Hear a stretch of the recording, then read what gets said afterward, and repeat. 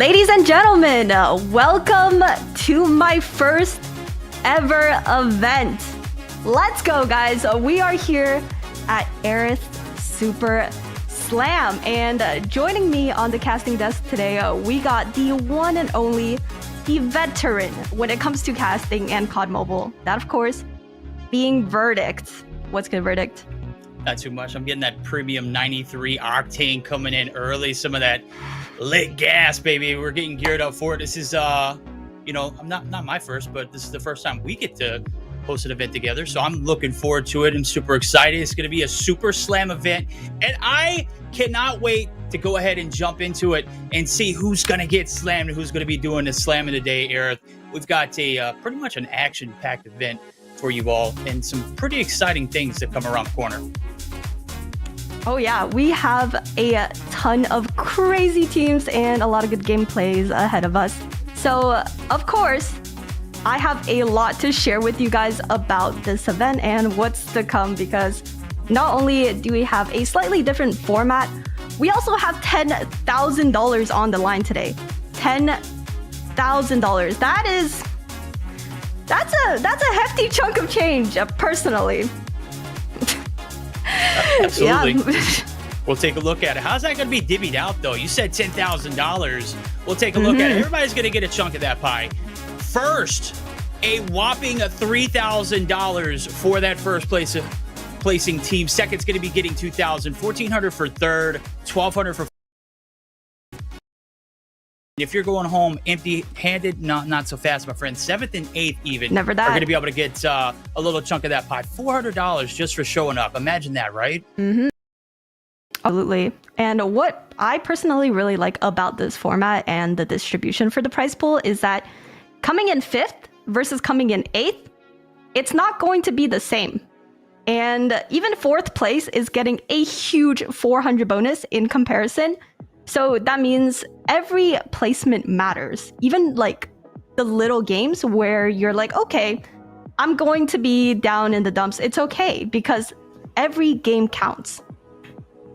Every game does indeed count. That's a hefty bit of prize. Well, $10,000 cash total in that regard. $3,000 going to first. That's obviously where I'm going to be looking at. Who is going to be taking that first place for your first ever event? It's a SuperSlam event indeed, and we're going to have some exciting things in our first matchup to look at. But, that's a little bit further down the stage for us. We're going to go ahead and take a look at the format just to see how everything's going to roll. Eric, talk to me about this. You wanted to throw this event. We've got a SuperSlam one for you. Mm-hmm. It's a double elimination bracket with 8 teams. Tell me about some of the rules. All right, so we all know WWE can be a very fast-paced. In terms of gameplay, that's what we want to keep. We wanted to make sure that the games are fast, intense, and we see action left, right, center. We got 8 teams today. 8 teams. We have multiplayer players. We got BR players. We got players from all over the world. And of course, we also got our first ever Nigerian captain. Shout out King Plays. So yeah, 8 teams, double elimination. We're going to have games happening constantly. And of course, each match being best of 3 maps. And this time, we actually have the teams being able to do some map bans, which means we're going to see maybe some strategic map bans and picks coming in. And hopefully that changes things up. Here we go. And just to kind of break down the format of that a little bit more for Hardpoint as well as Search and Destroy and Control. Basically, what you're going to do is you're going to see what the competitive rule set is looking like, and then you're going to kind of set it back to what rank looks like. Hardpoint is going to be a round score limit to 150. Search and Destroy is going to be up to 5. So if first team to reach that 5-point marker wins the games, as well as Control, the round limit's going to be back to 3. So everything else is going to be everything else is going to be esports build dependent. So we're not going to have any kind of problems with that going forward. But Aerith, let's take a look at some of the team rosters and the captains. You mentioned some crack players, some VRs, some casuals, some content creators. Let's go ahead and take a look at them. Yep. This is what I am personally most excited about. We have a huge range of players coming in for this tournament. And let's start off. Team Sisco, definitely a content creator I know most of you guys watching at home are familiar with. He is an ex-pro player, and he is also just one of the most demonic multiplayer players in the game. So Sisco's team is consistent of Mihawk, Sawo, Tatio, and Slayer, 3 of which are pro players, or at least Tatio is an ex-pro player as well. So I would count this team as a 4 pro player and 1 BR player, but not to sell Slayer short, because Slayer is the GOAT. He literally wins every single one of Ferg's challenges, no matter if it's multiplayer, no matter if it's BR. This man wins. So I'm curious to see if he's going to be able to pull one off today. Absolutely. I think you hit it right on the head. The 3 pro players, with Tio being an ex-pro, and a lethal addition with Slayer coming in. That is probably the most well-rounded team as I'm gazing through all of the teams that are here ready to play. As you mentioned earlier, Team King plays representing Nigeria.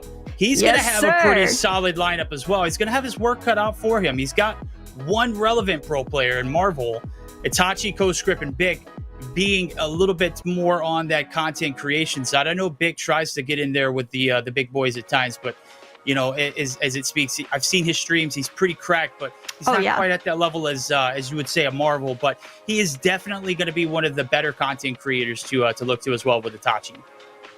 Oh, absolutely. I am very curious to see how Itachi plays, because this is actually my first time seeing him in an event setting.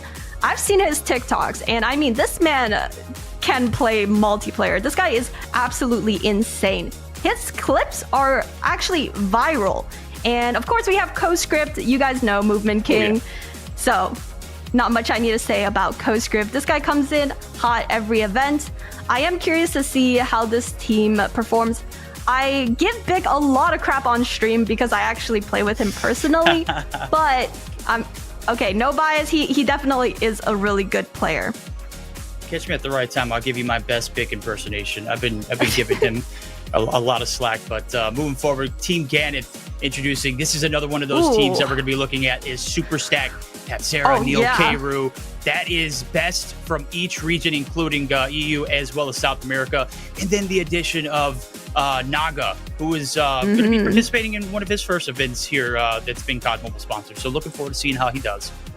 Yeah, Naga's coming in hot, representing both Canada and India. So I think that's pretty fun. And Ganyth's team, definitely looking extremely strong. 4 out of the 5 players, including Ganyth himself, of course, are snipers. So I am very curious to see how they do on Search and Destroy. And maybe we'll see one of them pop out a sniper on respawns. Yeah, we'll see some of those snipers coming through. We'll see what Team Dozzy's got up his sleeve as well. So he's drafted a pretty cracked lineup. We'll say 3 pro players. We'll include Chagaboo. Chelsea is absolutely just an absolute cannon. And then we got Japatama Shiro, who is going to be the wild card in my opinion. Cartels and Shark definitely going to be picking up the slack here on this team though. I mean, Chagaboo, Chelsea, she's my duo. I have nothing bad to say about her. She is absolutely phenomenal. I think the only issue would be the communication. I definitely want to see how well they do when it comes to calling out and giving comms. But yeah, absolutely stacked roster. Let's go in and take a look at our other 4 teams. These guys are heavy hitters. I mean, just look at some of the captain names. We got Team Space, Team Vague, Team Lukazin, and Team Akman, a BR captain, which, that's pretty exciting as well. He's an OG to the scene. If you don't know who Akman is, I don't know what to tell you. When I first started casting BR, that was the name to know because he won basically everything. Whatever team he was on, they won.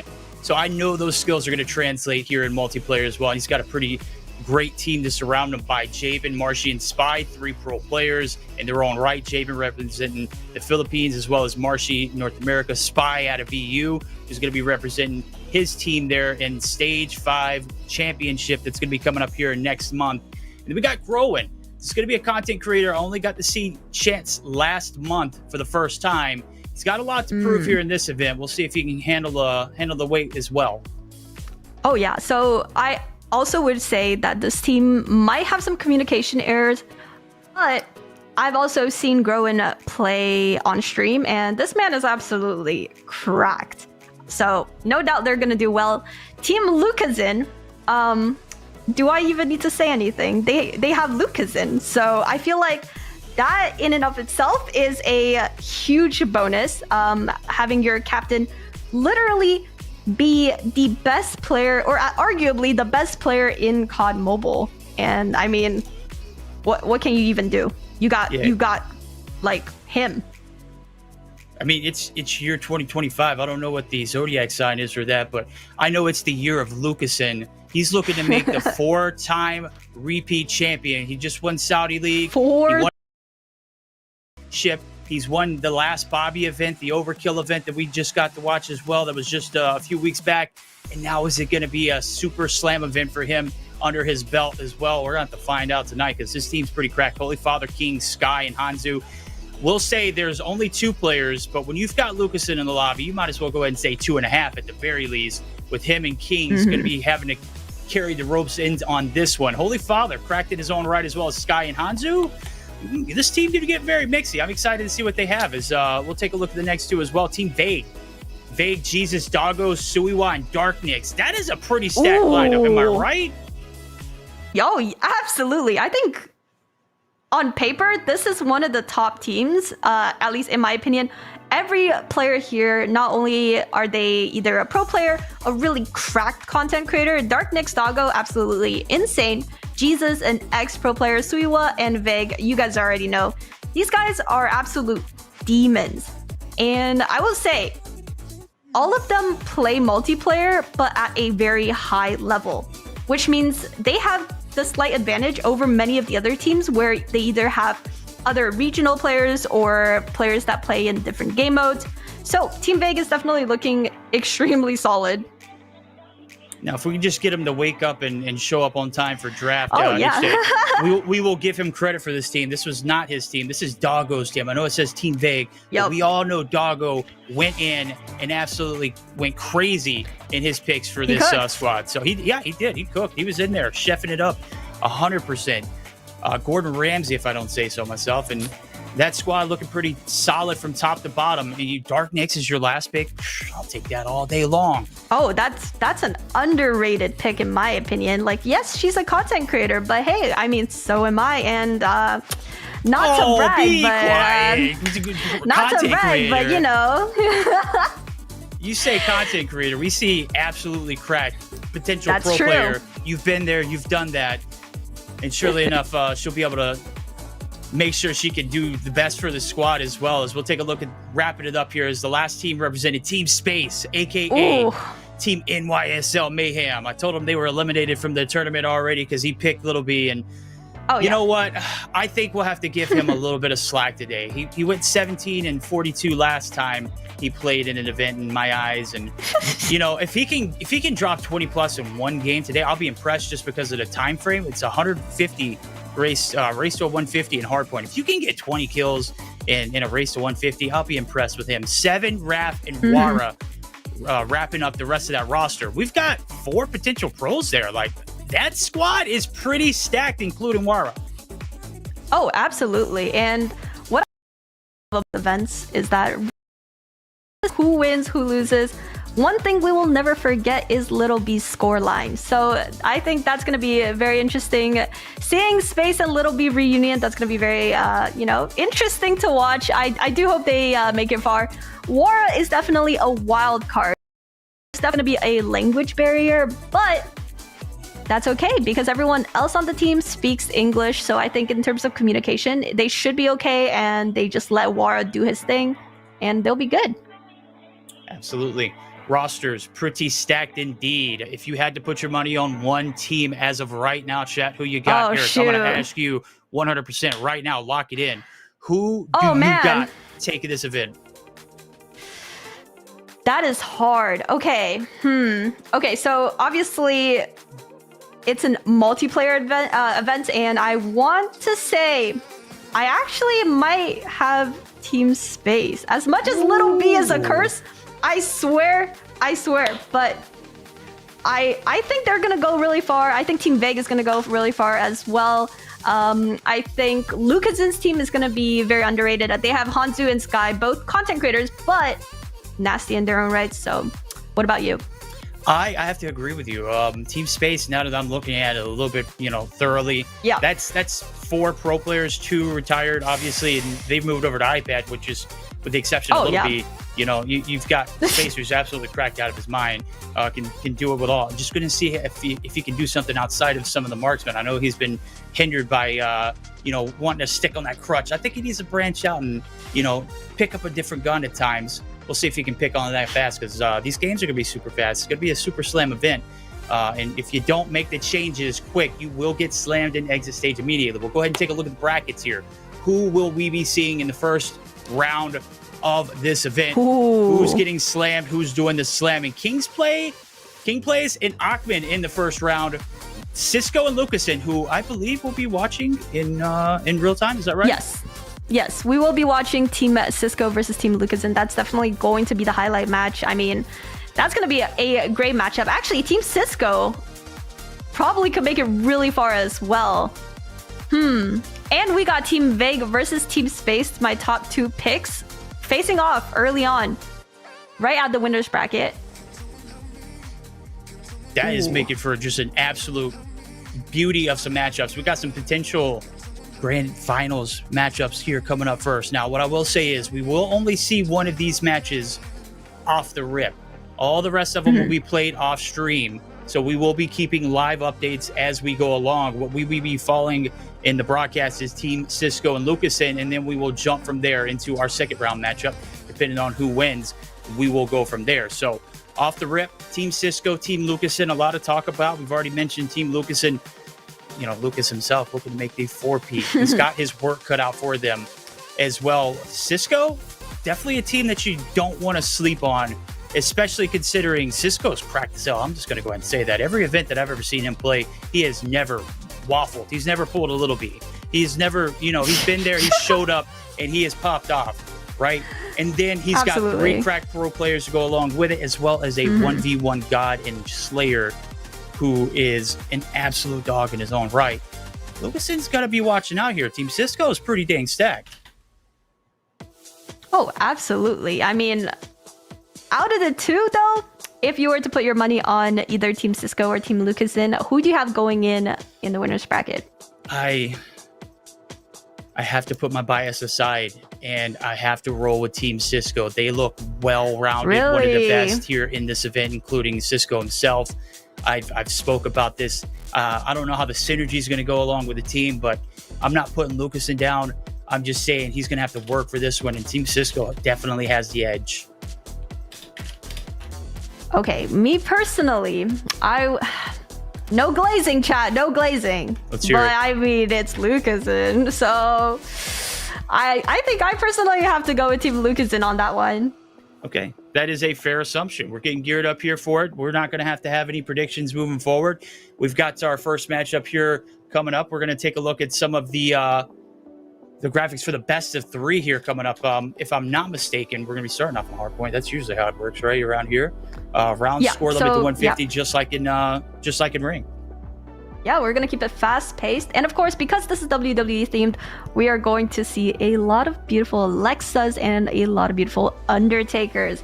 Super exciting. And me personally, I've been very hyped about this collab. I think it might be a hot take, but hear me out. I think this is the coolest collab we've gotten all year round. And I know we've gotten some crazy collabs this year so far. Like, we've gotten the Nier Automata, we've gotten the 7 Deadly Sins. But WWE, I think, takes the cake, and also because Alexa Bliss herself modeled for her character, which makes it so much more. Then I saw the graphics for the Undertaker's Tombstone Power Driver. Oh my God, who wants to send somebody on a last Chef's ride? kiss. I just absolutely, they cooked with that one.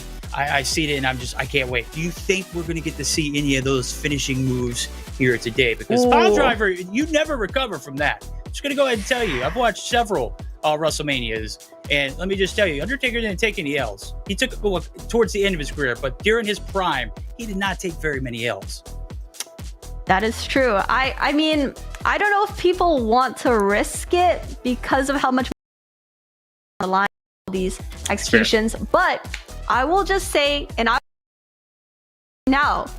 So if you guys are listening, any of the players, any of the captains, and chat, of course, if anyone can pull off a full execution with the WWE skins, I will send 100 your way just like that. Just one execution. Let me go load it. Let me load in my game real quick. I'll be. Yeah, I'll call someone to make it happen. Hey, someone stand still real quick. Yeah, someone stand still. We'll split it. Hey, just yeah. Yeah. Yeah. All right. I mean, also, chat is saying Gundam is better. I think WWE is still better, personally. But yeah. I don't think that's even a debate. I think Gundam is absolute. I mean, that was a great collab. All right. Okay. Great collab. But do you know how iconic the Undertaker character is? The Undertaker draft. Oh, the Undertaker character. I mean, it's been pretty much the face of WWE since he came into the scene. Less about that, more about this. Let's get into the action here. Let's take a look at it. Let's see who's gonna pop Team off. Lucas in. Let's see where we're heading here as we're getting the draft coming up. It looks like an APOC Hardpoint Coastal Search and Destroy. Let's go, Hardpoint APOC. Okay, personally, I am on the fence about Apocalypse. I personally do well on the map. I just don't enjoy playing it. Maybe it's a mental thing, but I love watching actual pro teams and pro players play on this map because it's great. There's so many good choke points and so many good rotations that we could see, and of course a lot of good potential comebacks because we know Apex has a lot of good money hills, and if teams can capitalize on it, you can really snowball and see a lot of points racked up really quickly. Yeah, that's one of the perks of having the good side here off the rip. You're going to be able to keep it, maintain and get those money hills rolling. This could be a very, very quick one indeed. We'll see how everybody handles the adversity as we roll into game 2, which is guaranteed. Coastal Search and Destroy. Ooh. Up for grabs. You got to reach that 5-point marker. And if we are lucky enough to see a game 3, standoff. All 3 maps, standoff control. Very, very fast-paced, very quick. You're going to smash one of these sites there on Coastal. It's literally not going to be any hesitation. It is a round time limit of 90 seconds. That is a W implementation. Obviously, I have been begging for lower time limits there in Search and Destroy. 90 seconds seems to be the sweet spot. Absolutely. It keeps things fast paced where you can rush, but at the same time, it still gives you enough time to play more passive and strategic and really think out your pushes and navigate how you want to play with your team. So I think 90 seconds is definitely the sweet spot. I completely agree. All right, all bets aside, who you got here? Wagers are coming through. Let us know in the chat. Spam that Lucasen or Sisco, who you got here in the first round. Obviously, that's our first matchup on the board. We got plenty of other matches that are happening off screen as well, and we'll keep you updated as soon as we get intel on those score lines as well. So we've got our action packed.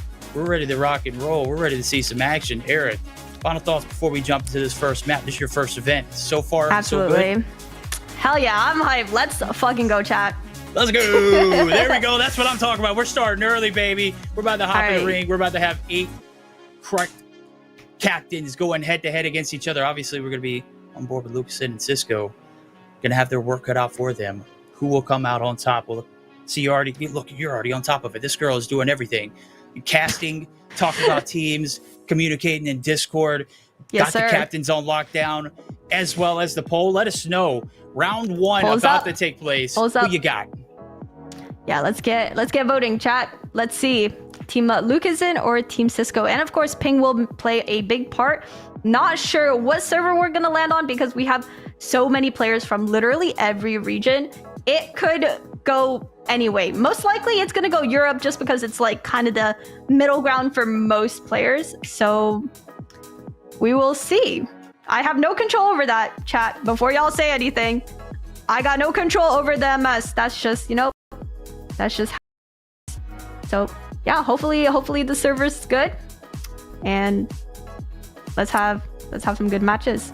We don't control it. We don't have any say in it. Obviously, if we did, unfortunately, we'd find a way to make it even for everybody. But that's just not the case. It's basically a flip a coin of where that server is going to go. You just got to play it from there. Can't make any excuses, because at the end of the day, that race 150, it's going to continue to go. You're either going to play or you're not.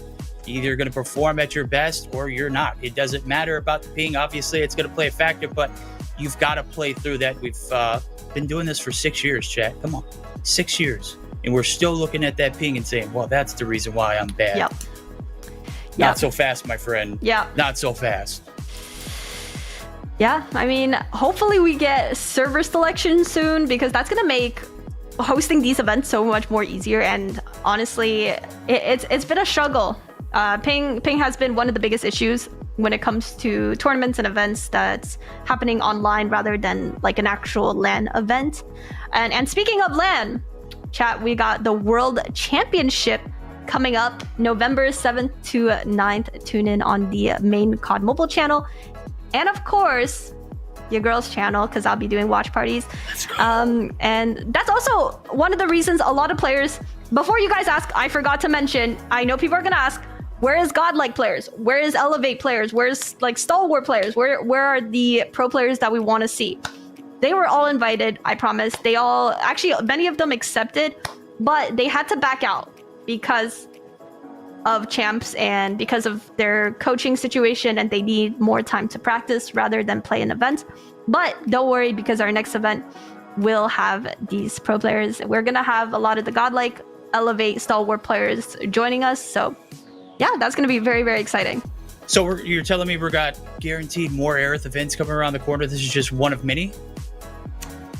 Wait, was I supposed to leak that chat? Wait. I mean, that's all I heard. Are we doing more? Are we doing more? More events? I hope so. So far, this is, I mean, just everything that's been put together and all the captains and everything players that have been invited, it has been a W experience so far. You've handled everything on the front lines, back lines. I mean, you've done it all.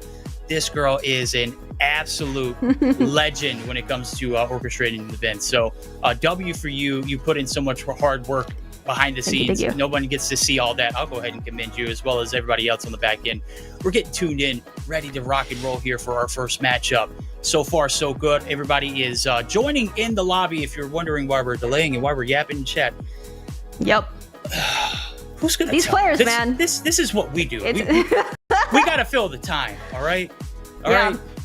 I mean, it's not. I swear, I'm not just yapping to yap. We're not pushing these games as far back as my hairline for a reason. All right, it's because I've already caught strays in chat. I'm already used to it. That's okay. Crazy. That is crazy. But hey, you know what? We're not doing this because, well, I mean, we want to, because we want to talk to you and all. But that's true. You know, more importantly, we're waiting for these players. Okay, we're just we gotta start it when we start it. We're gonna be 3 players in the lobby. All right.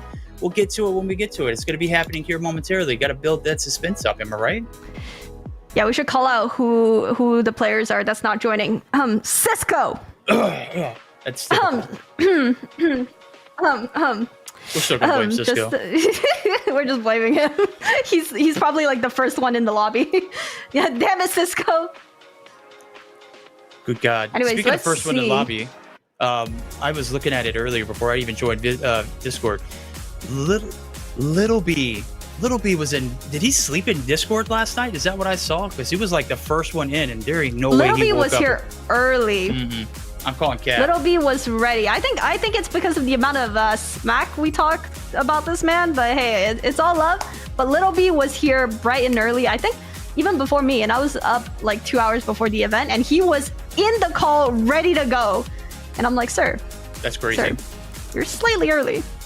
That is not typical Little B behavior. He is looking to put on a show today. We're waiting for just 3 more players to join the lobby. So patience, it's not it would be necessary when you're running a tournament like this. But yeah, Lucas and squad. I will say, here. Let's hear it. I have an update. Team, I believe King Plays have a crazy substitute. At least that's what I see from the voice channel. I don't know if I can leak this, but they have a crazy sub. That being Valor. Valor the GOAT. That's right. Let's go Valor. Ooh. Huge shout out. So that roster is going to be Bick, King plays Itachi, Marvel, and Valor. Yes. Let's go. The King himself. Man, what a stacked squad. We'll take a look at it there and kind of give everybody a look at that picture too, dude. It's got, yeah, I was gonna say that's a W pick, bro.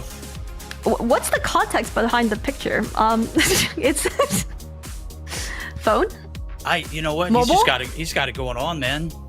Hey, yeah, but Valor is a crazy pick. I mean, I reached out to him early on to invite him to the event, but hey, I mean, good lineup. All right, but yeah, Valor originally wasn't supposed to play, but last second he reached out and was like, "Hey, got a spot," and we're like, "Of course, for you, I will remove anyone. I got you. Don't worry." All right, now we got news that everyone is now in the lobby finally. Yep, that's glad half to the see battle. Everyone showed up. That's half the battle. Now we got to get everybody the green check mark up. We already know. We already know once they're in the lobby. That's one thing. Green check marks up. They got, hey, got to check my loadout. Do I got the right? Do I have the skin attached? Because that's a necessity. We went over the rules. We need to talk about that. We need the skins. Need the skins attached. That is not up for discussion. We need either Alexa or the Undertaker attached before you can play. I'm trying to see some Alexas. Yes, there we go. I'm ready to see some Alexas too. Yeah, and let me know in chat who you guys want to see me invite to future events, because after this one, World Champs should be done, hopefully, which means our player pool is going to be entirely different. We can literally invite anybody now. So let me know what you guys think, who you guys want to see in these events, who you guys want to see play. Obviously, I know you guys would love to see some more godlike players, Indian creators, which I am working on, I promise. It's just for this one, they had some pro player obligations. It's completely understandable and respectable. You got to grind. I mean, you've literally worked almost a whole year for just this one 3-day event that's going to be happening. Huge. Obviously, huge improvement on the format and everything. We went back to brackets, brackets to which we have a double elimination, which is going to be great. So you've got to put your best foot forward on that first day in order to make it to the double elim, obviously. So if you're not putting all your work into that, I mean, what are you really doing? Obviously, we've got as many pro players as we could allow. Some of the teams that didn't make it, very unfortunate, but they get to show their stuff here, right? Oh, absolutely. And don't worry, I hear you guys chat. I will do my very best to invite / peer pressure Bobby, Noah, and the GOAT Ferg, of course. Whoa. I will do my best. I will pull every card in the book. I'll be like, remember that one time I lend you like a piece of gum? Yeah, well, you gotta show up for my events now. Like, it is what it is. That's just how it is. And hopefully we could get some of them in these events, and maybe even Ferg as one of the co-hosts. I think that would be incredible. I have some stuff planned and in the works, not gonna leak, but should be pretty exciting in my opinion. But yeah, definitely getting Bobby, Noah in here would be crazy. Yeah, that's exactly how I got my my gig here tonight. I bribed Aerith a few years back with a MVP for the ground warp reach tournament that we hosted in LA. And that I reached out to her. I was like, heard you're hosting an event. Will you please invite me? I need to be on cam. So guys, if you're wondering, I didn't earn this spot. I bribed my way to it. You can get anything in life if you're able to do that. Obviously, I'm joking. Just blackmail, apparently. There you go. Yeah. I extorted her to go ahead and you remember that? That was a pretty big cash pool that you got there for that MVP. Go ahead and slide your brother a job. No, yeah, I honestly, okay, well, we are hearing that the game is starting, so enough yap. Let's get right into our first match. Team Lucasen versus Team Sisco. This is going to be an absolute banger of a game. I'm so excited. Absolutely. It's going to be a Royal Rumble of event. Obviously, last man standing. So we're moving on to the second round. First man out, don't fear. You're heading down to the lower bracket where you'll have a redemption tour as well. So let's go ahead and hop into the action. Chat. Game 1, match 1. Team Sisco. We'll see who's being able to take the advantage here off the rip. All right, Team Sisco actually getting an early wipe there for a second, and we actually see the spawns flipping in favor of Team Lucasen. That's what we like to see. 100%. Oh, we see some very unique gun choices. We got the Fennec. That is interesting. That is an interesting pick indeed. Obviously, up close and personal, the bands coming through for the USS-9. Obviously, rendering it not quite useless, but not as cracked as it used to be. B-Hawk trying to make something happen here on the back end, trying to get that flip back on through. They had it early on, lost it real quick. Team Lucasen taking the advantage of running away with it. Can you quickly remind me who Sol is, S-O-L? Let's take a look at it. Team Sisco, Sawo, there we go. Ah, I see. Sawo being one of the pro players, I believe, from Europe. Definitely one of the players that we want to look out for. Oh, wait, sorry. No, Sawo is on the... Sawo's on Team Sisco. Oh, wait. I got to move my camera. That's on me. Also, we got to make a... Oh, that's Solo. Solo? Wait. Wait, Solo? As in Solo from... I'm drawing a blank here. Jesus Christ. Yeah, me too. Former tribe. What was OUG? Good God. I know chat's going to cook me for that one. I was all over OUG's. Or is that who I see that's in the chat? Okay. All right. Well, that is going to be a big addition to Team Lucasen. Can we remove the score line so we could actually see the scores? So removing the zeros? Because that is round wins rather than hardpoint because we can't see at the moment. There we go. The score, yes. What I will say is with the advantage that we're getting here on P2, even though they're having to play it through the front, it is going to be a break that comes through there for Team Lucasen. A heavy amount of points coming off the rip there on P2. The rotation locked in 29 and counting to 48. So far, so good there for Team Lucasen. He gets a sub in Solo. That is a crazy addition. I know you were talking about that's Valor coming through, insane. but Solo? Holy hell. Wait, that's crazy. I mean, we got King's the only player currently on double digits, but by a huge margin, 17 kills on the board. Absolutely going ham. But then again, it's also King's. We know how good this player is. And I mean, as an ex-OUG pro player, this guy's cooking. Yeah, I you know what? I gotta formally rescind my my prediction as Team Sisco taking this dub. Not just because they're losing right now, but with the addition of Solo, I had no idea. Solo Kings, both tag team. Is that Solo or is that just Valor's in-game name? Yeah, I'm looking at Team Lucasen and his VC. It is Solo, 100%. Oh wow! Oh, got you. Yeah. That is that's a crazy pickup. We got Solo, who personally is one of my favorite pro players because he's just an absolute sweetheart, but he's also nasty when it comes to the game.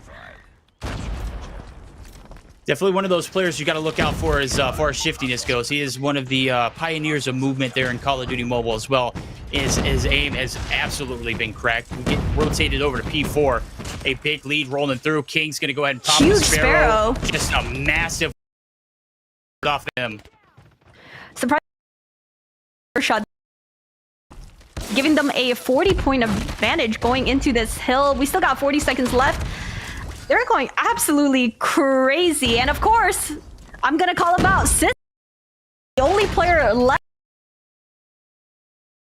We talked a lot of smack about this man. Hopefully he turns up and gets a good clip coming. He's going to need it. I gave him some premium gas earlier, and let me tell you, he's just not delivering at the moment. Finally on 9. Break not coming through. 15 seconds left to go here on this first rotation. And it is a hefty lead. You said steamrolling is a possibility. It is looking like the case so far. 27 points seeded here, shutout game number 1. Yeah, going into the third hardpoint, the scoreline was actually extremely close, but since then, I mean, Team Lucasen has just been running away with it. Lucasen on 20, Kings on 31 kills. Jesus Christ. Absolutely popping off right now. This man is crazy. And of course, if we do miss any of the action, don't worry, we got 3 spectators going on in this game right now.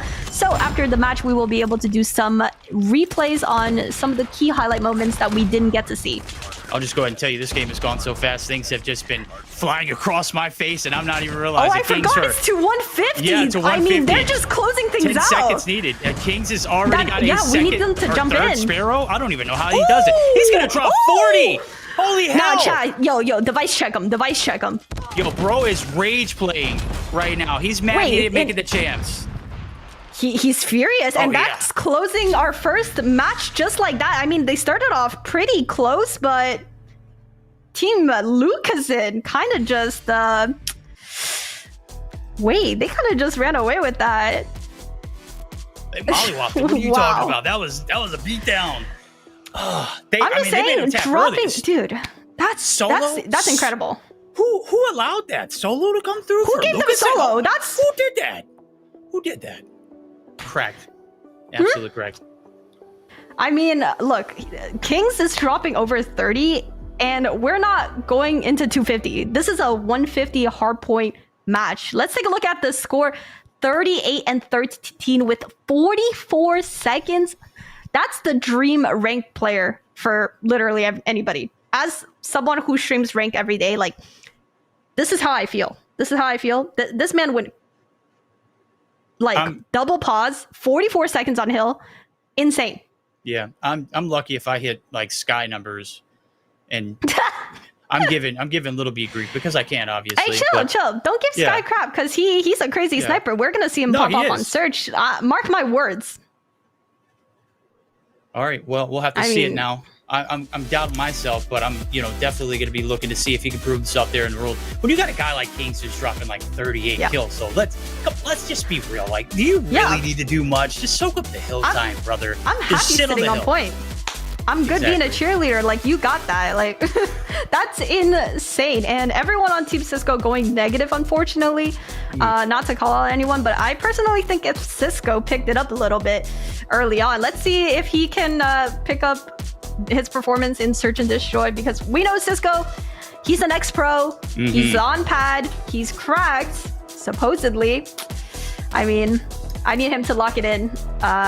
It's not good looks. I mean, Chad, this is your favorite streamer right here. We need him to lock it in, y'all. We need him to, get his stuff together. Where's going that? into Search and Destroy. Sorry, what was the match? Coastal. Ooh. Sisco, where was that energy at that you had at the draft? Yo, Sisco! Yo, Sisco! Where did you step up, bud? All talk. You're about to be sent to the lower bracket. They're about to pin you through the mat, my dog. Yeah, that's crazy. Come on, wake up. I know it's 10:43 for you, buddy. There ain't no excuses. This is prime gamer time for you, my dog. 2 days ago during the draft when it was 10 o'clock, he was the most hype out of everybody. Absolutely. He was excited. I mean, hey, I think if we gave them 250, I think Team Sisco would have got nuked. That would have been bad looks. So let's keep things quick. That's why we are doing 150 rather than 250, and also we are doing the entire tournament today. So we're going to see every team get knocked out and a final winner today. So it's all happening in one stream. Team Lucasen coming out on top for the first game. Very exciting to see. And yeah, the roster's updated. We got Solo coming in. That's a crazy pickup. We need to see Mihawk. That's what we need to see. We need to see Mihawk absolutely shine. We know how good he is as a pro player for Glories and someone who's literally going to be competing in Stage 5. We need my man to lock it in. Need the man to lock it in. Obviously, he's taking a day off from his team. I believe that they have scrim times a little later on, so maybe this is a little bit lenient for him. But we're gonna need to see him pop off. We're gonna need to see Sisco perform as well. Want to beg for a game 3 here, but to be honest, when we're looking at that Lucasen squad, he was already stacked before he got solo. Now he's got solo, and I don't want to be the bearer of bad news. Not the pallbearer. If you know, you know. But I don't want to be the bearer of bad news, but bad. It went from bad to worse. Chat, Team Sisco about to get cooked here in game 2 as well. I don't know. We'll find out. Yeah, I do hope Sisco can bring it back. Of course, Search and Destroy being a completely different tempo in terms of speed in comparison to Hardpoint. We're going to see hopefully some more strategy come out because Hardpoint, you guys know, can become a huge snowball if you are able to get the lead early on because you're going to be able to stack ops quick, especially when we got it to 150. That means players are going to be using their streaks and operators just like that without thinking. They want to keep it going fast. So let's jump into Search and Destroy Coastal and see if Team Sisco can actually bring this back. There we go. Speaking of going fast, Lucas is getting picked off early. Wow. Oh my god, so fast. Hanzu. All right, let's take a look. So we got currently Lucasen on the T side, the offense side. Sawa with the shotgun with a nasty pick on. Oh my goodness. Trying to do a little hop up here, a little clip action. That's what I'd be trying to do. Never works, but it's all good. Nah, that was disgusting. Crazy with the shot. Right, you know how bad lethal these lethals and these HSOs can be. Kings clear the path there on towards the A site. 29 seconds left to go. Tatio in a prime position to go big. Bomb looking like it's wanting to go down. Tatio finds one. Gets the first pick. That is huge advantage. Oh, Slayer right behind Tatio, seeing if he could get that trade with his teammate. 2v3. Got the bomb down. We got 40 seconds on the clock. Our first point of contact might be Sawo here. Actually, no, Slayer sees Kings. Oh, Sawo getting picked off. Oh my gosh, Kings getting absolutely smoked. Hanzu in a 1v2 situation. Let's see if he can clutch it out. Nope, doesn't even shoot a bullet. No comment. Well, we didn't see that. Don't worry, Hanzu. Nobody saw that. You just unfortunate. If I'm getting bum rushed by Tatio and Slayer, there's no way I'm getting a bullet off. That was super quick. Wraps there on the first round. Bomb does get planted, however. It is Team Sisco coming through. No help with Sisco, but for himself, he dropped the donut that round. But his team absolutely cracked. 3 kills on board for Slayer already. All right, let's see where the push is heading. Lucas's team heading straight into A, all through connector area, and unfortunately, Kings gets caught. That is unfortunate. Tatio holding it down by himself now with the sniper, seeing if he could make use. Let's take a look. All 3 players are currently trapped in the cubby area. Oh, Saul got a little bit of info there. Looking to rotate back. You mentioned Mihawk having to perform there, picked up that big 2-piece before he got sent packing. And that could be ultimately what the difference in this round is. Sisco on the back lines, trying to make something happen, trying to get on board as well, trying to provide a little bit of coverage for his team. 30 seconds left to go to make this plant hit. Looks like they're going to be undecided as of right now. Both lanes covered on at A and B site. And of course, Sisco being the middleman, as he's just playing a little bit, gets double swung, and that is a challenge that you cannot win. Ooh, Tatio evening out the player count. Saul getting a nice pick onto Lucas, and now it's all up to Sky. I've mentioned him being a nasty sniper. We need to see him absolutely pop off here. Gets the crazy pick, the first kill. Unfortunately, ran out of ammo. If he had just one more bullet, we could have potentially seen something, but unfortunate. Unfortunate indeed. That's 2 rounds in a row. They're putting the foot down here early. Aerith, the defense, standing strong. And Sisco and squad, again, even without Sisco performing up to par. Of course, he got double swung that last round. Wasn't the best. Payoff hit. It's going to be a middle of the map approach. Sisco finds the first shot there via nade. And that's going to be solo taken down. Player advantage to the defense.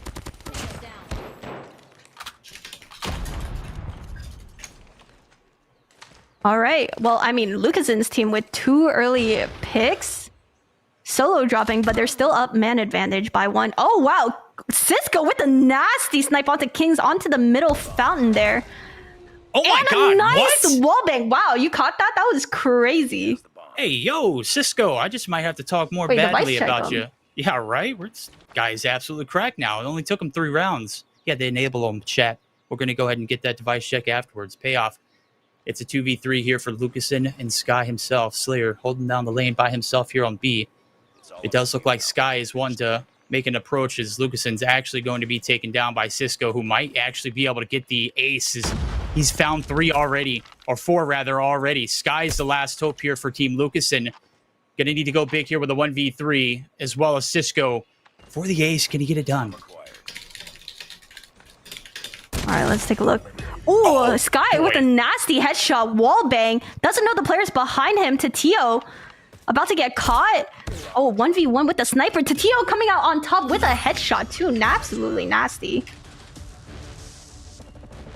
That would have been gross if he clutched it, but ifs and buts. Hey, I'm just don't count saying, here. see? This is what we mean when we say Search and Destroy is a completely different game when it comes to COD Mobile, because Hardpoint and S&D, tempo-wise, completely different. Search and Destroy, it's just a matter of picks. It is indeed. Oh Talking my about goodness, picks, Solo. Running wild through the middle of the map. Is going to get taken down, though. Oh my God, Sawa with a 2-piece. Finally shut Might be a down little by too Kings. aggressive there. Very aggressive, but hey, they got the breach onto the B site. This is one of the easier ones to hold off once you get this bomb planted. And with Sky playing the cutoff, man, this might be the end of it. Oh, never mind. Spoke too soon. And I mean, that's one of the main reasons why Solo is such a crucial player to have. He makes so much room for your team to get angles and pushes and clear sites. Even though he only has 1 kill, he's the one making these plays.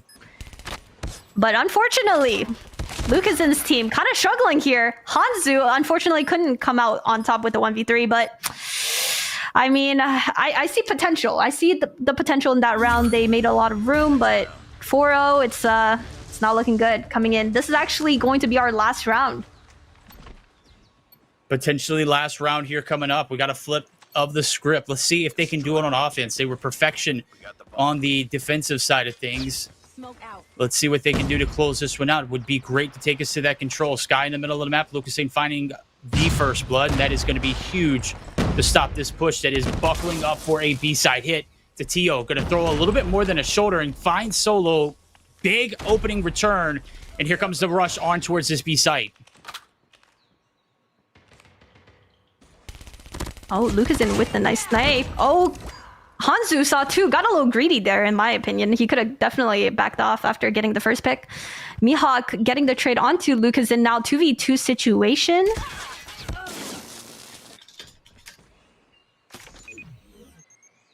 All right, I think stream is coming back up on YouTube. We should be good in just a second. It is currently loading. Sorry if you guys missed out on the action. We're going to tell you we're on map point right now, taking us to the control if Slayer can clutch it up. Bomb planted 30 seconds before it does go boom. 1v2, no pressure. He's split. Oh my God, Kings. How? Okay, Sky able to get the revenge That guy is frag. scary. That did. It got down to a 1v1. Sky able to clutch it up. Slayer not able to shut him down. All right, getting them their first round on the board. Maybe it's just a defense-sided round. You never know. But we do have overtime, so if anything, it can definitely go to that. There we go. Overtime potential coming up. Need to have 3 more rounds in a row in continuation here for the boys and players over at Team Lucasen. They were able to muster up a big hardpoint victory. Right now, they're on the ropes, looking to get back in contention. Let's see if they can get it done. Slow hit over towards the A site. A long, deep. Nades out. Nothing hitting there for the time being, and that's going to open up a little bit of timing here for Tatio if he wants to go ahead and throw a shoulder at it. On the opposite end, you got Sisco throwing some shoulders at 1, but he is going to get dropped immediately. So 1-for-1 trades coming through, making 2-for-1 as Lucasen. What? With a little bit of a hop and peek. Was that a peeker's advantage moment? Because that looked crazy from our point perspective. That was kind of nasty. And to everyone watching on TikTok, make sure you guys head over to YouTube Aerith Live if you guys want to see the full horizontal version of the stream. It is back up. Thank freaking goodness. Let's go. But yeah, if you guys want to watch it in higher quality and being able to interact with the poll, make sure you guys check out the live stream there on YouTube. And Team Lucasen coming out with the second round. I mean, so far, every team that's won a round has been on CT side / defense. So is it a defense-sided map, or are we just seeing a weird pattern here? I think it's just a combination of this map being a little difficult at times on the offense, And Yeah, obviously, you're playing with a bunch absolutely. of people that you're not very familiar with, and everyone is pretty much cracked. So the defense is definitely going to have an advantage. Oh no, I completely agree. Playing offense on Coastal, me personally, as a sniper, picks matter a lot. You definitely want to get man advantage before committing to a site, just because of how big this map is. Oh, unlucky hit marker from Solo. You hate to see that, especially with the HS. And I mean, the HS is a nasty shotgun when you hit your shots. Nasty shotgun indeed. Bombs being planted over. This could be the decision maker. 4v2. The hold has to be firm. Lucasen going to buckle up for a mid-side approach. Everyone else buckling through the spawn site. Nades out the ready. And it's going to be some smokes coming through. Only 2 players to deal with. They're all on the back lines, Aerith.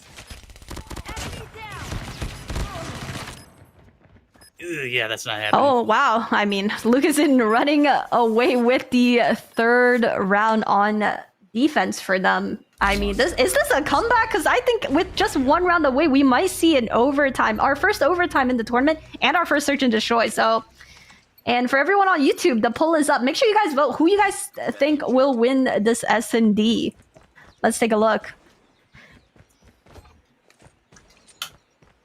All right, so they're doing a 2-1 split, but instead of having 2 players on either sides, we're actually seeing 2 players mid. Now actually leaving mid open with the amount of utils coming in on B.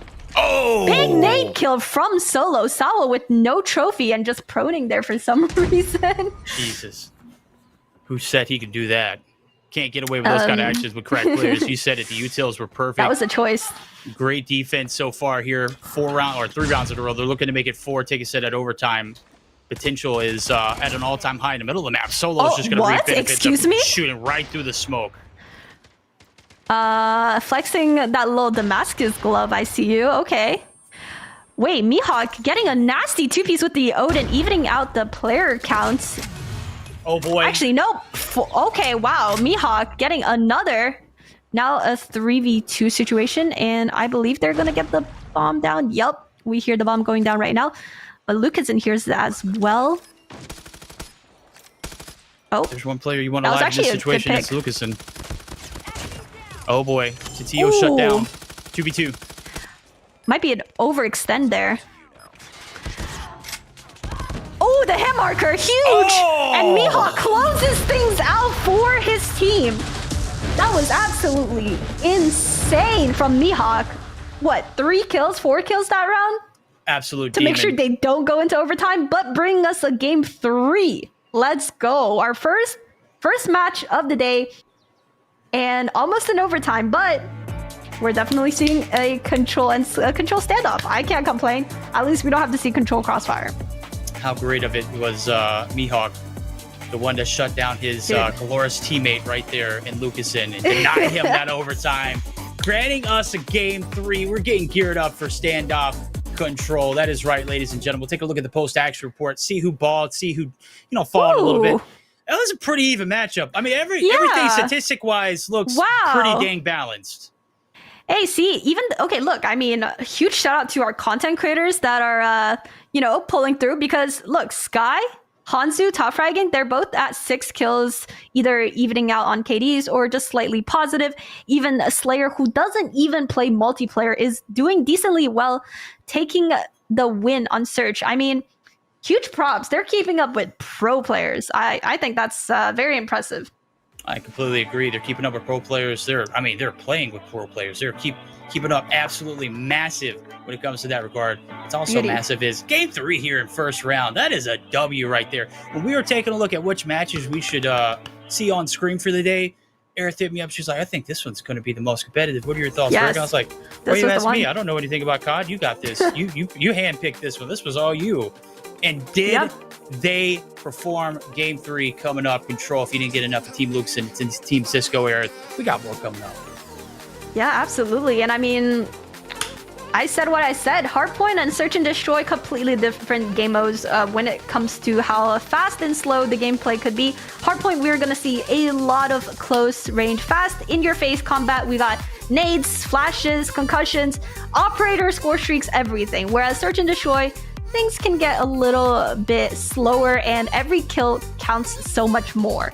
So going into Control is going to be very exciting to see, especially because it's literally the middle ground game mode where it can both be very fast because it is a respawn game mode, or it could be a lot slower depending on how much lives you got. And your lives really do count, and we don't want to see anyone feeding, that's for sure.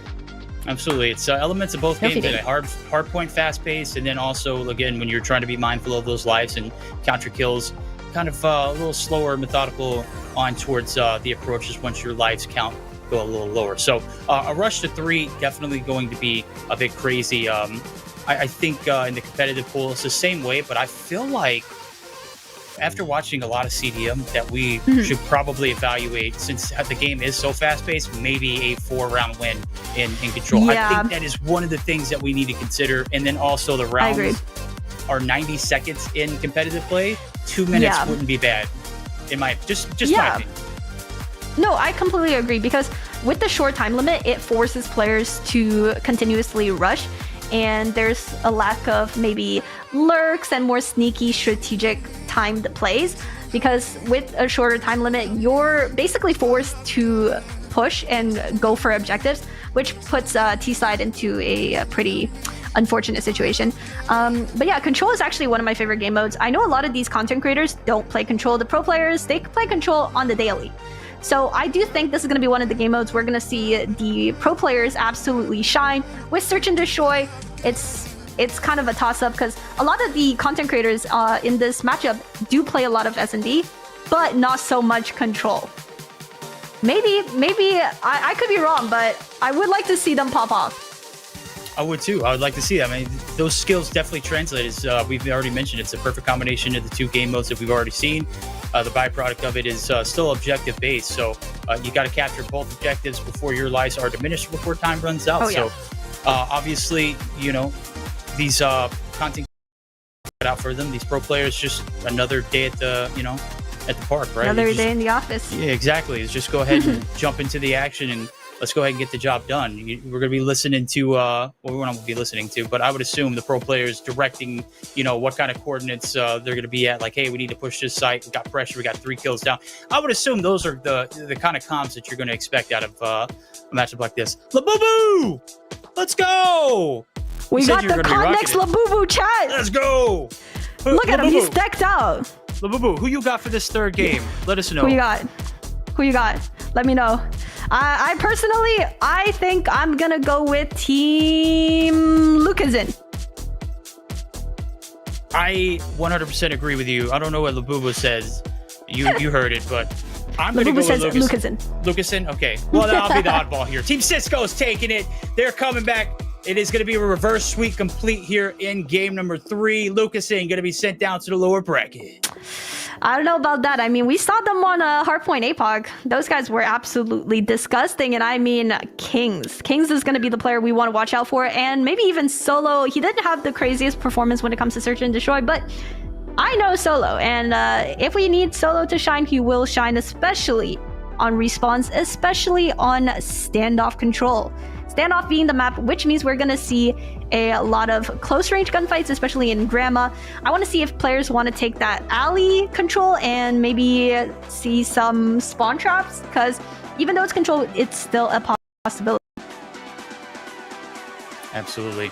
We got some replays to show here in the background, as well as we're getting geared up, building that intensity here for game number 3 right around the corner. How did we get here so far? We mentioned it. If you've just now tuning in, or maybe you lost connection and you're just now reconnected, Hardpoint, a blowout there in game number 1. The Search and Destroy, very dominant performance off the rip there for Team Sisco. They were able to close it out and prevent the overtime from coming through, as well as we're taking a look at some of the snipes. That was a nasty peek there from Sky. Tio ultimately winning that nice 1v1 shot up close and personal. Look at that. Solo creating so much space for his team to push. Sisco hard scoping. Low rat. Yep, I said it. And Hansu actually frying with that Fennec. Not even a mythic. Excuse me? All right. What do you think the balance is for Undertaker versus Alexa? We're seeing a lot more Alexas. A lot of Alexas. That's what we like to see. You sweaty sweats. Is it because the hitbox is smaller? What's going on there? You guys, what's the deal? Yeah. I mean, I'm not complaining. We all love Alexa, but I wanted to see at least one Undertaker. Come on, guys. Hey, yeah, no, I agree. For the boys. I mean, For the boys. Personally, as a huge WWE fan, I actually went to WrestleMania earlier this year. Yeah, WWE is insane. Hopefully they do more collabs in the future. Wink, wink. I would love a little AJ Lee skin coming in. That would be amazing. Thank you very much. But yeah, and a nice little pay to win John Cena skin is just straight invisible. That would be great as well. Da, da, da, da. Now we're all tied up. Team Lucasn versus Team Sisco going into Control's standoff.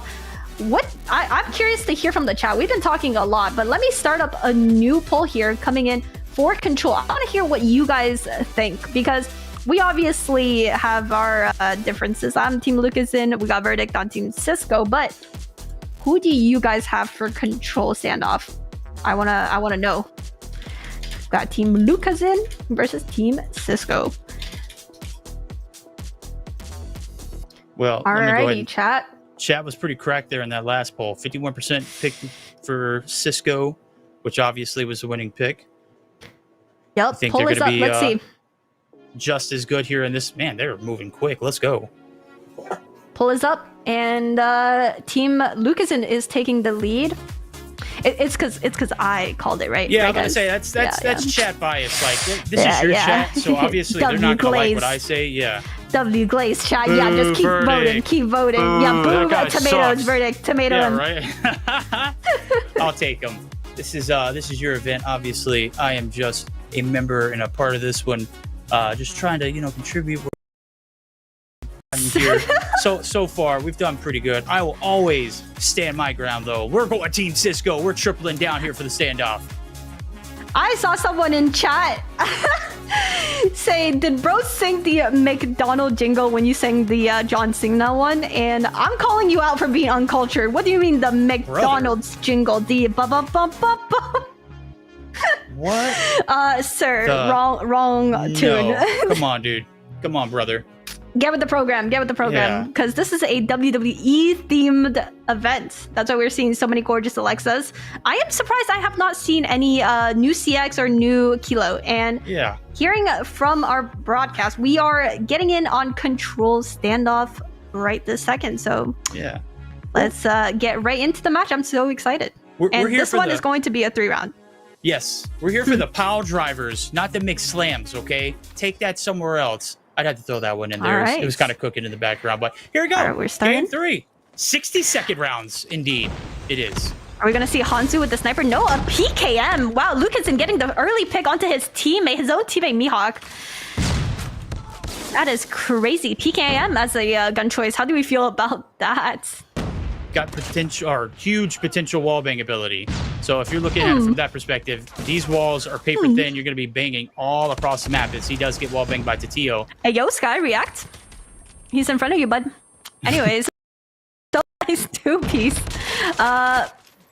So we got Team Lucasn on the offense, which means, we got 3 rounds. We want to see an early cap from either A or B. Down 4 lives right now. Still pretty even if they could get some more ticks going on A.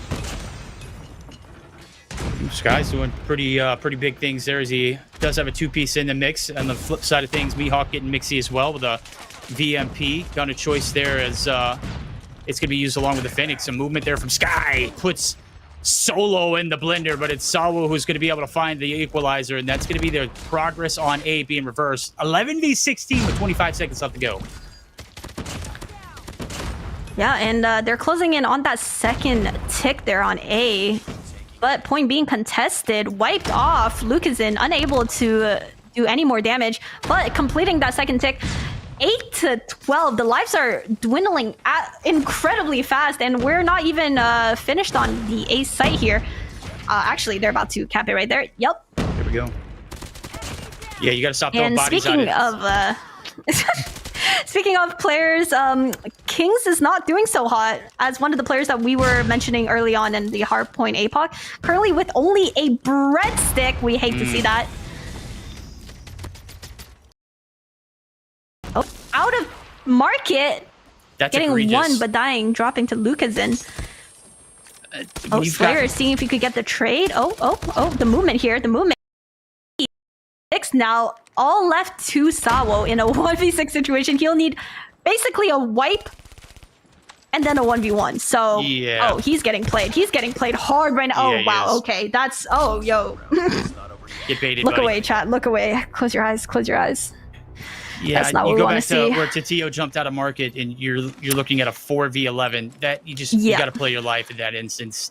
That one not very well orchestrated by the defense off the rip, and the attack coming through. They didn't even need a cap. They just got all the kills.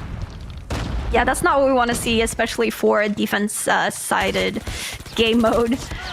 Sawo trying to get Hansu off the heady, but couldn't. It's absolute. Oh my goodness, Sky with that nice HS. We are seeing a lot of HSs, which I am not surprised. The HS is the shotgun to use right now in COD Mobile. If you guys haven't already checked out my top 5 guns video, you can get my build there. What a shameless plug. We love to see it. This is your channel. You can do whatever you want. What am I talking about? I'm not going to give you grief. Right now, operators did come out for the defensive side, and it looks like it has paid dividends so far. 13v28. They have yet to get really out of their spawn. Sawo trying to lead the pack. 9 seconds left. Yeah, I mean, they're going to have to hop the objective. Okay. Finally gets one kill and pieces his way through. Is going to be able to pop a Tempest, and this might be a Popping big the opportunity. Whoa, no. But nobody is on A, actually. The time is about to run out. Nobody is hopping on. Actually, no, never mind. 1 second left. Literally 1 second. They got to throw bodies on this hill. Let's see. Sawa with that Tempest still, seeing if he can make a play, but nope, only one connected, and Tatio's the only one left with the War Machine. Gets a second tick. Okay. Okay, but a 5v16 is not looking good.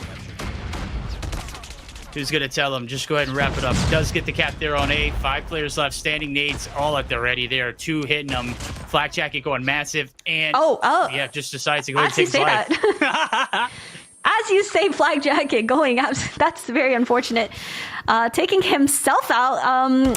As we see Solo here with 2 score streaks going into the 3rd round. Both a Pred and an EMP, which I think will be huge. 3v14. Mihawk with 8 kills on the board. HS in hand. 25 seconds. They are, yeah, this round is basically wraps. Oh, trying to cross map. Let's go. I would say just play for your streaks here, your ops, anything. And J358, excuse me? Are we seeing a revolver? Ew. Doesn't it have like high 1-tap potential? Or 2-tap? Does it? I mean, I would go with the machine pistol, but yeah. That's just me. And I mean, the machine pistol, it shreds. It's like a pocket SMG. 100%. It's a Finnick and a Pack-a-Punch all at the same time, and it's a secondary Call of Duty Mobile. Not a primary. It is goated, though. Oh, absolutely. Potential last round here for Team Lucasen. Can they close it out there? We're about to find out. Mihawk coming in with the death machine. Just going straight in. Pred coming out solo with a big double Predator. Oh, Sky actually getting killed from the sky by Slayer. Very unfortunate timing there. Tatio winning the gunfight close range with the Odin. Odin being one of the primary guns that we're going to see in basically every event and the upcoming World Championship because of how good this gun is. Even with restricted attachments, the Odin is the primary AR, basically. Yeah, we didn't see very much shift after that ban come through, so that's a good thing for Odin users, obviously, in the competitive space. Right now, 20v21, the most competitive this has been since the beginning. And right now, this is a lifeline that is desperately needed here for the boys over at Team Sisco, and Tatio doing massive things in the middle of the map is going to be able to continue to streak up as well. This could be an opportunity to strike. 2 seconds left. This could be a round 1. Ooh. It is, indeed. There it goes. I don't know how I feel about that Sparrow usage coming out from Sisco with 5 seconds left on the clock. And I mean, they literally had nobody on A or B, no ticks going, and Sisco decides to pop out his Sparrow. Questionable plays, in my opinion, but I don't know. Maybe it's a strat to get into their heads. I mean, anything that can give you an advantage, am I right? That's true, and I mean, desperation, they were 1 round away from losing, so Team Sisco doing a push onto the B site. which we don't see very often, as B is notorious for being the harder point to capture here on control. Hanzu, you know what? I doubted Hanzu with the PKM. I apologize. This man is absolutely going ham with a nasty 2-piece here. He's kind of getting movement on, but... Oh, somebody get this man straight. Ooh, big kill from Solo, shutting down Slayer and his equalizer. That might actually be huge. We'll see. 20 seconds left to go. They've got to make a decision. The right one was to hit that B site. Very unsuccessful off the rip. The adaptation now, they've got to get onto the objective, and Tatio and crew are going to storm the hill.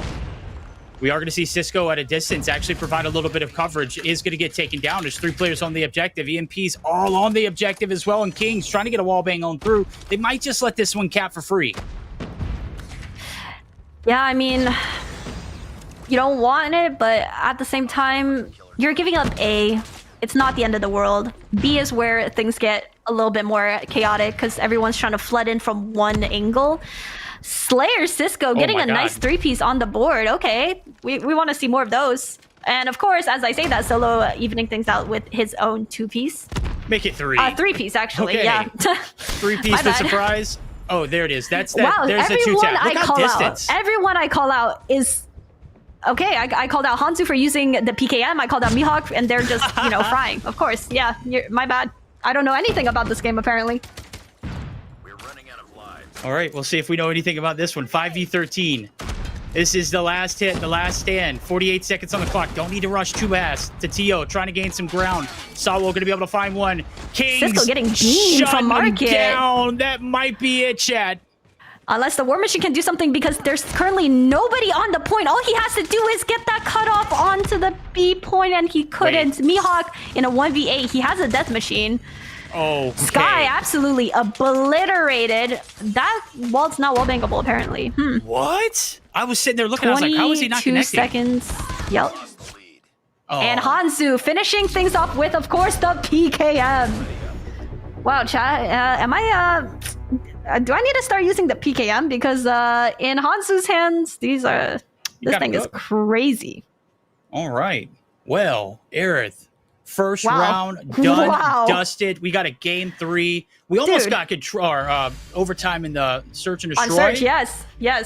Were we not delivered the best match? And look at it. There's 4 Alexas to 1 Undertaker at the end. That's picture perfect. Am I right?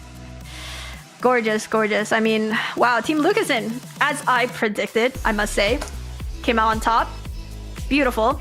They absolutely crushed it. I mean, you got the incredible players of Solo and Kings coming in. Lucasen being the team captain, that's just insane. And let's take a look at the scoreboard here. Solo with 31 kills. Somebody tell this man to chill. 31 kills. Hello. And Kings respectable 25 and 16. I mean, honestly, everyone on Team Lucasen showing up. Hanzu being our content creator from Garena. Overslaying Lucasen. Is that not just insane? When you've got a team that is that well put together to where Lucasen doesn't have to drop 50, 60, even 70 kills in a game, you have obviously built a very, very structured, sound team. And with Kings and Solo being the duo that led the way, it's like, brother, just go ahead and do your thing, man. I don't need to sweat, right? I'll hold my energy for later on. Am I right? Absolutely. I mean, Lucasen didn't even need to pop off like he usually does, and they still came out on top. And so with a 3-1 scoreline. Absolutely crazy performance coming out from them. I would like to say, Team Sisco, although they lost, they definitely performed very well, and I want to see them in the losers bracket because they still have a chance. Because this tournament is double elimination, which means if you lose the first game, it's okay because you still have a second chance at that $10,000 prize pool. And of course, everyone is going home with a bit of cash, so that's what we like to see. Yeah, but everyone wants their fair share of that $10,000 cash. That is right. $3,000 to be exact. I just had to do that. I had to be all dramatic. And Obviously, it's a double elimination bracket, as you just mentioned. This could be a matchup that we see in the future, just based off of how well both teams played. We saw a little glimmer of light there in the control. Obviously, when it's a race to 150 in the hardpoint, on a map like APOC, you can get steamrolled and it happened and you not be able to get a chance to regain. They still put up a respectable 60+ points. So first match done, dusted. Energy's here. Teams at an all-time high. The captains picked absolutely cracked pro players and content creators.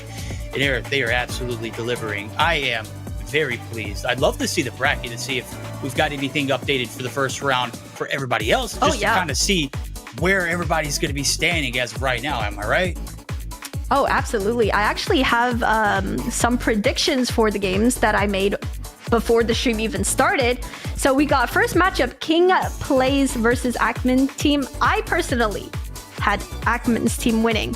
I am sorry, my Nigerian GOAT King Plays. I'm sorry, but I had Ackman winning the first round. And we also got Sisco versus Lucazin. I had Lucazin winning, of course.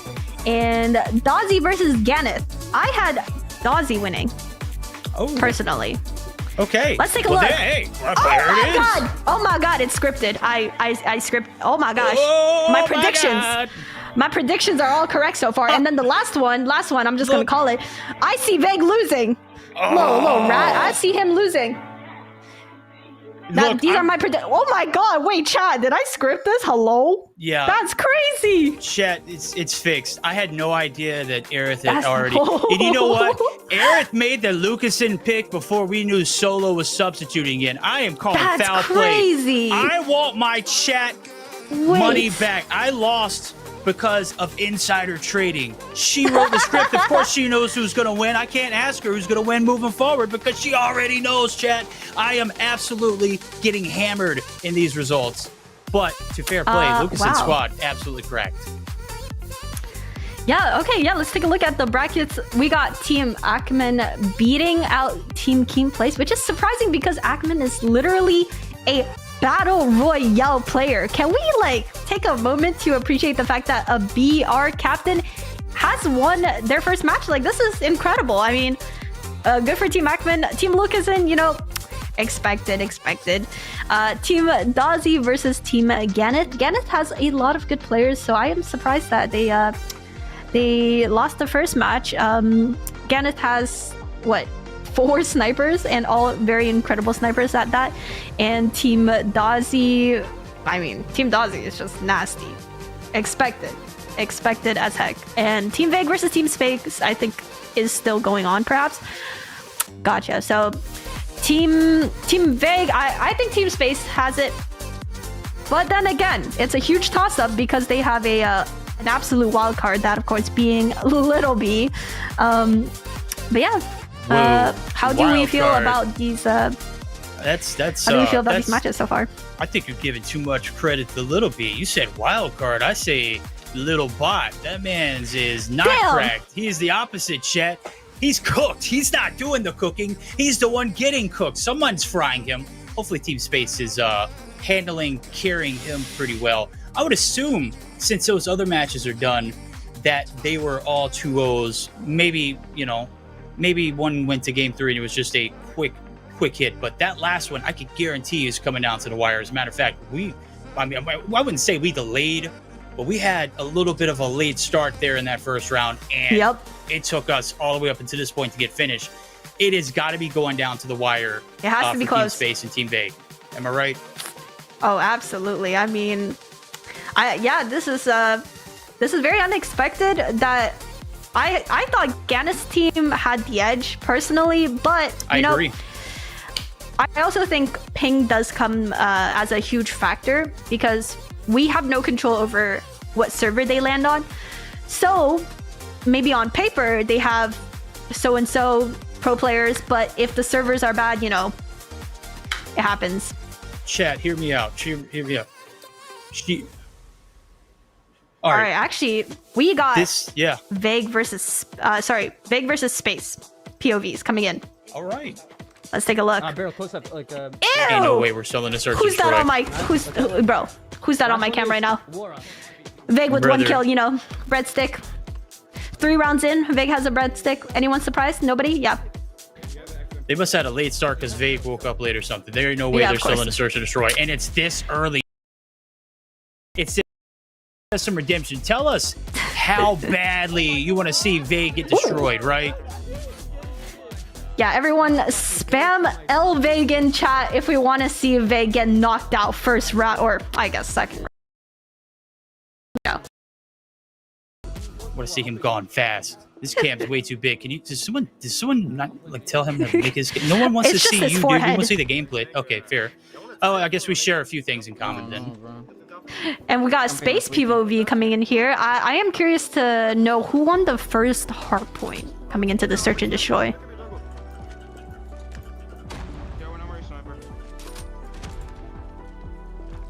We'll have to find out information on this one as we progress. Right now, the search and destroy is still very, very early on. Only 3 rounds deep so far. Or 4 and I will rounds say deep this so is far. oh yeah, this is Doggo's first legitimate event that he is actually able to participate in, because my goat is finally 18. Let's go, free Doggo. Free Doggo, free my man Doggo. Man's is too cracked, can't be contained. We do see a lot of VMPs, which is what I was expecting, to be honest. All right, yep, just getting Elvig's intel. in chat. Elvig's in chat. Elvig's coming through, but he won the hard point 150 to 142. So the advantage here is crucial. Right now, they're getting ran through on the first 5 rounds. It is a 4-to-1 split, and it's not looking good for Team Space. Oh, absolutely not. I mean, 150 to 142. That's a close match. I mean, I'm not surprised though, because both these teams are incredible when it comes to respawn. And huge shout out to Seven as well, one of the players from OUG, one of the pro players. I think he is still East, I believe, so he's definitely playing on higher MS. And as we can see from Vig's POV, they are currently on North American servers. Okay. 44 MS. I thought he's about to win that second gunfight. Oh, that would have been crazy. Ain't no dang way. We getting the turn and the flick on it. So you shout out Seven. This is his map, though. I'll go ahead and tell you, he is absolutely cracked here in firing range. We love to see it. I wonder if can Chat actually hear Vague speaking? I wonder if he's going crazy when he loses gunfights. If not, I can just imagine what's going through his head. He looks pretty cool, calm, and collected, though. So maybe he didn't flip the script there. But they're only 1 round away from moving on to the second round in the winner's side of things. Can they get the job done? That's the question we're about to find out. All right, let's start up a brand new poll here for this matchup.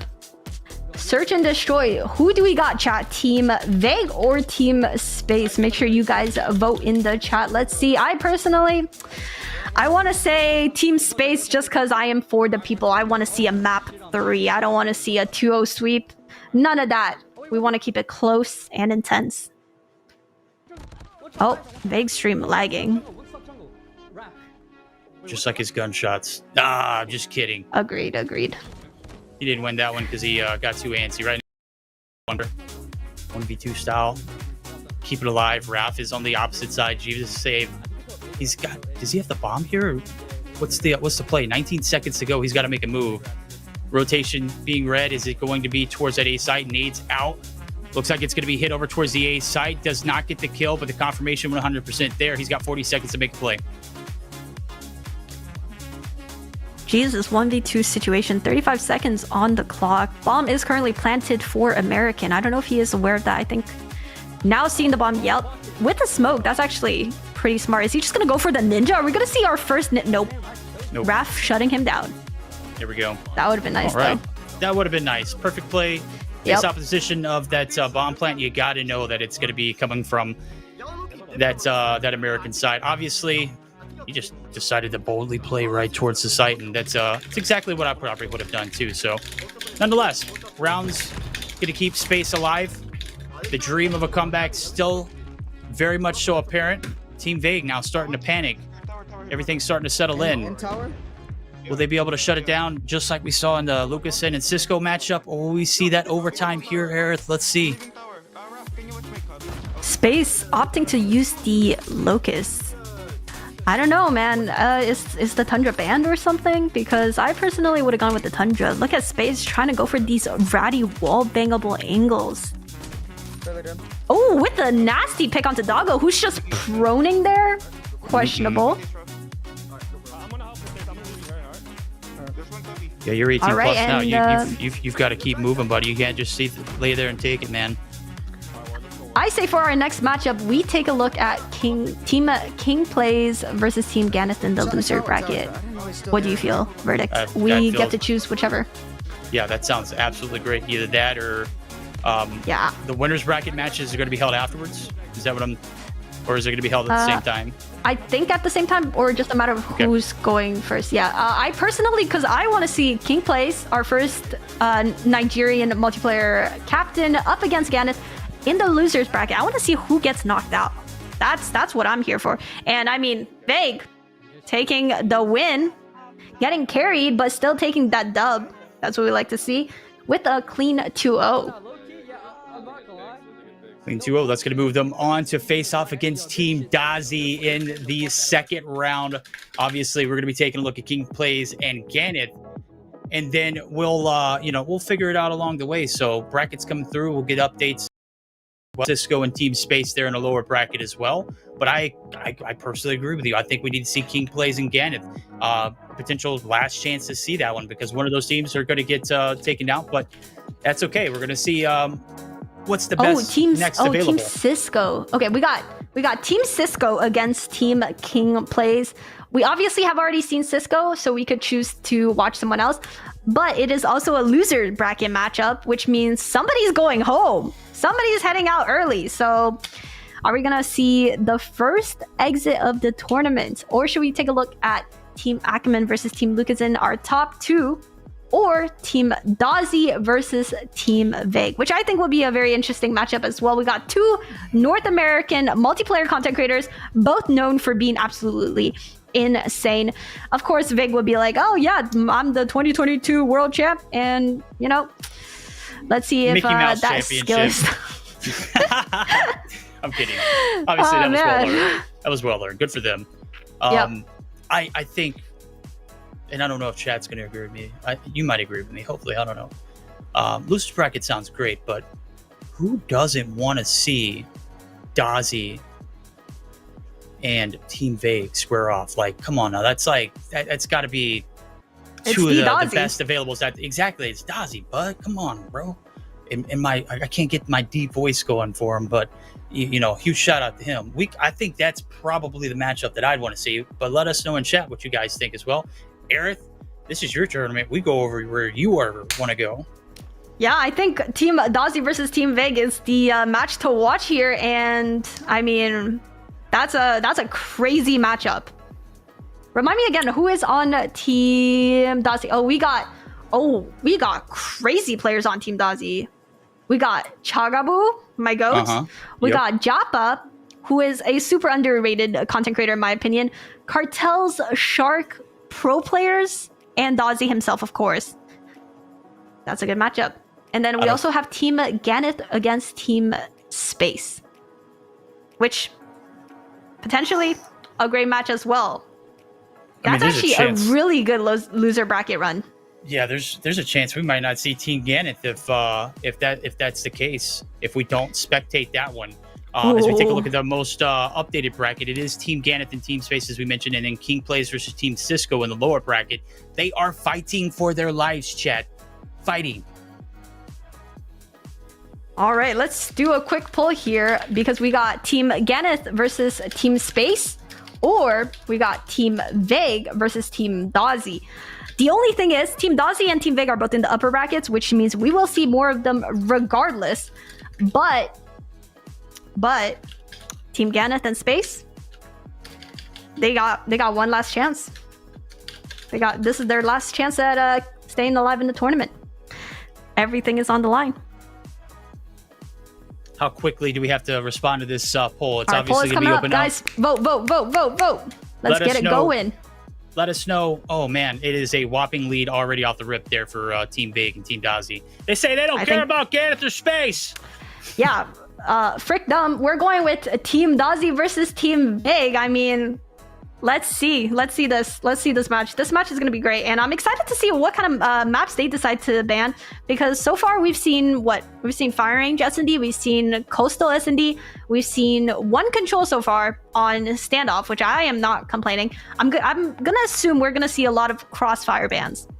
Not the biggest fan of Crossfire. God, I've grown to like it in Control, especially when you have 4 rounds and it's 2 minutes long, because the plays that you see develop and things that happen in a split second after waiting for a minute and a half of all the chaos that ensues in the middle of the map. I've grown to like it, but I can see why no one would want to play it, especially with how fast-paced everything has to be in a 60-second round versus a minute and a half or 2 minutes. So I would agree we're not going to probably see any Crossfire today with that regard. And obviously it's probably for the better. No, I completely agree. And I think Crossfire just being way too dominant in terms of one side, which I think is CT side. Not the biggest fan of that map. Personally, I would much rather see Takeoff in Control. Takeoff, Raid, and Standoff would be like the perfect 3 maps for Control in my opinion. But yeah, and Hardpoint, we've seen so far APOC. That is it. I am very open to seeing literally any other maps. Love Hardpoint, so anything would be great. 100% agree. Rather find out now. I'm looking at the polls too. 300 votes already coming through. Boy, you ladies and gentlemen are quick. 65%. Very well, or very overwhelming results for Team Dozzy and Team Vague. And the people have spoken. Hell yeah. So we've got to give the people what they want. Absolutely. I want to see some Dozzy versus Vague action. I want to see some body shooting, guys. Like some execution, some body shootings. Let's get it going. That's a great point. Body shots are not only allowed, but they're encouraged. They're encouraged. Yes, I made it a point. I made it a point to all the players and the captains. I told them, hey guys, emoting is banned, but if you want to body shoot, I encourage it. That's what we want to see. That's what I love to hear. Body shots coming through. Maybe we'll see some in this next matchup. I don't know if there's any bad blood in the players. Obviously, we were trying to build a storyline, and maybe if Team Space, or not Team Space, but if Team Vague had made it through the face-off against Team Ganyth, there might have been a little bit of sparks, but that was not the case. Obviously, Team Ganyth on the chopping block right now. They couldn't hold the weight against Team Dozzy. Yep, that is true. So we are getting news that they are doing a draft. I would say let's take a look at the brackets again, so all of our viewers can see just who is playing up against who. And I want to hear from you guys. If you guys have any predictions for the matches coming up. Obviously, losers bracket having a lot more, I guess, intensity, because you're on the chopping block. Everything is on the line. No pressure, but $10,000. That's a big bag there. $10,000, chat. What would you do with $10,000? How many COD points? What? Holy hell, that's a lot of money. That's a lot of COD points. Absolutely. Holy. Woo. I'm getting flustered over here. I couldn't even imagine that many COD points. We'd be able to have Alexa and the Undertaker in our lineup 100%, and then whatever else left over. But nonetheless, we'll take a look at how do we get here. I know we were on board with Team Lucasen. If you missed that matchup, it was a best of 3 that went to a game 3. Lucasen squad prevailing and coming out on top with the addition of Solo being added to that roster. They're completely stacked. Lost Search and Destroy, though, so maybe we'll see bans come through for Coastal moving forward. But they're going to be facing off against Team Achman. Team Dozzy and Team Vague seems to be the favorite to where we're going to be heading to right now. But the teams that are on the lower bracket, their last chance to fight King Plays and Sisco, and then Ganyth in Space, literally one match away from being eliminated. I mean, yeah. I personally got Team Sisco beating out Team King Plays, but at the same time, I have not seen Team King Plays play. So might be slight bias there, but we know Team Sisco is extremely strong on that search and destroy. Team Ganyth versus Team Space. I kind of want to see Team Ganyth pop off, just because, I mean, they got some of the craziest snipers. But I think that's going to be a good matchup regardless. Team Dozzy versus Team Vig will be the one that we jump into. And of course, I personally find that the most exciting match out of all 4. And I mean, with $10,000, chat, what are we going to get first? If you guys had let's say you guys had $10,000 worth of COD points, what skins are we pulling first? Me personally, we hitting up that USS 9 Mythic. I mean, it's a pretty skin, that's for sure, and definitely the best gun in COD Mobile right now. And of course, they are being free. You guys should check that out. And we are hearing that the draft is currently happening. The draft is happening indeed. We're going to see what best of 3 is going to be coming through here momentarily. This one getting underway. We got plenty of matches to see. I think, to be exact, we're going to be on cam with at least 6 matches live, and then we'll be able to pop in, of course, with some of the content creators as the day progresses. Maybe our matches don't last as long as theirs. We'll be able to see the perspectives, just like we saw of Team Vig and Team Space, and we'll be able to go back and forth with those perspectives as well. So we're going to try and capture every single moment that we can. Obviously, we can't see all the matches all at once. That'd be kind of crazy, but imagine the attention spans. We had like 30 screens up. I mean, there's no way I'd be able to keep up, but I would just be absolutely screen maxed at that point. Nonetheless, the moment of arrival here soon. Team Dozzy and Team Vig is where we're going to be heading to. They are drafting their maps. We'll know where we'll be heading to, and then we'll obviously be able to jump into the action. But before we even do any of that, I need to hear from the creator herself. You're the one who wrote you're the one who wrote the script. I wrote the script. Right. Yeah. I didn't even get to revise it this time. Usually I get a little peek. Kind of tell me who you got rolling into this one. Dozzy versus Vig.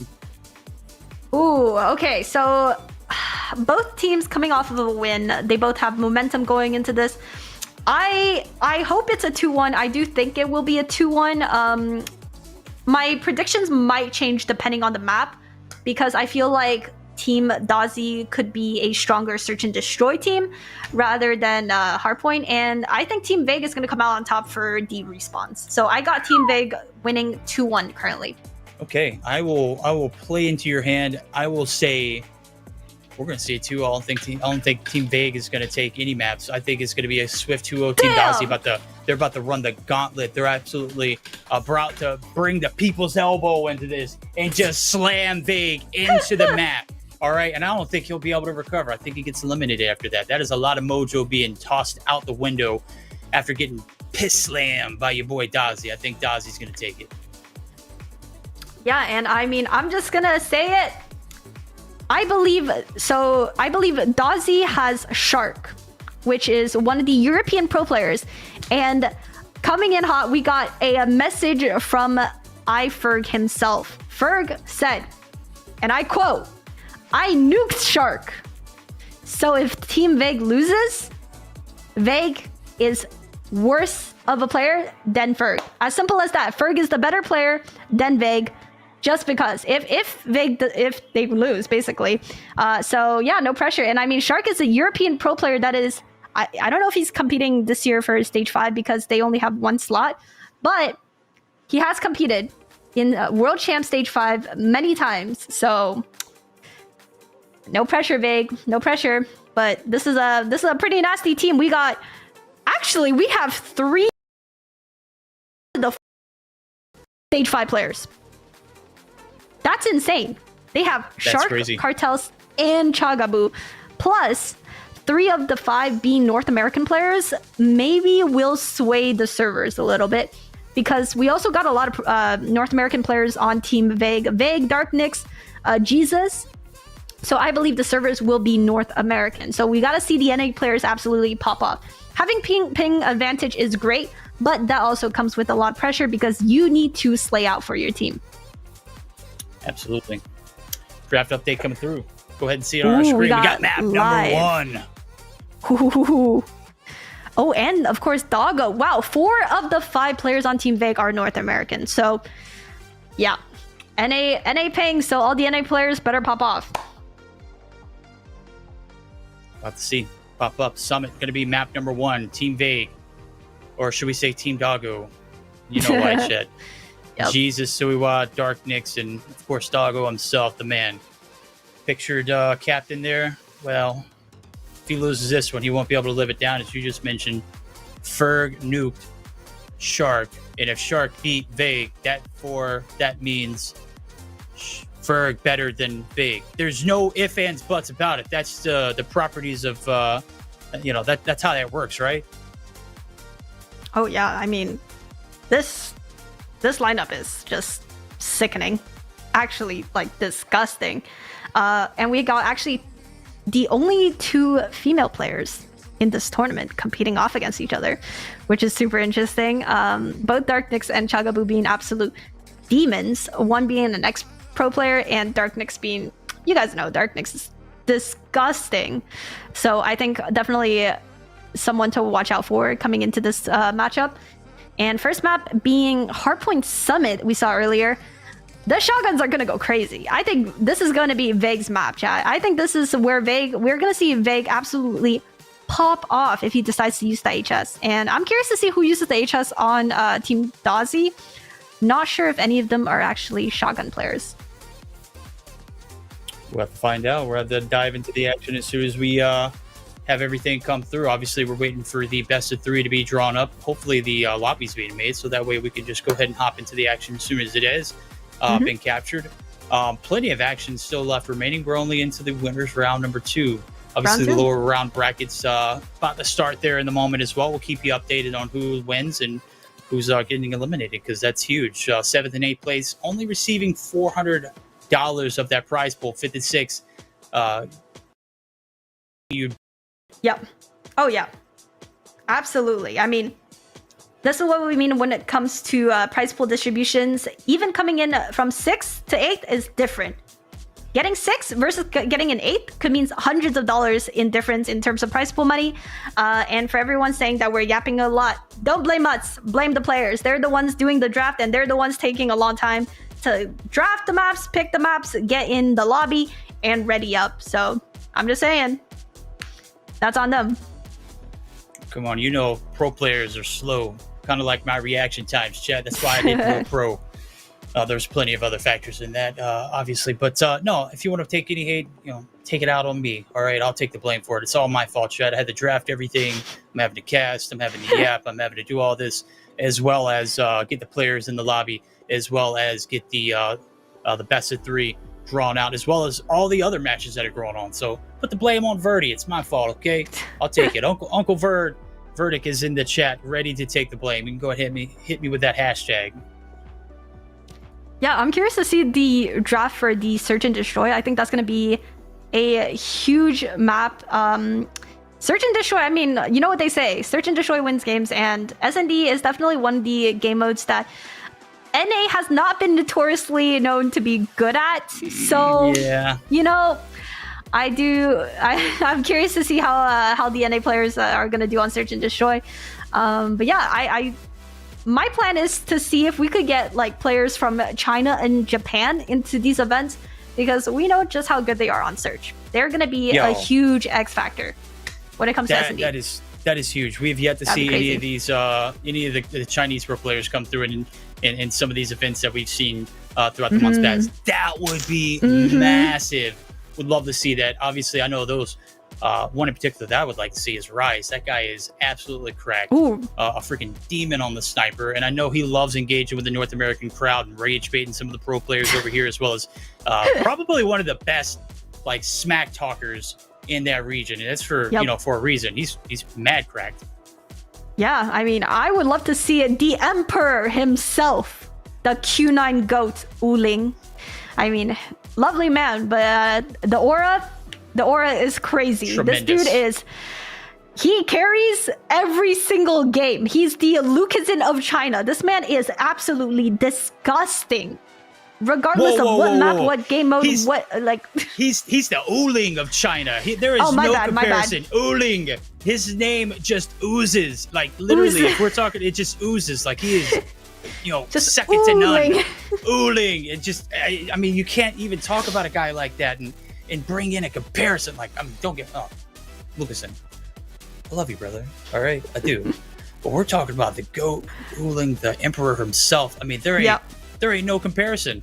I mean, unless you bring in Zai, Zai's just literally like running China in pretty much every event. But oh yeah. Oh, here we go. Traction.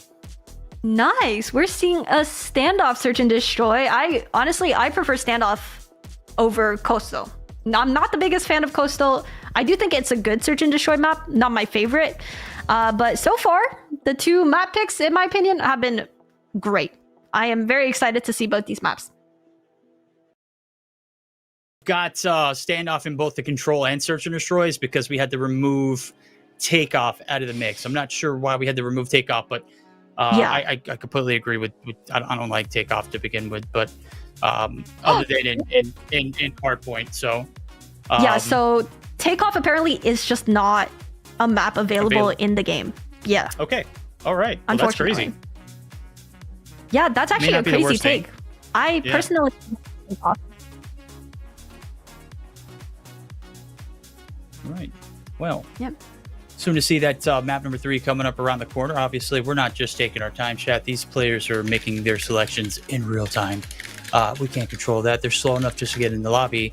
Now they've actually got to put in work and type in chat. That's something pro players are not used to doing. Multitasking is not their forte.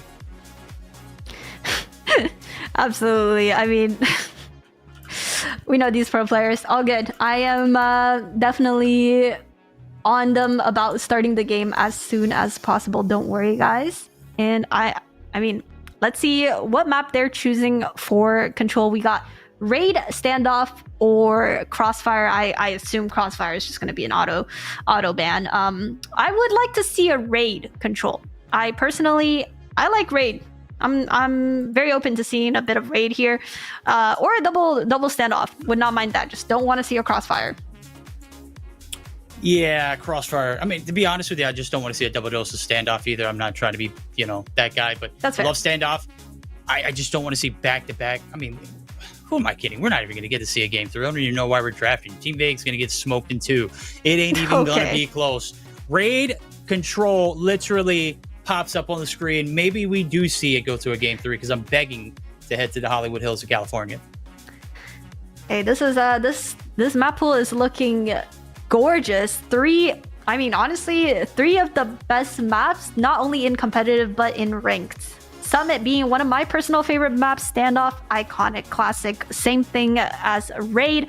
Raid, we're gonna see both A and B being contested. I think it's a pretty even map when it comes to control. It's just a matter of taking early control of power positions. And with Summit, Hardpoint Summit, our first map, it's going to be interesting seeing the shotgun players pop off. And I am curious to see who's going to be running SMGs and shotguns. I'm assuming Shark, Dozzy, maybe Chagaboo. Cartels, I believe, is an AR player, but I could be wrong. He's a flex. I'm curious to see. He's flex? Okay. He's a flex, yeah, 100%. Yeah. I don't know about Dark Nix, but I know Vega's going to go in with that SMG close range shotgun or SMG doggo, perhaps. What about Suiwa? Suiwa is definitely going to be an SMG. That's he was a part of that tag team duo for TLE a few years back.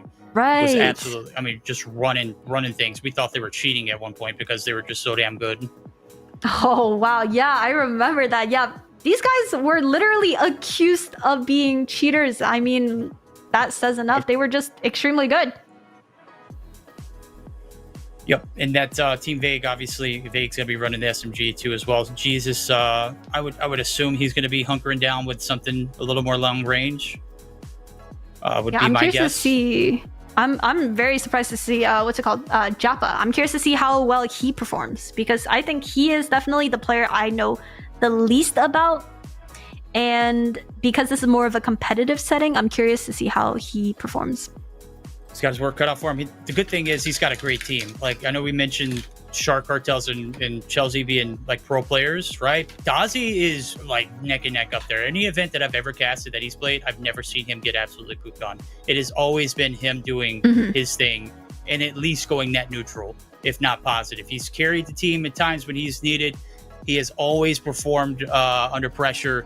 He's definitely one of those guys who's going to perform regardless of the situation. Oh, absolutely. I mean, we all know Dozzy. Dozzy is literally known for his insane movement, his close range gunnies. This guy, like, he does it all. He is good on both search and for hardpoint. And we are getting news that we are just waiting on one more player. One player to ready up, you know? You guys know how these things go. It's always one person holding us up. We will be right into the match shortly, I promise. That's what we love to see. Love to Does see those Tunisia have black. control? That's a great question. I don't Tunisia think it only does. has search, I believe. Yeah. You know what map Yeah. I think, and I've talked to Bobby about this in Events Best. What event or what game modes needs to control? And this may not be a popular opinion, and maybe something that I just like. I'd like to see high rise. I know we've seen it in down. I think that map is big enough and it has certain dynamics that could actually play well for control. That's just my opinion. But hell, what do I know? High Rise was in the competitive map pool a few years ago. I remember for Search and Destroy, just because that early cross map sniper peek angle was like instant death Brutal. for some players. You peek, you get picked off, you get collided at times. It was my crazy. God. But yeah, High Rise definitely a hot take of a map in my opinion, because I absolutely 100%. hate that map. I That is agree, crazy. But I think like in the current maps that we have that are available, it's not available to play in control. I would like to just see how it plays out. I know that the map is big enough itself, and the spawns, you could literally spawn downstairs or upstairs, and it played like perfectly. Yeah. That's just my thoughts. I don't know if the COD mobile developers are watching this right now, but entertain verdict and just throw it in there for a chance, and let's just see how it does. Oh, absolutely. What are some maps you would say that have been either removed from champs or have been, I guess, like out of the competitive map pool for a while that you would like to see brought back? Meltdown for Search and Destroy, Slums for Control. Agreed. A Meltdown 100%. Slums was so good. Slums was, it was so defensive oriented, but now that you can actually like change like spawn points and they can rotate, I feel like that's a little bit more of a feasible map. Meltdown, I don't know why they took it out. It's probably the best Search and Destroy map for Call of Duty Mobile. That's just my opinion. Yeah, no, I completely agree. Meltdown is one of those maps where it's very symmetrical, but in a good way, because it's pretty balanced in terms of both T side and CT side. You really have just a lot of options. Oops. And yeah, so Meltdown is definitely one of the S&D maps that I wish would be brought back as well. One map that I think is super underrated that I've seen a lot of teams banning this tournament so far is Kurohana. I actually enjoy Kurohana Metropolis a lot. This is a great map in my opinion. It's very fun. I think the people that don't like it just have not played on it enough. I completely agree. I think it's one of the best Search and Destroy maps. It offers great lanes for snipers, great little corridors for shotgunners and up close quarter combat action. Some of the SMGs popping off there. You don't want to get caught out lacking. I feel like two of the best maps for Search and Destroy were Call of Duty Mobile exclusives, Kurohana and Tunisia. I don't think you could go any better than those two. Tunisia is one of the better played maps too. Yeah. Yeah, absolutely. Tunisia, we see a lot of really crazy wall bangs. Like I know there's some wall ones on B, and we are hearing from production. The game is finally starting. Let's go. Hardpoint Summit, Team Vague versus Team Dozzy. Let's get a new poll started up on YouTube, and let's hear your guys' predictions. I want to hear what you guys have to say. Team Dozzy versus Team Vague. All right, let's get it on. Second round of action. We got Team Vague. We got Team Dozzy. We're going to go head-to-head. We're going to have to... Control is going to be occupied by Team Vague. On the point, you've got Jesus Can Save. Cartel's getting gunned down in cold blood there. Chapo! Oh, boy, first blood's coming through for him. And that's two on board for the boy in Jesus. He is playing the objective and getting the kills. Cartel's with that nasty pick onto the Godheady, but unable to connect onto Jesus. Jesus going in big with 4 kills already early on, and the Hunter Killer connecting on Chagabu, unfortunately making that 6 kills on a 4 spree. Going absolutely ham on the Godheady. Chagabu challenging. Unfortunately can't take out Jesus just yet, and as I was saying before, we see VMP rather than the Fennec, which I was surprised to see Fennec to begin with. I'm glad to see some more VMPs. Personally, my favorite gun this season so far. Oh my God, he's playing this Eddie to a T. Jesus. Perfect. With that VMP. This is textbook. Absolutely. Oh, this is it. Point, though. 21-11. Finally dying as Jesus. It's Japa getting his revenge. Shark there for the trades as well. Doggo getting in the mix. Back and forth. It's a mixy affair. 22-13 as we rotate over to P2. Yeah, Shark so far only with 1 on the board, but we know Shark. He can pop off at any moment. And Doggo with 5 on the board so far, doing a lot of work for his team actually. Japa with a 4 kill spree. Okay, one of the content creators going into the tournament. Kind of popping off. Jesus with the double on the Predator missile. Oh, Japa! boy, Japa! Finally getting dropped, but man, he was putting them in a blender. Super slamming them indeed. As we see this one about halfway through for the P2 rotation.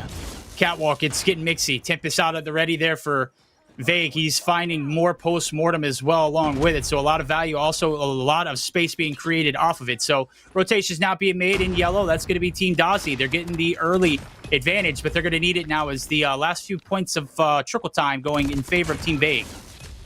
Vague, I mean, on 13 kills, leading the scoreboard for the entire lobby quietly, actually. I have not seen much of him in the kill feed, but he, 13 kills? Going crazy. We're seeing Chagabu with the DRH.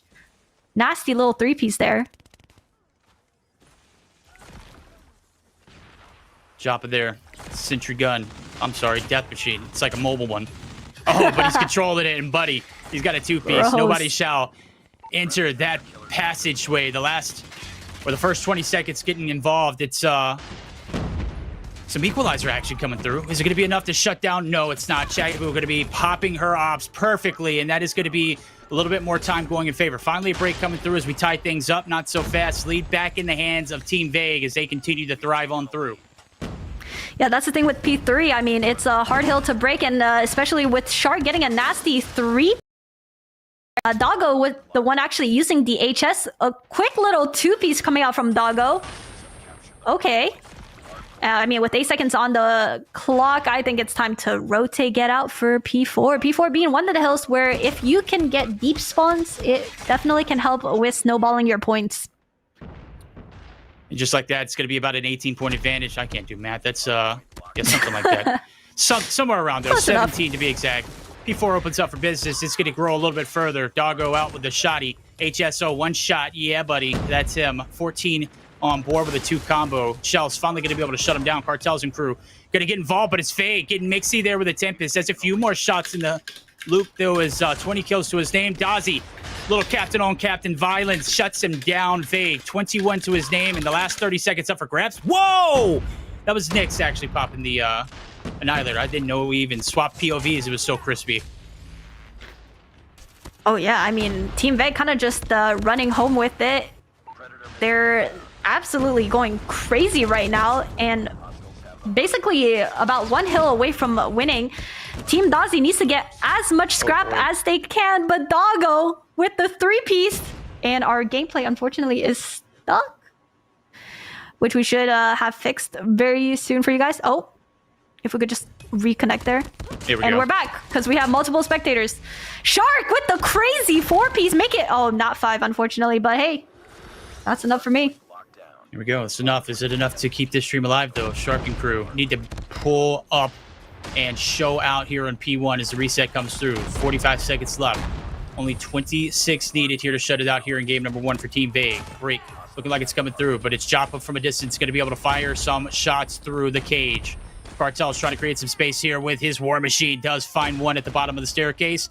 Knows exactly where we're going to be spawning at and is able to get some damage. Oof. Making a kill there onto another in Dark Nyx. So the transition's now getting a little harder, and it does look like this Team Dozzy crew looking to muster it up here towards the end of this match. Yeah, that was a huge value coming out from Cartel's War Machine. Dozzy with a nice high ground 2-piece. Doesn't need to jump in because he's just farming them. Yellow in the feed with Chagabu's double Sparrow kills. And Team Dozzy making a comeback here. We just saw 5 kills in the kill feed coming out from Team Dozzy. Dozzy trying to find this one player that dropped. And as I say that, blue in the feed, 4 kills, wipe Chagabu with a nice little 2 to even things out. Japa dropping in with the Death Machine. Let's see if he can make use. chance. Oh, Vague destroyed, but it is going to be a big shotgun out of Doggo to clear the space, and that could be it. 12 seconds needed to close it on out. Shell's going to get absolutely farmed. The spawns are close, but they're not going to be able to make it on through the post-mortem huge paper hunter plane. Huge. 2 seconds, 1 second. 150 I'm wrong, to chat. 107. I said Vague wasn't taking a map, Aerith, and what did they do? Hey, I'm telling you, because I hosted this event, I scripted everything, apparently. I knew Team Vague got the respawns, and if Team Dozzy wants to have a chance in this, they need Search and Destroy. Search and Destroy, though, completely different from Hardpoint, and yeah, that game was honestly extremely close, especially nearing the end where we saw Cartels absolutely pop off with that War Machine. We do need to see more high-value operators coming out from them, though. Absolutely. I think after that first set of hills, it was 120-something to 60. Like, we didn't think they had a chance, but Team Dozzy, they held their own for the longest. Obviously, couldn't get us to that P3 rotation. Nonetheless, 150 to 107. Vague leading the pack there for his squad, 30 and 21. A minute and 7 on the clock, too. That's exactly what you want to see out of your SMG on this map. Wow, yeah, if we take a look at the scoreboard here, everyone from Team Dozzy showing up, very consistent in terms of kills. We just need to see a bit more OBJ time coming out from most of the players. We got Japa putting in so much work, especially because he's a content creator. He's not even a pro player, and he is showing up. He got over a minute on hill, 20 and 19. Everyone getting an average of 20 kills. It's pretty impressive, but they just couldn't play that OBJ. Couldn't get that OBJ time in, and obviously when you're getting chained P3 to P4, it's very difficult to come back, especially on a map like Summit where P1 and P2 are just so wide out in the open. Obviously things get out of hand when that happens, but still a chance to reel it back in. They've got Search and Destroy. It's standoff. You mentioned it earlier. You wrote the script. You pretty much laid a timeline out for me and said, hey, and I just didn't believe you. And obviously everything you've said so far today has been true. I'm gonna one day side with you, but I mean, I'm still going with Dozzy. I don't care what anybody says in chat. I don't care what the script says. I feel like they're gonna mess it up. Yeah, I do think Team Dozzy has a much better chance on Search and Destroy.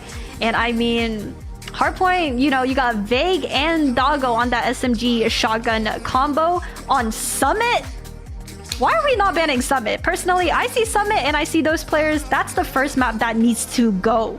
100%. So, yeah, I mean, Standoff, I would still argue is a relatively close range map, but because it's Search and Destroy, I hope to see a lot more sniper plays coming out from both teams. And yeah, see if that can translate into some good rounds. Absolutely. Okay, well, we're going to find out who is going to take the better of this one. Search and Destroy coming up right around the corner. Let's take a look.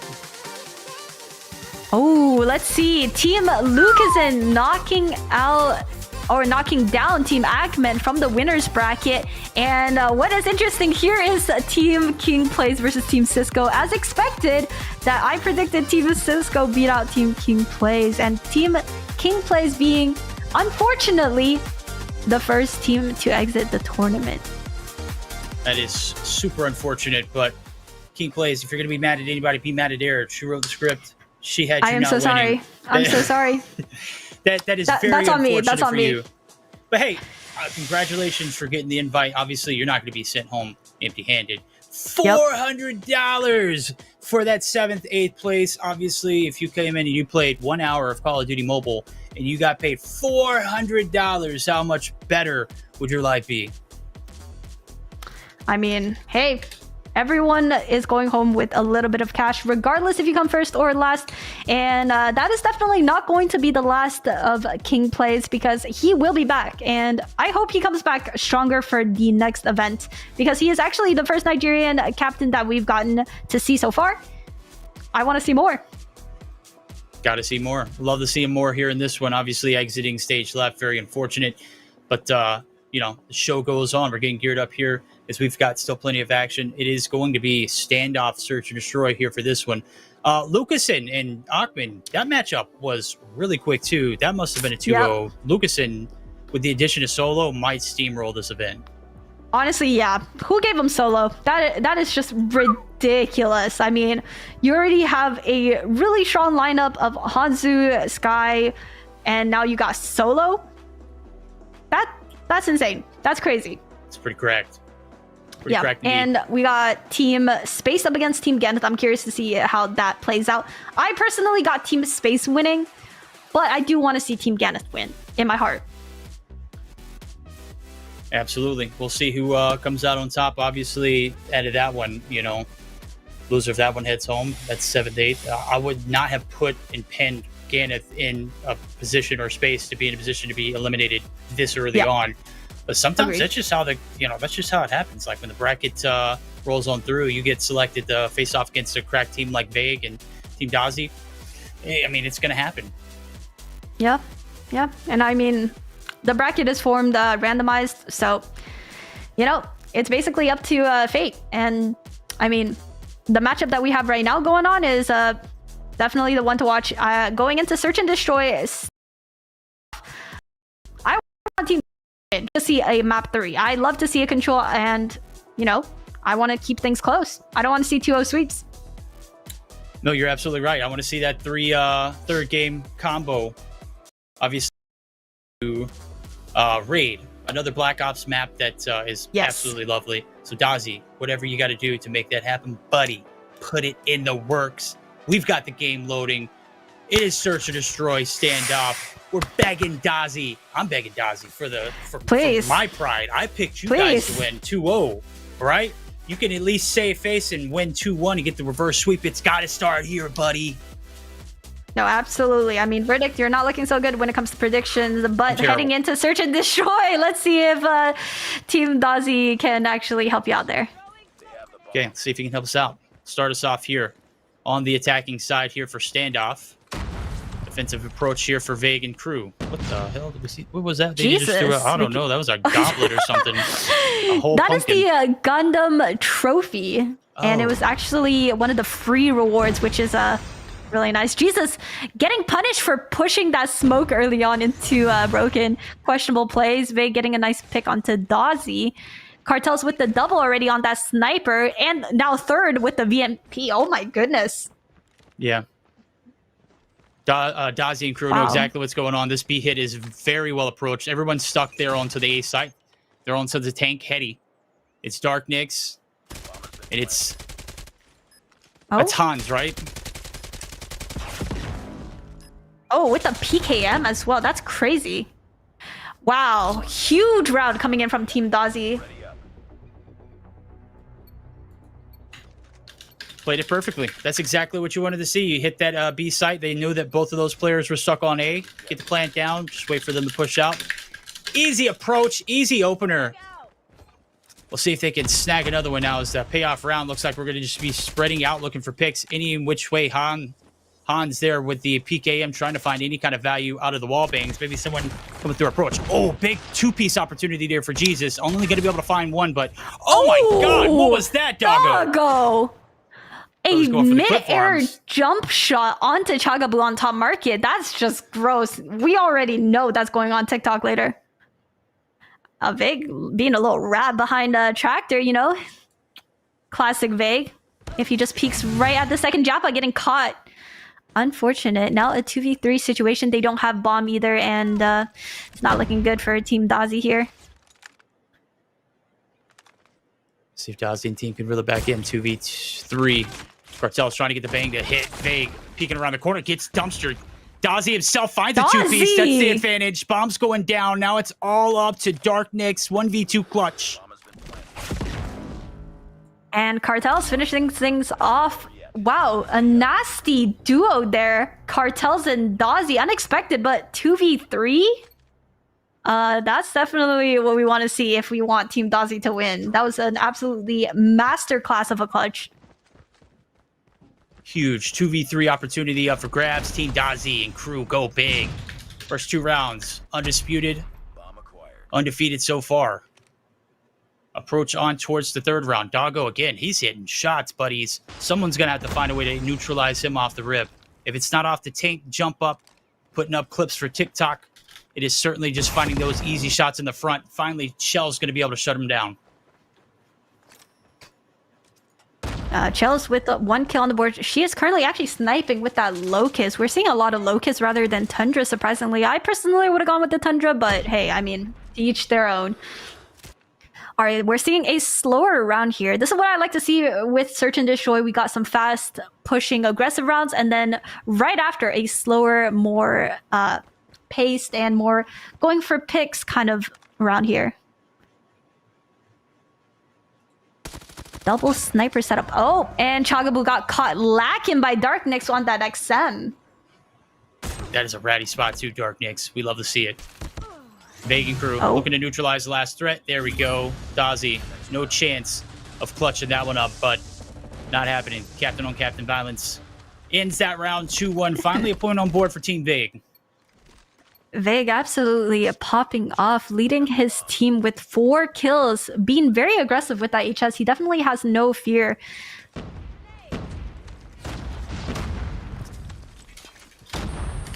No fear here is the push on towards the A side. Oh my god, they're getting aggressive.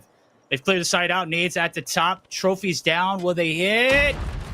Okay, not going to hit, but that trophy was not in range in order to save it. Bombs down. 40 seconds. 4v4 here for the retake. Got to be clean if you're going to make it happen. Got to be smooth. 40 seconds. Make it 35 now as things starting to dwindle. Oh, Dark Nyx trying to wallbang. Unfortunately, XM is just way too weak for that. Not with the nasty 2-piece Shark. Now in a 1v1 or 1v1 situation, making... Oh, 17 seconds left. This is a nasty angle, by the way. I have not seen this. Oh, timing. Could be on Shark's side. He's just playing with him. This is actually genius coming out from Shark and gets the kill as well. Disgusting. Yeah, there ain't no way you're in a 1v1 with Shark. He is just playing with his food, and when he smells blood, he pounced. They went for the ego chow. And obviously out in the open, Shark is not going to lose that one. 3 kills to his name, 3 rounds towards Shark and crew. Dozzy and the team trying to stay alive here in this one as we get the flip through the first 4. It's 3-1 lead in favor of Dozzy. Begging for that game 3, but it's a brute force push over towards the A side here for Team Veg. Veg getting an early pick. Doggo following up with a nice snipe onto Cartels. Chagabu shutting down Veg. Does she know that he is close? Oh, Shark actually helping her out there. I think that was a little bit of a misplay coming out from Team Veg with that over aggression onto CT. Don't know why they had to do that, but hey, I mean, it's kind of working out for them. Chagabu in a 1v3. Unfortunately, could not connect onto the second player. All right, couldn't connect on to that second player. You know what that means. Another round in favor of Team Veg. They're inching right back into this one. A race to 5. Very little mistakes can be made. On the first attempt there onto the offensive stacks, rather. They were successful. Here comes another brute force push over towards the inside. Oh boy, smokes right through the middle of the map. Caught. Well, yeah, that was a huge push onto the A side, but didn't work out so well for Veg. Dark Nyx getting a nice 2-piece 3v2 situation. Slowing things down. Spotted Cartels with a nice little jump peek. That's what we like to see. There we go. Trophy down and getting the bomb down for her team, I believe. Yes. Planting 4 boxes, and we got number 3, which is Cartels, making a huge wraparound. Doggo spotted. Oh, Doggo with a nasty pick onto Chagabu. And a crazy pick onto Cartels. Gross. That's what we like to see from the TikTok 1v1 GOAT himself. And for those of you guys watching at home, just letting you guys know, Haunt on Team Veg is Suiwa. In case anyone was wondering, that is Suiwa, one of the pro players, ex-player for TLE, absolute GOAT. Shark making a sneaky play into the smoke. I see you, Stewie. Oh, boy. Cello's landing a nice nade. Shark only getting 1, unfortunately. Player lives evened out, actually. Player advantage there. Going to go back in favor of Team Veg. Jesus looking to pounce. Doggo looking to clip farm yet again. Bombs made its way over towards site. Dozzy stuck on an island there on A. Bombs being planted at B. The jig is up, buddy. You're going to have to come out and make a move. Suiwa with the PKM gets the first spot of him, and that should possibly do it. Now, the last two players on the opposite side of the map there for insurance.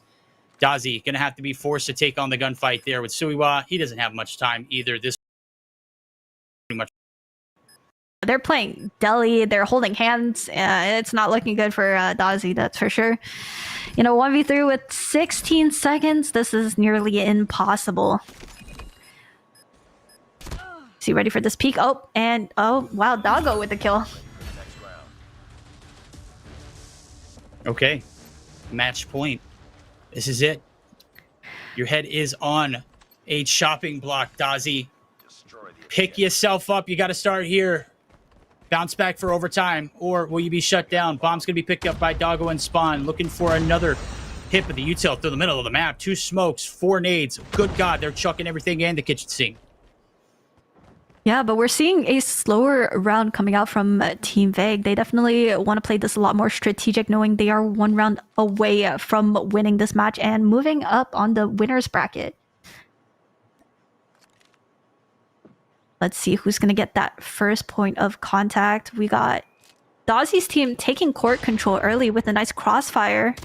Cartel is about to catch 2 off guard. Absolutely crazy positioning and timing there. Chagabu with the kill onto Dark Nyx. Now a 5v2 situation. Dozzy overextended there a bit. Oh my God, wow, Doggo. Doggo. Chad, this is Doggo's moment. For the clip. Come on, buddy. You know where they're at. Let's get it. Cartel's on the opposite side, paying massive respect to Doggo. Not wanting to chow that angle, and I am not mad at it. Over the bomb heady. Rather is Joppa taking some shots, plays his life. Where's the rotation going to be fed at? There's the pistol coming out, and Joppa shutting him down. No clip here, chat. Look the other way. We're tied up. We're going to overtime. Into overtime. Let's go. Our first overtime in Search and Destroy. That is insane. Doggo on 12 kills. The only player on double digits. 12 kills in 8 rounds. This man is popping off.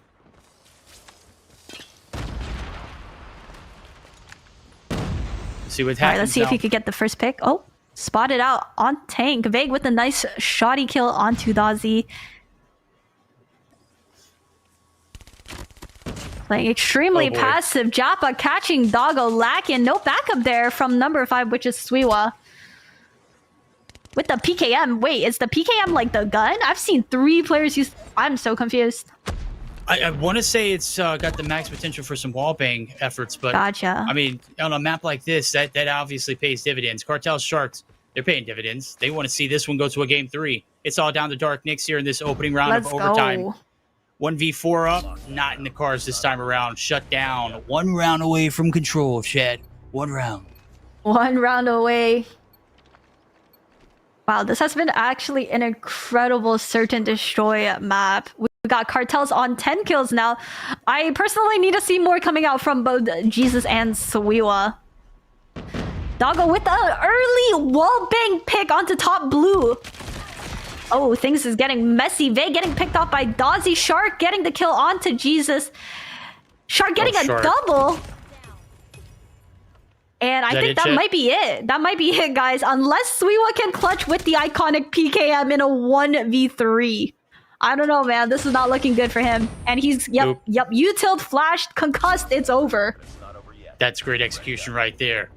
Avoid elimination here early on. Team Dozzy fighting back, baby. We are still alive. We are so back. Wait. They haven't won the match just yet. We're getting a little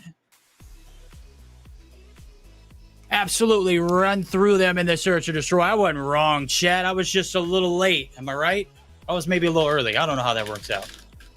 Yeah, that was a masterclass for Search and Destroy. I mean, unfortunate for Doggo. He definitely went crazy with some absolute insane picks, but they just couldn't capitalize on it, which is very unfortunate. Very frustrating as a sniper player myself. Like, getting picks for your team is what you're supposed to be doing, but if your teammates are not able to capitalize on those picks, it means nothing. Here, let's take a look at the scoreboard. I mean, what can I say? Doggo, 14 and 8, but his team is what was lackluster. I mean, everyone going negative on that team. So Doggo, one-man army. Cartels 10 and 5. Hello? I mean, Doggo really did it all, didn't he? He not only got the first bloods, but he got the clips too, man. He was doing jump shots, Ooh. 360 wall bangs. Like he was, I mean, just absolutely cracked on the map. But yeah, as you mentioned on the opposite side, Cartel's popped off of the 2-0 KD, 10-5, Shark. I mean, there's just really no way to keep count or keep track of a player like him with the way that he plays. He is just so dang elusive. plays the rap and the lurk so damn well as popping up just out of nowhere in the middle of the map. Just, I mean, really a great search and destroy player and a great SMG. All in all, I hate that we're not going to see him there for World Champs, but he only gets one slot. Exclusive got the bag. We're tied up 1-1. Aerith, we're heading to the Hollywood Hills of California. We got raid action coming around the corner. It's Control. It's coming out to the wire, chat. If you pick Team Vague, I got news for you. You're wrong. Dozzy's coming through and taking this dub. All right? Nah, I disagree. I mean, look, I had Dozzy winning for Search because... See, it's because I wrote the script, but when it comes to respawns, Team Vegas just looking, they're just so good. We need Jesus and we need everyone to step up and really pop off. I mean, and it is what it is. But going into raid control, I think also who gets defense is going to be pretty important coming out in that first round, because we know how well score streaks do and how important operators to get those early operators and score streaks going, being able to stack them as soon as possible. That's going to give you an advantage for sure. And we know Control is, generally speaking, a more defense-sided game mode. So excited to see how that's going to play out. Absolutely, especially on a huge map like Raid with 60 seconds. It's going to be damn near impossible to regain after a full wipe. So basically, when you're looking at it from this particular perspective, with Raid being such a linear map, traveling out of your spawn is literally going to be, I mean, not just, the threat of being spawn trapped, but also just the threats of, finding your way out in the open and then getting smoked by somebody who's just posted up. It's going to be really damn difficult. We'll take a look at some of the shots. Doggo hitting the clip there. I said it. He did it for the TikTok. Let me tell you, that was popped crazy. Off the entire game. Yeah, no, Doggo was hitting some absolutely nasty TikTok clips. We better see those popping off on my For You page later. Dark Nix with the nice little jump spots as well. Chagabu here with good picks going. Vague, of course, it's Vague. He's going to pop off regardless. Absolutely crazy game. This was honestly a turning point. This was a turning point for them. It was huge two-piece there, especially with an Odin too, which is not necessarily a close range weapon, and getting two players, Jesus and Vague, huge players to kill there. That should have been illegal. Absolutely. Credits to Shark. Shark actually played extremely well. Absolutely, extremely well. He's one of those search and destroy powers that you just can't deny. Got to keep track on him on the map. Very hard to keep tallies when he is just so damn elusive. But nonetheless, Control coming around the corner. Team Dozzy still hanging on by a thread after a search and destroy. That, I mean, to be realistic, if Cartels doesn't get that two-piece down back alley, as you said, it's a swing point. We may not even be seeing this raid. So huge shout out to him for making it happen, as well as his team putting in a lot of work there for that search and destroy win in overtime. We didn't get to see much of it, just 1-2 done, easy. But that's what we're here for. We're here to see the action. We're here to see best team win, and obviously right now we're tied up. The Control is going to be the difference maker. Yeah, absolutely. Going in, I mean, both matches that we've spectated so far have gone to a map 3, which very exciting to see. Keeping the games close, and we're just waiting on all the players to ready up for raid control. Chat, let me know in the poll. I will be updating a new poll. Let me know, who do you guys have for map 3? Personally, I got Team Vague coming out on top. What do you guys got? Verdi's tripling down. We're going Team Dozzy. He should have been a 3-0 sweep here. He's going to take this one in a very dramatic fashion. I don't know if we're going to get to see that this go past 4 rounds. I'm thinking they do it in the 3-0. Obviously, tripling down here on this one. All right, let's see what the poll has to say. And as we jump into our final map being Control. Okay, so Dozzy's team on that defense early on, and we see Vague's team full push on B. Suiwa with the early two-piece. Oh. And Chagabu just eating that nade. She saw it. I know she saw it. She just ate that up. Nom nom nom nom nom. Yeah, okay, Jesus Christ. Oh man, bit the bullet there on that one. Not intentionally, but surely enough. I saw her move last second, just couldn't help it. Two players stacking it. Second tick of progress. Going to be captured here momentarily. Vague looking to do a little jiggling. A little jive in there. Might be chalked here on towards this B side. Shark going to go ahead and throw his body at it. Is going to get antsy with it, and they collect the bodies. That's going to be a complete wipe. Yeah, Shark only has to deal with one more, but does he know where that player's at? Shots are going to be given away. Doggo. Oh my God, almost gets dealt with, but it's Vague who's there for the trades.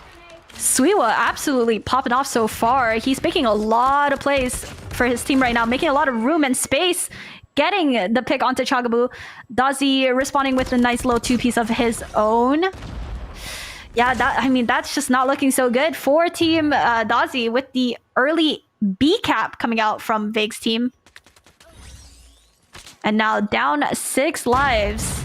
Let's see if they can regroup, get some picks, and even out the lives before anything.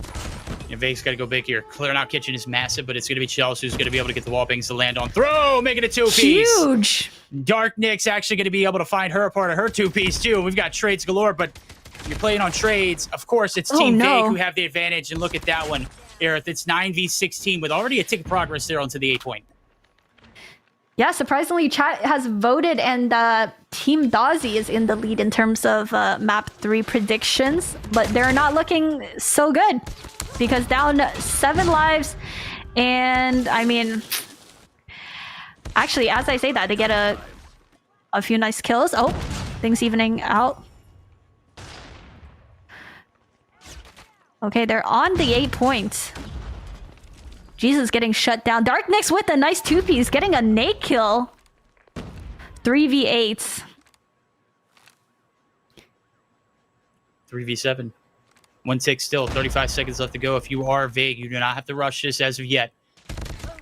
One player on the point. Cartel's dealt with on the back line. That's going to be the spam and the flood of the back lines. Dark Nyx now looking to make the approach. First round through for the offense. Team Vague spoiling my 3-0 sweep. Yeah, I mean, that's very unfortunate, especially because Team Dozzy was on that defense side, and we know defense is what we want to see take the win, actually. So this is not looking so good for Team Dozzy. The flash connecting, knowing there's one player in kitchen. They're going for a full commit on B. Nice little two. Oh no, shots not connecting there onto Vague. Let's see if they can early cap B points. Vague making plays for his team. Sparrow's out. Japa making plays with that VMP as well.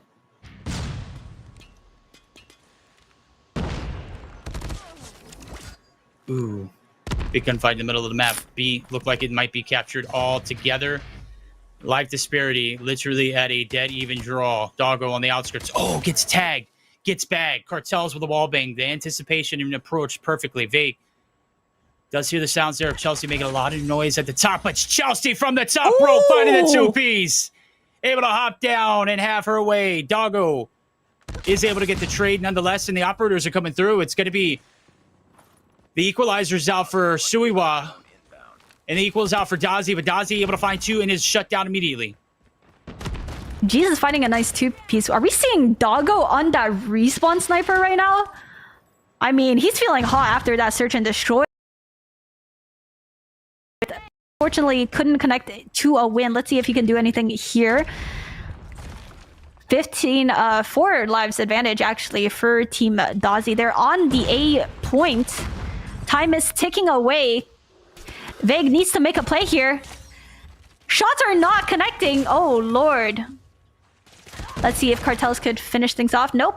Vague getting a nice two-piece here. Somebody is currently top apartment lurking, and that is Suiwa. I don't think Dozzy knows. Okay, Doggo got his Annihilator out. Doesn't know Chagabu is literally right next to him. Oh, but still getting the nice kill. That's crazy. That's very bad timing. Is that the mythic Annihilator that we're seeing? That is a crazy one to have. Tempest out for Vague. Mythic Annihilator. Absolutely. Pay to win. If you know, you know. Joppa down to a 1v5. And, I mean, Aerith, it ain't looking good. This one might be wrapped up. Yeah, and they had the life advantage as well. So it's very unfortunate. Dark Nyx finishing out the round now, going back to offense for Team Vague. Vague on that 16 Suiwa with 15 kills. The only player really popping off right now is Chelsea. But I will say, every player on Team Dozzy has their operator. So if we need a crazy play, this is where we're going to see one. They have every single operator to use. And yeah. Gonna have to pop it at some point. Can't save it for the next round. It might not be one. 27v27. Predator out. Vague finds one in Shark. Joppa trying to shut down the push there. Contest comes in. He's done his job. Dark Nyx at a distance, able to shut him down with a nade. Now it's Vague. A scramble towards the objective. Met by Dozzy. Right around the corner. The hop up. They both read it so perfectly well. And it's a little bit of a chase right around the corner. But it's Vague who's going to get dropped as the stun does check him. Suiwa there for a quick two-piece to bounce back. And just like that, it's going to be Team Vague hopping the hill there on B. Oh, wow. Dozzy with the melee kill onto... Jesus, that is unfortunate. That's not what you want to see.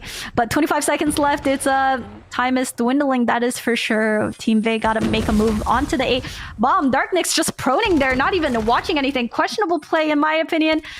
And all we see is blue in the feed. Shark trying to challenge cross map in Zig. Not connecting his shots, but Chelsea with a lurking angle.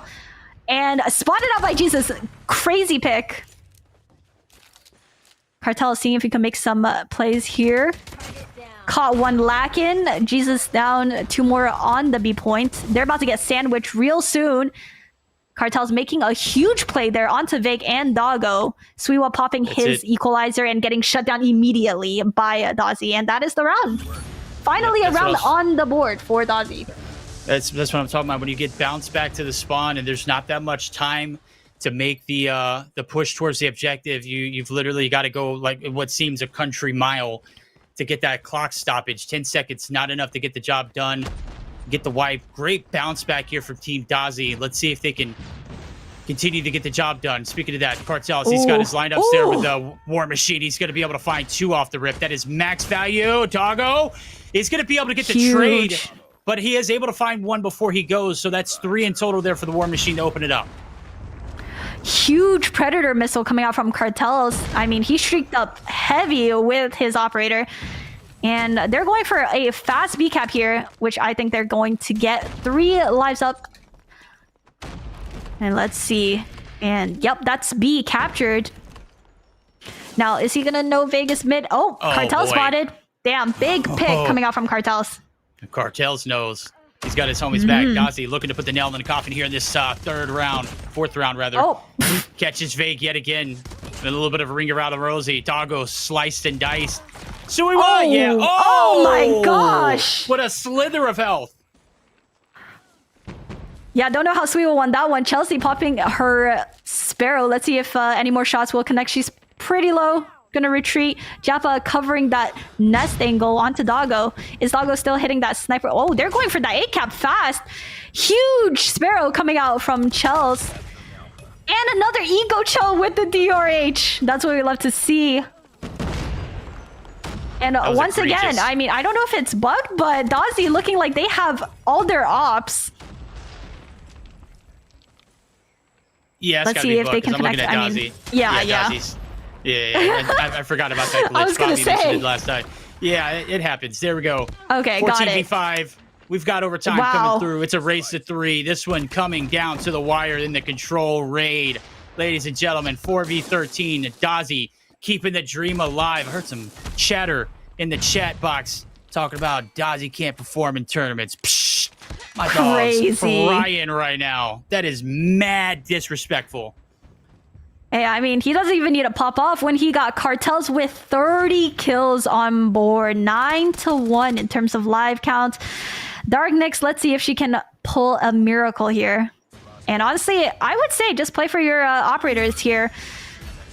See, in a 9v1 situation like that, if I was Team Dozzy, I would be making sure we don't cap. We get all of our operators going into that last round rather than getting that early capture. But hey, that's just me personally. 100%. You saw Dark Nick. She was baking that nade not to throw it. She was going to, put it into the misery. She didn't want anybody collecting any operators. And to pay absolutely. Off here, defense. After you get that cap through, guaranteed yourself that round 5. Guaranteed defensive side. It has been a 50-50. We've seen both win on attack and defense. Now it's coming down to this last wire. A side hits come through. 1 tick of progress being collected. It's vague. Gonna get shut down. The tick is captured. No, it is not. Cartel is actually going to be able to reverse it. And, well, the operator's off the rip there for Team Dozzy, paying off dividends. Ooh. Yeah, life count very close right now. Oh. Yeah, Jesus is the only player right now currently struggling a little bit, which is very rare to see, actually. Both sides are currently being capped at the same time. I personally am not a huge fan of that strat. I would rather we just commit to one site rather than both. It's just way too much of a risk, and the chance of you getting wiped is way too high. Oh my god, okay, my Shark God, getting Shark. the kill from the grave? Spit on him, man. Holy hell. Piss slammed him. Super slammed him. Suplexed him. Choke slammed him. Good God. This one, 20 seconds. It's a race against the clock. I don't think we'll see this one play on through. A cap might come through. It is a full stack on towards the A site. And now, Joppa, you got to make a business decision, buddy. You're the only one here. Oh, my. You should have fell back. And now Doggo looking to break the pressure. There's that pay-to-win element. You know it. Chelsea finally able to shut him down. Yeah, I don't know. I'm not a huge fan of that push on to be there, especially once your team gets wiped. Life count was close, but now you're down 2 lives. At this point, just give up B. You would rather have your players regroup and take A. Because, I mean, if you give up B, it's not the end of the world. A is where it really matters.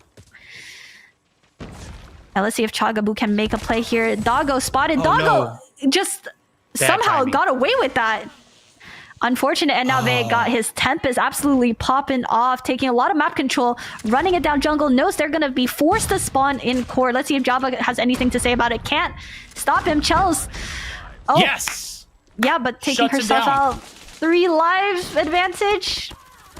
Oh, make it none. Huge. 5v5, 30 seconds. Jesus. Oh, buddy, gets away. Shark looking to collect on the backside. Shark, you got to win that one, buddy. Oh, my God. We didn't see the gunfight. That's tough. Oh, no. Was Chels maybe? I don't know. Dozzy now in a position. Can't waste his life. It's down to 4v3. You've got the advantage. You've got to hold it. Suiwa with a huge pick onto Shark, evening out lives. I don't know if he does. Oh, Cartel's with a crazy angle. No way they come back like this. No way. Game. Down from 0-2. Cartel's popping his war machine. It's over. No way. Yo. What script, chat? Let's go. Team Dozzy. There's no way. Pay me my Team dues, baby. Dozzy. Woo. What? There we go. See, I wasn't wrong. I was just early, baby. That's right. Vague. Huge You're so shout bad. out. You're so bad. Huge shout out to production. Oh my goodness. Team Dozzy coming through, absolutely delivering. Nah, huge shout out to Cartels with that top apps play. He caught them lacking, and he had basically the craziest power angle. Wow. Oh my goodness. I mean, what can I say? That was an insane comeback. What? They were down 0-2? And it was just a huge steamroll of kills and plays. Oh my goodness. Everyone getting their picks as well. That was just incredible. Now let's take a look at the scoreboard. Cartels coming on top with 37 kills. I mean, honestly, the scoreboard is pretty even on the side of Dozzy. Vig's team, like I said, Jesus, not his best performance, and Suiwa absolutely popping off. We saw Suiwa go crazy early on, but there's nothing he could do. I mean, everyone on the side of Team Dozzy pulling their weight, getting the kills, getting that map control, getting fast caps. It was great. It was very well played. I mean, even Joppa, guys, Joppa, not even on his ping, doesn't speak the language. Guys, W's in chat for Joppa because this man, he doesn't understand the comms that they're giving. I can promise you that. And he is still dropping 20s, yo. Absolute W. And we got Chagaboo, of course, on that Sparrow, on that phone, beating out iPad players. What can I say? That's the GOAT. The first ever female pro player at World Champs. No glaze, but that's the first ever female pro player. Like literally. As simple as that. And I mean, look, Dark Nyx, like even though yes, I can hear you. Oops, sorry. Dude, this is incredible. 20 and 29. Although she went neg, she is still showing up for her team. Dude, this is just insane. Wow. Absolutely. Had a little bit of a technical difficulty. I'm lost for words. Truly, what can I say? When I'm right, right? Right, Chad? Wow. Sorry, I don't think we can hear verdict.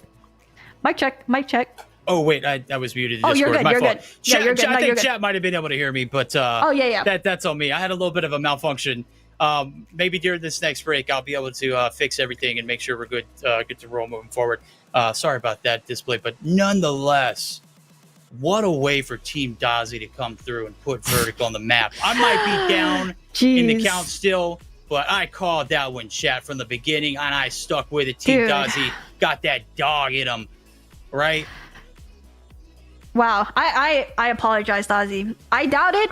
I will never again. That was absolutely a masterclass. I mean, everyone pulled their weight. Of course, we had Cartels doing his pro player things, making plays. But huge shout out to the content creators. They don't play these competitive game modes and maps very often, only in these events, and very occasionally, and they're still pulling their weight. That is incredibly impressive, and huge respect to them. W's in the chat.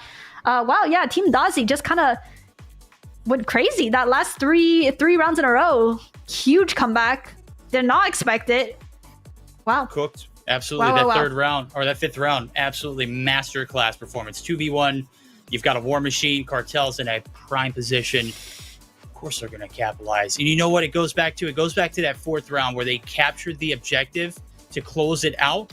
And then they got that guaranteed defensive round to go ahead and put the nail in the coffin. We'll take a look at the bracket, see what has happened since we just saw that dramatic finishing. We've got Team Lucasen, of course, and then we got Team Dozzy, as I mentioned. But those am I right? Ooh.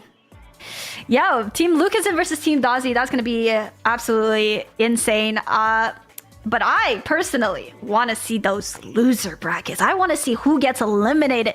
I want to see their line. Team Sisco versus Team Vague. Great matchup. Team Space actually coming out on top, beating out Team Ganyth. Unfortunately, we didn't get to see more of Team Ganyth, and as a huge Ganyth glazer myself, that it's sad to see, but he will definitely be back for vengeance. Don't worry. Team Space versus Team Ackman. How do you feel about this one, Verdict? Yeah, I mean, I haven't seen Team Ackman play yet, but if they were good enough to move on and beat their first match opponents in King plays, obviously we don't really know what the gauge is on that one yet. I think I got to favor Space in that matchup, and I think that's probably going to be one of the better matchups to watch.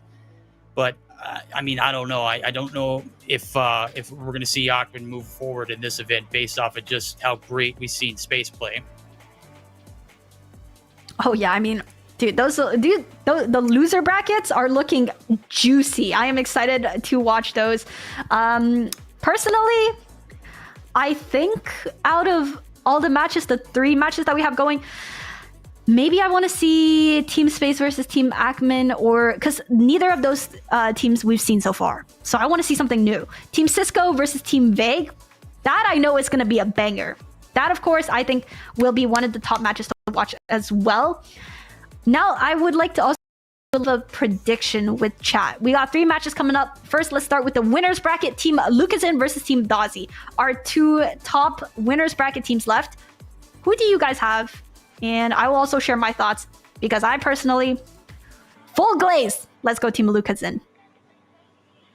I want to go against you. I want to go against you so bad just because I don't want to agree. But you're a hater. I mean, wait. I don't want to be a yes man. It's like you say something, I'm like, yeah, I agree with that 100%. this one, in this particular instance, I'm going to have to be a yes man and say you cooked. Team Lucasen is absolutely stacked. I think they might be favored to win the competition all around just because of that addition of Solo. Team Dozzy struggling with Team Vague. Vague's team was pretty cracked, but I mean, we saw Lucasen play earlier. I think competition-wise, Lucasen's squad is winning Respawn's hands down. I agree. No, I agree. Considering he also has Solo on his team now, that is a absolute W addition to the team. I mean, that's a disgusting lineup. But I also want to hear what you guys have to say about Team Sisco versus Team Vig. Who do you guys have? We just watched Team Vig choke. So mentality-wise and in terms of the momentum going into this game, I feel like they're not looking so hot. I still think it's going to be a great matchup, but of course, they did just lose from the winner's bracket in a game that I personally believe they should not have lost. I don't think they should have lost that, but they did. They choked. So did you watch the same matchup that I watched? Because that was Dozzy's team winning it from head to toe. There wasn't even a second thought. I mean, they went down 2-0 early, right? How much resilience do you have to have? How much? I mean, that builds character. You're down, and this is it. You know, this is the last round potentially you've got. You win 3 in a row. That takes guts, right? And you can't win without guts, all right? You can spell win without guts, but that, I mean, we're not talking about spelling. We're talking about winning, chat. All right, and guess what? Team Dozzy won. There ain't no ifs, ands, buts about it. It could be an inch. It could be a mile. All right? Doesn't matter. Win's a win. Love that. Yeah, I mean, Team Sisco versus Team Vague, man. I mean, that's a good matchup. But Team Space versus Team Ackman, neither of these teams have we spectated so far. So honestly, going in would be kind of just it's up there. I have no idea. And I mean, Team Ackman, a BR captain. Yeah, and they weren't the first to get eliminated, surprisingly. Team Ganyth and Team King Plays out first. Both NP creator captains out before the BR. That's that is definitely unexpected. Ackman showing up. And I'm curious to see how his team performs over Team Space. The poll is up in chat. Let me know what match you guys want to see us spectate. And yeah, we will be taking a short break as you guys vote so we can let production know which match we want to see. And we will be back very shortly. So make sure you guys don't go anywhere. Grab some popcorn, get some drinks, and yeah. We will be right back going into our loser brackets with everything on the line, guys. Everything is on the line.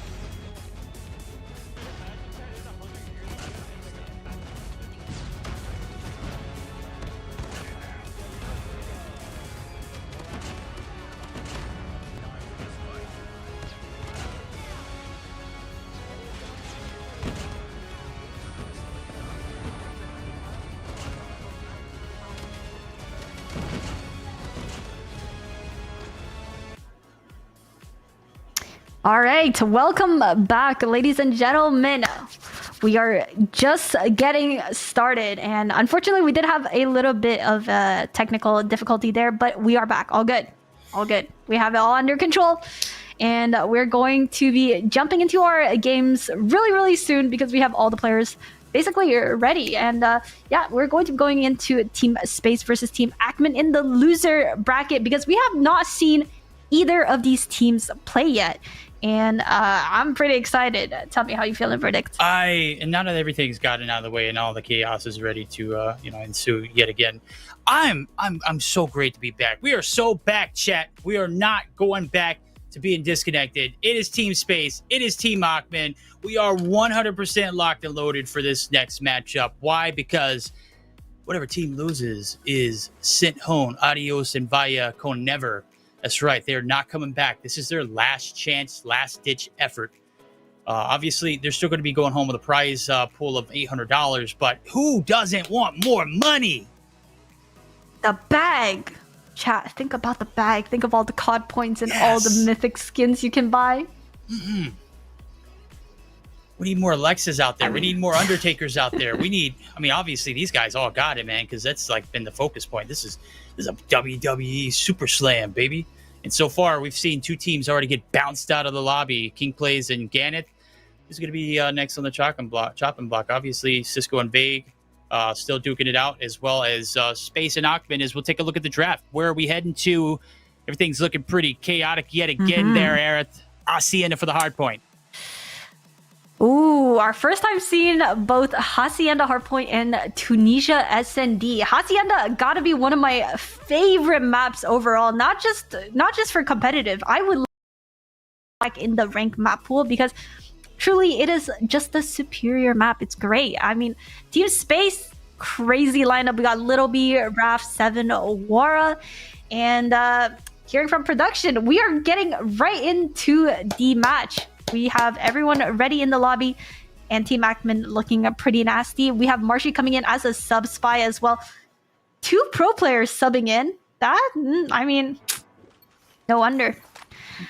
All right, we're jumping right into the match. Let's see. Let's see, indeed. Here we go. This is it for all the marbles. Well, not all the marbles, but for this one, indeed. Could be for the a end of few the road. marbles. Yeah, for a few of the marbles. For a few of the marbles. For a few and more of the marbles. Yup.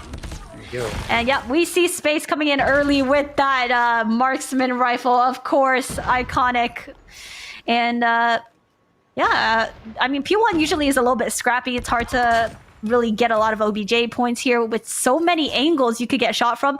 But Team Space coming in hot with 25 points already, and Team Ackman with 0. Fat donut so far. Yeah, and that feed was like all yellow at some point. Team Ackman getting absolutely cooked. Finally, Rowan wins a fight there for the boys. Type 19 in the hand. Gonna see a 2-0 here. I feel like I'm sensing a 2-0. I think Aerith's powers are back to being in full effect. Maybe the Dozzy effect wasn't fully stuck on right now. It's gonna be a man. I don't know what Rowan's got going on there. A little bit of lag, maybe a little bit of disconnect. We'll see who the advantage is going to as far as being go. Right now, the advantage 43 to 10. Oh my gosh! Massive opening there for Team Space. Yeah, Raph, I'm surprised he was even able to get a kill there after whiffing all of his VMP shots onto the guy at Checkers. P2, huge money hill, and depending on where you're spawning, hey, this could be a potential high point hill. And Marshy, unfortunately, 0 kills so far on the board. That's not what we want to see, especially coming from not only an ex-pro, but a literal world champion player. Yeah, dude. Marshy back together, but there we go. 2-piece. Just need to say his name. Spy going to be there for the tag team duo. Ackman getting involved. 7 with the trades. Last 20 seconds up for grabs, and it is certainly a scrappy one. Raph lurking around the corner. The hop up. Ooh, Bo, buddy. 2-piece, make it 3. Oh, no, it's 2-piece. Did get some shots there in team efforts. Team Raph, a.k.a. Team Space, going to be able to capture the hill yet again. And Aerith, they're taking the lead. They're doubling the points right now. They're looking like they might be able to get a good setup here for P3. Yeah, Space and Raph both on that double digits early on. 10 kills, 11 kills. respectfully going crazy. And a 7 just jumping in with that operator, and a space popping his as well. We're seeing a lot of the legendary, I believe, annihilator. It's low-key cracked. Yeah, that thing is pay to win to the max. Space. I don't mind it. A little cheese going through. Oh, the collat there. That's tough. All back to the spawn to go. Purifier. I ain't seen this one since the Roman ages. Obviously. Wow. I mean, making its way here, but I mean, if you don't got a super soaker, it's not even useless. It is pretty practically useless. I don't even know how you got a kill there. Wow, Little B with 4 kill streak. I peeped that with the little Tempest too. Speaking of Little B, 12 kills now. Calling in his Pred, getting a kill onto Marshy. Huge kill. They're kind of just running away with it here, right? Oh my goodness, 113 to 39 going into P4. 7 popping in his Pred as well, seeing if he could connect. Oh boy, Double Predator. Everyone calling Preds. Everybody's getting dead. a Pred. You get a Pred. You get a Pred. We all get Pred. Oh, that's very unfortunate. The Oprah of Predators. Yeah, right? And the EMP popping out too. Oh, man. Went from bad to worse to good God. What the hell are we watching? Finally, Marshy trying to reel it back in. Does find a few there with the War Machine. Make it 2. Gonna go ahead and chuck the paper play in along with it. Jabin gonna be able to tag team up, hold the phones. We're at the end of the P4, but it's not the end of the game just yet. We're seeing a little bit of fight back out of Team Achmany crew. Oh, the Sparrow's just not connecting for Jabin, unfortunately, and that could have actually cost them the game because they just got wiped off of this hill. 20 seconds left, giving Team Space way too much space, and this is not looking so good. 7 Sparrow out. Let's see if he can make a play here, and oh, the climb up. Ackman taking himself out. That's not what we want to see from Team Ackman. Another Predator. Might have been a little bit too aggressive there. We're seeing a Razorback. We've not seen Razorbacks. We've seen PKMs, but Razorback being one of the SMG choices was not on my list. No, definitely not. I mean, I've seen some pretty egregious loadouts. Razorback, not for a year or two have we seen that be even a remotely viable option. But hey, to each their own. Right now, their own is only 5 points away from shutting it out. This one might be done. Jabin, last-ditch effort. Can't get to the hill. 150, 71. Space. Wow. What a blowout. Absolute crazy performance from Team Space. I mean, I feel like that was a huge missed opportunity and misplay coming from Team Ackman. They had 3 players jump into P1 on that second rotation. I feel like that's a little unnecessary, especially with P1 being one of those hills where you would much rather just have control of the map rather than the point. Just being able to keep an eye on everything, but I guess it was desperation because of how close they were to losing. But when you put yourself in that position, it's definitely not going to look good. And Team Space, great operator usage, great score streak usage, and that's what I mean when I say these early operator uses can lead to more score streaks, and it's just a snowball effect from there. So it's very important to get those early kills, and everyone on Team Space going positive. Every single player, including Wara, with a minute 24 on the hill. Little B still bottom frag. What a bot, bro. Come on. I know you didn't go negative. Changed. You know, that's... I mean, when you're allergic to the hill like that, I mean, he put 50. I know. Whatever. It doesn't matter. You're still at the bottom of the board, Little B. We're going to see you bounce back here in the Search and Destroy because that's your... We'll see if he does it. Nonetheless, cut out. Obviously, you know, when we were taking a look at this Ackman squad, they were stacked, but have been plagued with replacements. Jai, being the all-star that he is, unfortunately could not make it, as Aerith mentioned. Wonder, where's Jai at? Ackman made the first selection of the draft, and it was Jai. Where the hell is he? He's got a bigger piece of the pie to play for. That's the World Championship, and his team said, "Hey, Dad, we're not going to be playing in this. You're not either." Unfortunate. I'm glad we got them to commit early on, but I'm sad that they could not play due to, you know, having to scrim and having to practice for World Champs. Yeah, but don't worry, guys, because for future events, we will definitely be seeing a lot of the Elevate players, and of course, our godlike players that, yes, are missing for this event because of the World Champs coming up November 7th to 9th. And we actually got Wara in chat. Let's get some W's for Wara. He he's been phenomenal in this tournament so far. And huge shout out to the content creators. Here we're getting a little replay of our match that we just saw.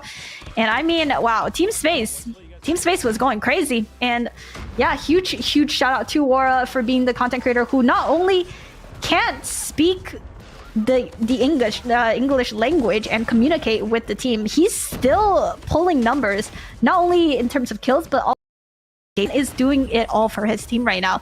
And huge shout out to Space as well, as the captain, going almost triple pause with a minute on hill while using a marksman rifle. Huge respect. Mad respect. Huge shout out. Yeah. Absolutely. Game one, I mean, they put them in a blender really early on and just never really took their foot off the gas. Team Space absolutely just crash running this objective, put themselves in a position to close this one out at 2-0. We're getting geared up for a search and destroy. I know we took a look at the hard point. Did we remember where the search and destroy was going?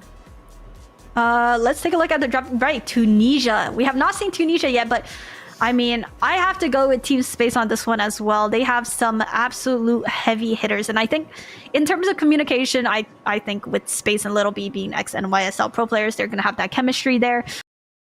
Little B, pretty flexible in what he wants to use. He's a great sniper. He's also great on that marksman. Seven, Raf, Wara, they're going to be the ones making space, creating space for the team. Raf, we all know, this man is a movement demon. He is crazy on that shotgun. We have all seen at least one Raf shotgun clip in our lifetime. So, I mean, that says enough. But I will not sell Ackman's team short because they got Marshy and Spy, which, speaking of movement, Marshy, you know, we know Marshy is absolutely crazy. Yeah, this man is insane.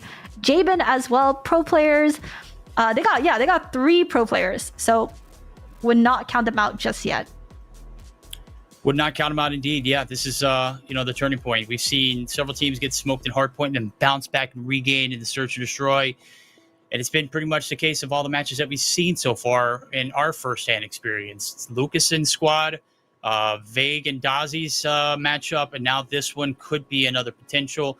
Obviously, we want the best team to win. We also want to see the most competitive team play it all the way through towards that game 3. The goal is to see the standoff control. Obviously, Team Ackman and crew, they've got their work cut out for them. The Gunnies weren't looking too hot there on Hacienda. Maybe they'll turn things around and come out running and gunning here in the search and destroy.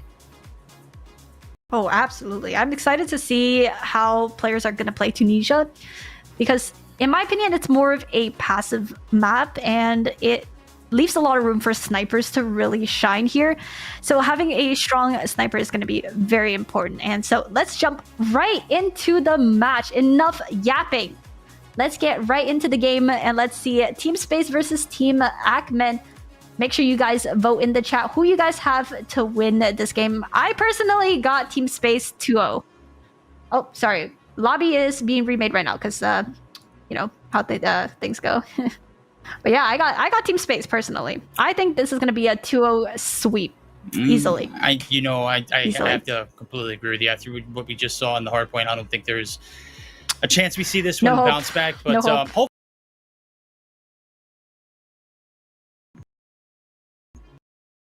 ground for some of these, you know, any kind of magician or any of that means. But it is confirmed that the teams are on the wrong side. So, man, I'm just going to shut my pie hole. Maybe your chat's right, man. They're sitting here. I'm getting cooked, man. I love you guys.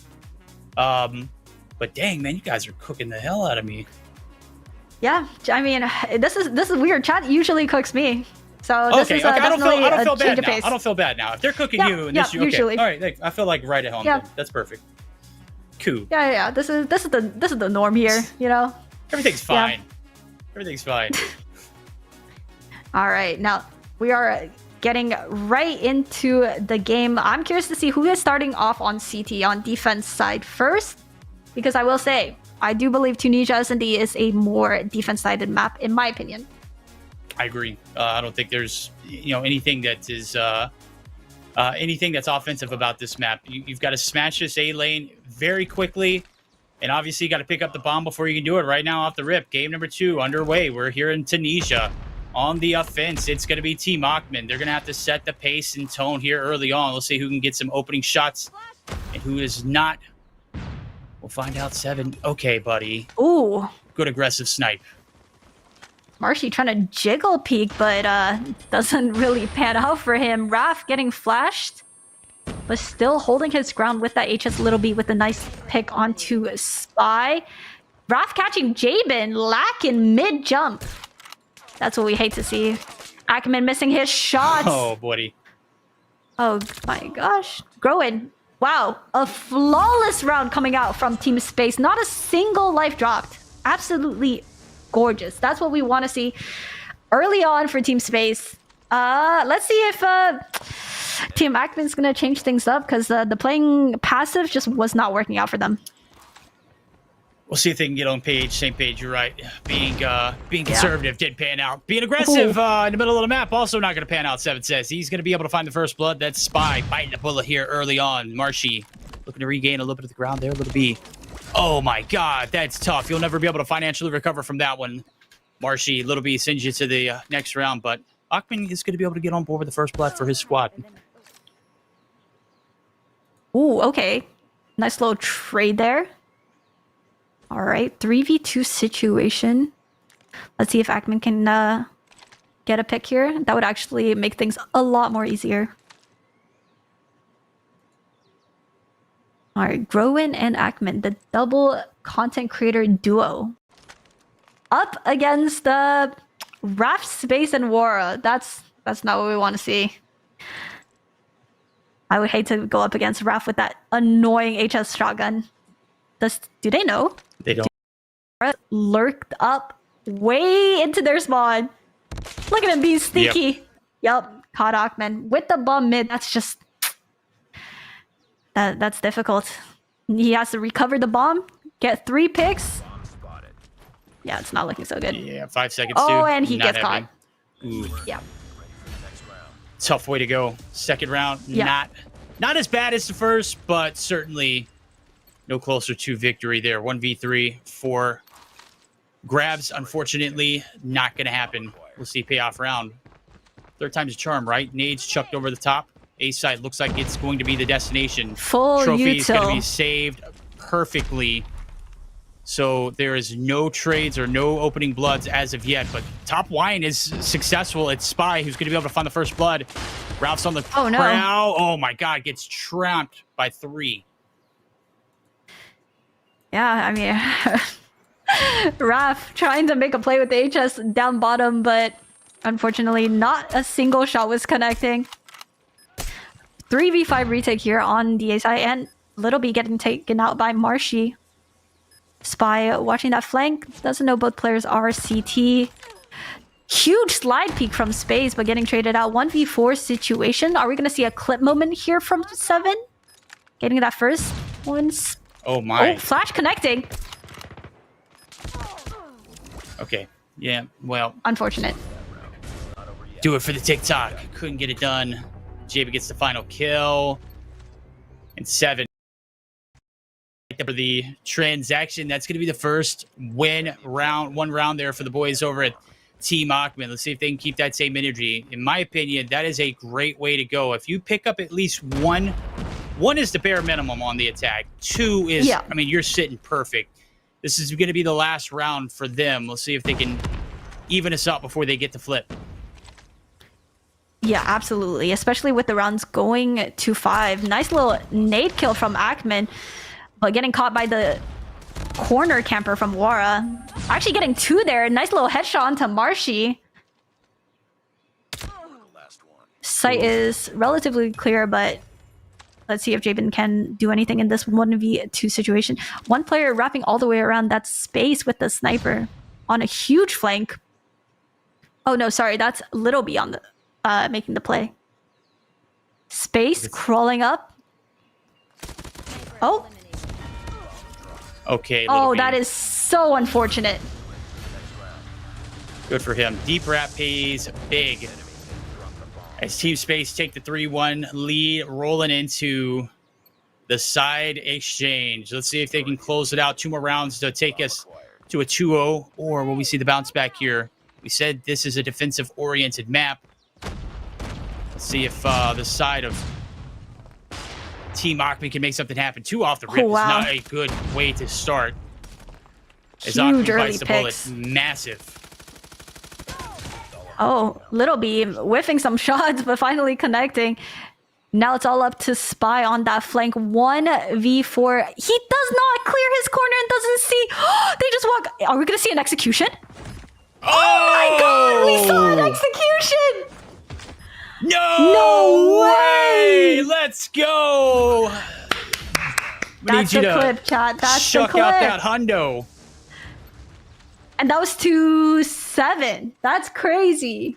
Hundo in the back. Oh my gosh. Our first execution, and we caught it on stream. Let's get it.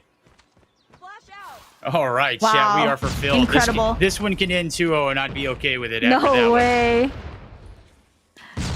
You didn't see him. It's the low FOV. Brother. Oh, this round's going in quick. Yeah. They're just full sending. They want to finish this. Team Space is like, we're done. We're done. Speed run. All right. Wow. I mean, if I'm getting executed like that, I don't want this one to go on anymore. I want it to be over that was with. Gross. Is chat finally catching Wow. up? Yep, they're like, damn, son, you got slammed. Yep. Team Space. Yep. 2-0 over Team Achman. Sorry, bud. I tried to help you draft as cracked of a team as I can, but obviously I can't account for, people not being able to play. Yeah. That's understandable, but 5th-6, still a respectable finish. Let's take a look at the scores here. I mean, Jabin, he tried to do what he tried. He tried his best. I mean, when you have pro players like Marshy just not performing where he could have, it's just very unfortunate. Absolutely. Yeah, and I mean, lots of nade kills coming. It was 3 nade kills. That's actually insane. 7, 9, and 3. Absolutely popping off for his team on Surge, and a very clean 2-0 from Team Space, but that was to be expected. Yep. Thought you were going to bounce back after that 1 round 1 on the attack. They got the rogue slipped right underneath them. Swift 5-1 victory. Great 2-0 sweep. And I wanted to roll with Achman so bad. Huge shout out. Much love to you, buddy. Yeah. Very unfortunate way to go. But hey, it is what it is. We're bouncing back and we're rolling on. Huge shout out to, of course, Team Space for moving on. We picked them as like one of our sleeper teams, right? And so far, they're keeping the dream alive. Absolutely. No, I completely agree. I mean, Team Space is one to definitely watch out for, especially, I mean, as much as we give a lot of crap to Little B, like, this is a solid lineup. Realistically speaking, this lineup is looking good. That I don't know about. Little B, he has an all right understanding of the game, I guess. Yeah, I mean, he's alright sometimes, but we will never forget the 17 and 42. Never. That is going into the history books of events. Absolutely. All right, so let's jump in actually to Vague's POV. He is up against Team Sisco right now. Not sure who won the hardpoint, but they're currently down 1-2 on S&D Coastal, which is very unfortunate. But this is also the map that Team Sisco won against Team Lucazin on our first matchup. And so, yeah, they definitely have a slight advantage here on Coastal just because they have already played this map and up against a really strong team as well. Absolutely. Right now, they have a 2-1 lead rolling into it here into this 4th round of what looks like to be the defensive side for them. We'll see if they can continue to maintain. Big gunfight in the middle, and you're not going to win a HSO like that. Sawo sends them to the nether realms. That might be B opening. We'll see if anybody can get a little bit of a ingress onto the objective. There goes Doggo POV. He knows they're ready to go. They've already made the breach, and it's all on him to stop the push. Oh, can't win the gunfight there. All right, chat. Let's do a poll in the chat. Who do you guys have winning this matchup? Team Vague versus Team Sisco. All right. Just got make news sure you too. guys vote. While they vote for that intel coming through. Vague actually won. Yes, yeah, there we Vague go. won hardpoint, but they're currently it's actually tied up on S&D right now. All right, good bounce back there for Jesus. Good clutch. Absolutely. Yeah, Jesus definitely needs a bounce back here. After that performance on Control Raid, we want to see him go absolutely insane as a former pro player for many teams, actually.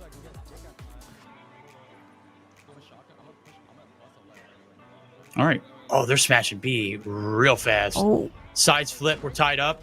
Vegan crew. Trophies out at the ready. Sawo is able to find one, but the trades are there. That's a big opener. We'll see if they completely invest or they... Looks like they're going to double back to the spawn, and that might be the read. Yeah, that... I don't know if I'm the biggest fan of just throwing your utility and nades blindly like that and not really committing to it. And now they have so many different angles to check. Coming back to... Yeah, see, Mihawk with the deadly heady. An absolute god angle. I love that angle. Hard to... Pixels showing, but Jesus with a huge lurk. And, oh, couldn't connect on that second kill. Slayer with the pistol kill. Making it a 3v1 for Dark Nyx. Let's see if she can clutch this out. If she can, I will do a... I will do a backflip. I can't do a backflip, but I will attempt. Getting that first pick. Second shot's connecting. Looking good. But, oh, Tatio, ego challenge with that nasty jump peek. All right, 2-3. Are we going to potentially see another overtime? It's potential there. I mean, they're fighting for their lives right now. All right, let's take a look at Sisco's POV. Let's see Sisco's POV. Let's see him get absolutely cooked through a wall. Destroyed. Oh. This is the shot from that last round. That was Dark Nyx not being able to clutch up in the crew. Yo, check out Sisco's face cam. Yeah, he's looking stressed with that single breadstick. Oh, he's got that hunch, you know, that I'm sweating now, I'm locking in. Yeah, mode. Yeah, he definitely doesn't want to lose this one. I don't blame him. Ooh. Oh, and he gets absolutely destroyed by Doggo. I mean, he's like, what the hell just happened? Yep. You blink, you miss it. That's how good Doggo is. I mean, and oh my goodness, Mihawk getting popped off that heady by... Who is it? Jesus? Jesus is kind of popping off now. Oh, he's cooking. Oh my goodness, Doggo. Tatio with the wall bangs coming in. Oh, little Doggo. wall hack My moment. God, he's got... That's... Okay, Sawo finally going to be able to shut down Doggo, but damage is done. 3-3. Wow. That was a fast round. Yeah, and we are currently on North American servers, so I would say Vig definitely has the advantage here. If he doesn't win, man, he's washed 100%. I agree. Yeah, he's washed regardless. That's true. And they're sending the full util strat back to B. Sawo being the shotgun player holding. Let's see if he can do anything about this push. Doggo just full sending it. Shots coming in. Not sure from where though. It's just chaos everywhere. They're fully committing to this. Sisco getting caught lacking once again. Our Garena Go not looking so hot. Oh, Mihawk getting a nice pick. Oh, he's got two. Dark Nyx whiffing her shots. Doggo in a 1v3. Gets the first. I think they're just going for that. Oh, wait, no. The bomb never planted. Never mind. Oh, wait. It never planted? Yeah. Oh, that actually might work out for Doggo. Yes. That's a good call. Only thing is now he's got to get back into this B site, collect, and get out alive, and he's only got 20 seconds. Able to find that first blood. That's massive. Where's the trade from the second player? No way with the 1v3! Brother! Doggo is him! He might be the undisputed MVP. No way, chat. No. Are we watching the same match right now? He just waltzed in there and got... Wow. No double teaming, knowing he's a shotgun player. We're not playing long range or crossfires. This is... I don't know. Sisco's team looks like they're crumbling. A 1v3 should never be choked like this. Oh, what? What an opener there. Okay. He heard me. That's for sure. Oh, Doggo responding back. Oh. Doggo with another pick onto Sawo. Just let this man cook. Okay, Dark Nyx. That's big. Oh, Tatio. Oh, huge double from Tatio. Look at him jumping around. Oh, but baby, Dark Nyx with the double. Wow. That's crazy. There ain't 5. Wow. Okay, I thought we were going overtime. That was Wow. not an overtime win. That was a 5-3 shutdown. Holy hell. Sisco's team getting eliminated. A fat 2-0. Wow. Doggo was the sleeper pick. Well, not even pick. He was basically like the That's captain Team because Vague didn't show up for the man. draft. That's not Vague's team, bro. That's Doggo's Yeah, team. He got Doggo's that like, dog. Yo, I'm the captain now. the aura farming king. Yeah, right? Clip farming, aura farming, all that.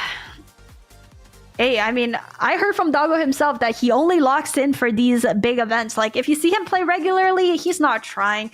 But when there's 1v1 tournaments and when there's a bag on the line, Doggo shows up. And, I mean, he's clearly proven himself because he is going absolutely ham. This man's going crazy. Massive. I mean, you said a bag's on the line. How much of it? It's $10,000, chat. I don't know how many times you guys got to hear 10,000 smackaroonies. Oh boy, how much COD points could you buy for that? Shell it out. I know we already shelled out $100 there for the execution. Good catch by the cam. Yeah, huge for 7 there. So you get to pocket that, man. We got to see that finishing move from Alexa Bliss. Man, it was great. Gorgeous. Chef's kiss. Love to see it. Hate to see Team Sisco go. I think that was like one of my favorites rolling into it based off of just the picks alone. But it's a dog-eat-dog world, and Team Space and Team Vague, they move on. Yeah, I mean, you said it right. Dog eat dog world, and dog did come and eat. I mean, Doggo's absolutely cooking. He is frying, and every time we have spectated him, he has been popping off, especially on the Search and Destroy. Now, we are going in to our loser brackets. We have a rematch coming up. We got Team Vague versus Team Space, I believe. Okay. And that is one of the rematch matches that happened in the winner's bracket, first round, and they are back. I am curious to see the brackets. Let's see if we have an updated version production, perhaps. Yeah, I mean, wow, okay. Team Lucas in versus Team Dozzy, Team Vague versus Team Space. These are crazy games, y'all. These are crazy games. We got Team Vague versus Team Space. They did come out. Team Vague came out on top in a winner's bracket first round. Let's see if Team Space can switch things up. See if they can adjust. We saw them absolutely destroy Ackman's team. They're looking phenomenal. But at the same time, Team Vague, very consistent. Doggo's feeling himself. So that's going to be a great match. And Team Lucasin versus Team Dozzy, upper brackets, not surprised. Yeah. Okay, well, just finishing up the Search and Destroy and the Lucasin and Dozzy matchup that is going off broadcast. Word has it, it is a tied game going into the control. 1-for-1. I think Dozzy was able to snag the Search or Destroy. We're going to try to get in it if we can. We will keep you posted as soon as we can. We will have that screen or matchup on screen. But that's incredible. Team Dozzy finding a little bit of life after going down and almost getting sent to the lower bracket against Team Vague. Yeah. Now they've got a chance to take the heavy hitters and put them down in the lower bracket. Absolutely. That was a huge comeback. For those of you guys that missed it, Dozzy versus Team Vague. And it was the final map, Control Raid, where Team Vague was up 2-0, one round away from sealing it. And they choked. They choked, man. I mean, it happens. And that's just one of the things with Respawn in COD Mobile. You can just snowball so many streaks, operators. And if you're feeling yourself, you're feeling yourself. And as a team, momentum building is incredibly important. And I mean, that's what happened. That's what we saw. Team Dozzy ran away with it. Crazy plays coming out from Team Dozzy. Absolutely. Crazy plays indeed. Hopefully we'll focus. Absolutely stellar indeed. Predictions. I don't know, man. I based off of what we've seen so far, the respawns, I've said it, I don't think Lucason's team's gonna lose one. But I gotta roll with to take the control. They just got too much. They got too much. What's the word I'm looking for? Just too much heart. They can't lose, right? They got too much momentum rolling after that Search and Destroy. I know Lucasin Screwed has got the absolute best and stacked gunnies, but we actually are going to be joining the lobby here for game number 3, ladies and gentlemen. Buckle up. We are going to get to see it hands-on, face first.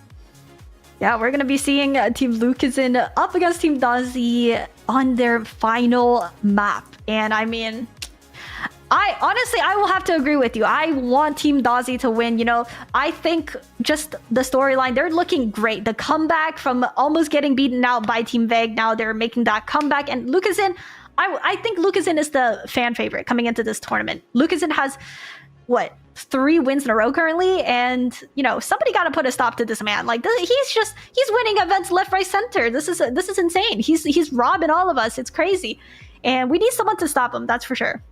Yep, he's trying to complete that 4-peat. If you know, chat, this could be it for Lucasson, but he's got to go against the Titans and Team Dozzy, who's got a lot of momentum and a lot of heart.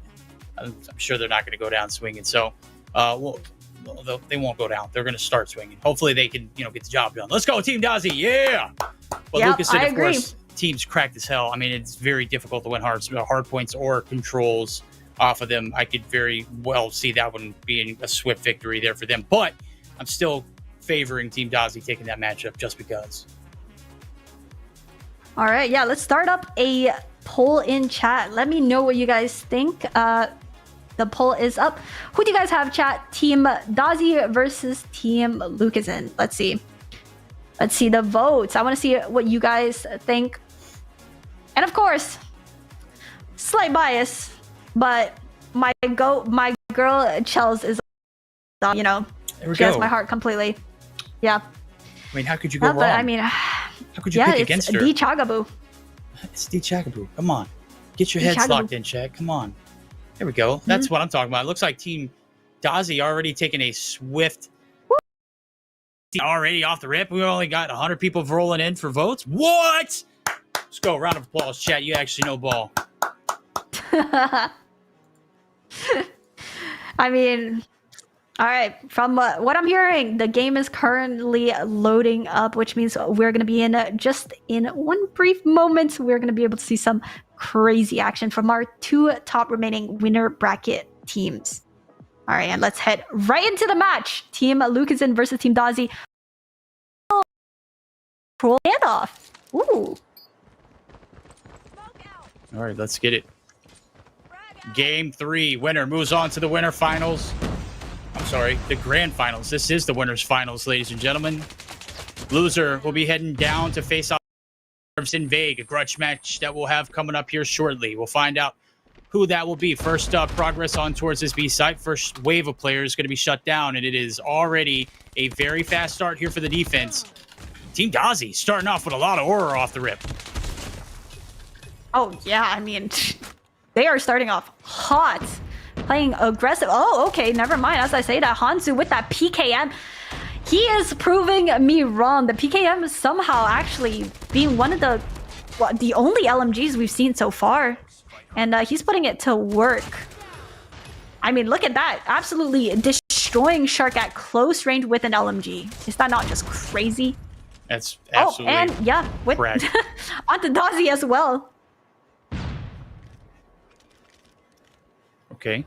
Hanzu, big position. Needs to go absolutely massive. Joppa going to get ripped in the middle of the map. Still, you've got player number 5 in Chagaboo was trying to shut down this B hit, or this B hit rather.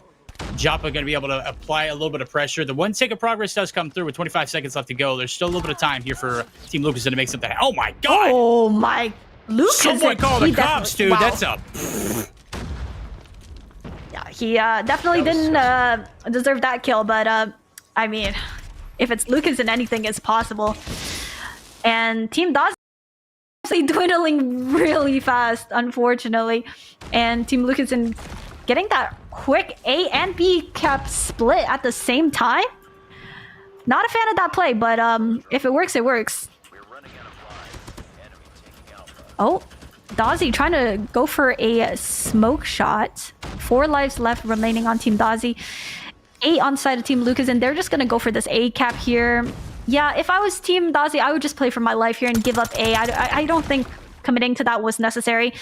But as I say that, Dozzy with a nice 2-piece, and I think it's over here. Yep, it's over. Oh, wait, unless Cartels. No 1v3 way. and a oh yeah, that's so unfortunate. I saw the vision. Tough. You know, I definitely saw it. Worth the investment. I mean, he had already committed 100%. I mean, it's a 1v3. You got plenty of shots left in the Tempest. You just didn't account for that Predator come through, and that is a tough way to end it. Cartels, again, appreciate the vision. Just couldn't execute. Wow, okay, let's see if Dozzy can bring it back on that offense side. Usually control is not favorable for the aggressors, but, you know, you never know. If you could get a lot of map control and early kills, like Kings going absolutely insane. Cross-mapping Dozzy, Hansu with the Hunter Killer kill. Oh, wow. Yeah, no tick of progress so far for Team Dozzy. It's just, it's really hard to push out of your spawn once you lose control. 100%. Again, on a map like this, it's a little easier. I know we were spectating Raid. It is difficult to get out of that spawn and get to the objective in time to stop the clock. Here on standoff, it's going to be a little shorter of a distance. Obviously, when you don't have a spawn trap involved, it is a lot easier, but...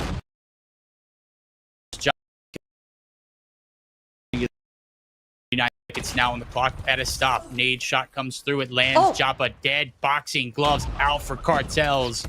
And he doesn't skip a beat. Yeah, nothing more irritating than dying to some melee in the COD Mobile. Yeah, Joppa's still on that breadstick. We don't want to see that happening, but... all good. His teammates are still staying out for him. Cartel's on 17 kills, leading the lobby right now. Shark pulling out his Annihilator, putting in work, getting that full A cap. Actually, no, it's contested right now. They're doing that double cap strat, and it might actually be favorable for them as they have finished capping A. Lucasen dropped, unaware where Joppa is. Joppa with 3 now, trying to lurk up, has his death machine. 9v5, currently leading by 4 lives, slowing down the pace of things. No more respawns left. Every life counts for Team Lucasen. They're doing a great Kings job with a crazy 2-piece. Yeah, they're doing a great job of holding the back lines, though. And Oh, that's 3, where it's actually. really at. 3-piece in the board there for Kings to reel it back in. That's a 4v6. This is a possible situation. The backside lurk for Cartels is everything. And yet again, he's got his Tempest at the ready, too, as well. Let's see how big he can go. Here comes the collapse. Huge double Tempest shots. Oh, Chelos running in, not knowing where the player was hiding in the corner. Dozzy finishing, cleaning things up for his team. I've noticed Dozzy's team usually doesn't start off so hot, but the comeback is strong. Even when it looks like they're down, it's never over. Never count them out. Never count them out, indeed. They trade back and forth. They go. And a race to 3. So far, the offense has been where it's at. I mean, obviously, Yeah. you know, you look at a map like this and you think, hey, maybe it is defense. But, I mean, just because of how quick it is to get to some of these objectives, you can absolutely capitalize. Right now, Kings capitalize on a 2-piece. Great utilization of his Sparrow. Able to open up the first 2 there. That opens a flood gap. Almost able to take down the 4th. Unable to pull the trigger there on that last, though. Cartel seeing if he could get some picks with that Odin. We know how strong this man is. Oh my goodness. And as I say that with the nasty 3-piece, nobody able to stop him. I mean, he's just going into their spawn. Oh, brother. Yep. Oh, wow. Yeah, Dozzy's team is feeling it. Even though Joppa is only on 5 kills. Shark. I mean, gross. Brother. They've got him in the blender. They are Spawn diced trapping up. on control. Oh, yeah. This one's tough. Yeah, Okay, wow. Kings and crew finally able to deal themselves out, but it's a 6-life deficit that they're going to have to reel themselves back in. It's still very much so doable. A is going to be occupied for the time being. Shagaboo up the top, going to get reeled there by King. Some good shots coming out of the Odin, and the hill going to be hopped right back onto it. So 23 is where we see things stop for the time being. And it looks like it is going to be still pressure applied, and it's absolutely capitalized on by the boys in yellow, or blue, rather. Ooh. I mean, I have to say it. the reason why Lucasen's team is not looking so hot is because Lucasen is not looking so hot, which is such a surprising thing to say. Usually it's quite the opposite. And we definitely need to see Lucasen step up a little bit for his team right here, because 12-1 in lives is just not a good look going into that 4th round. We do have an EMP available for Hanzu. So yes. we'll see if they can find something. Obviously, it would have been better if they had a little bit of a life, you know, not even a lead, just a little bit better of a life deficit. Maybe they could have prevented that game or that round from going too quick. But we have a little bit of a lag spike. Nonetheless, Solo with a 2-piece there, and at the top, Hanzu's still making it rain. No shots going to be connected on though. Cartel's yet again with another Tempest. Yeah, this is like what his 4th Tempest, yeah, right? And it's gonna go big because the Tempest. I mean, if you're in that radius, you're cooked. As simple as that. And now he's pushed up market with a lot of info, and that trophy, a huge trophy coming out from Lucas. And I don't think he's aware of the top market player. Yep, got caught lacking, but I mean, he created enough noise, enough space for his team to hopefully cap A. You need to be able to capitalize on your teammates making plays like that. Oh, Chagabu lurked up all the way into their spawn in top factory? That's insane. And I think she's gonna get caught lacking there. Sky has been quiet this game, but let's see what he can do with that USS-9 beaming them cross map. That's what we like to see. I mean, it's a USS-9 regardless if you have the broken attachments or not. It's still a nasty SMG. Yeah, this one's still not very much done. Obviously, you saw Cartels with a big position earlier on. They weren't able to capitalize on it. And that is Team Dozzy lacking behind here. King's now trying to capitalize on what he's got with his Sparrow, able to find one, and now gets a bit antsy looking for the spawn trap. Is going to get caught out. Spy from a distance. Wow, was that a VMP from that range? Holy hell, gets a wall bang to go along with it. Maybe I'm, you know, in the wrong there, but ain't no way. What I mean, the VMP is freaking disgusting. That's why it's my favorite gun currently in COD Mobile. And I mean, this round looks like it's gonna be done unless Shark has something to say about it. 5 lives remaining, no more respawns for Team Dozzy. Every life counts now, and as I say that, Dozzy gets dropped, and Shark gets dropped on that annihilator too. I don't know how I feel about using your operator, especially when you're down so many lives, no tick, realistically no progress on either sides, no map control either. So honestly, I would have just saved for the following round going into our last round. 2-2, all tied up. Overtime, let's go. Where will we rough. see? Let's see who's on okay, we got there it is. Dozzy's team on defense. See, that's what I mean. You got to save your ops for this final round, especially if you get that side advantage. Oh, are we seeing a commitment onto Tractor, which means a potential B push, which is rare to see on this map? Got to get past Joppa first. Map control earned. It's not given here. Oh, baby. Joppa, VMP. Massive. Nice. That's going to be halt the push. A little Death grease machine out. Hey. Do your thing, buddy. Let's see if Joppa connects with his death machine. Gets one. Solo making a lurk play. I think he's going to catch a player off guard. Yep, Dozzy got caught lacking. And he's just running in. No fear. Finally gets shut down. Joppa on 12 now. And I must say, Cartel's 40 kills. This man has been going off this entire tournament. Somebody get him a massage. This dude is absolutely popping off. Lives all tied up. Only 28 seconds left. No tick of progress on either side, but they're going for both caps at once. Once again, not a fan of this play, but hey, it's kind of working. 17 lives remaining for Lucasen's team. Oh no. Oh no. Oh. There's a flood. Now it's getting scary. Yep, Solo. Looking to pin him back deep. Able to find another one. Dozzy. That's a massive feed. Oh, they've got double ticks. They're collecting, double and this caps. is going real fast, chat. Oh my god, only one player there, and Joppa able to shut down one. Finally, a pinch approach coming through. Chell's going to be able to sneak through. They're going to stop the push. 6 feet 13. The sides have flipped, and it looks like Lucasen and Squad on the backs of some good positioning and kills there from Solo might be able to pull the upset.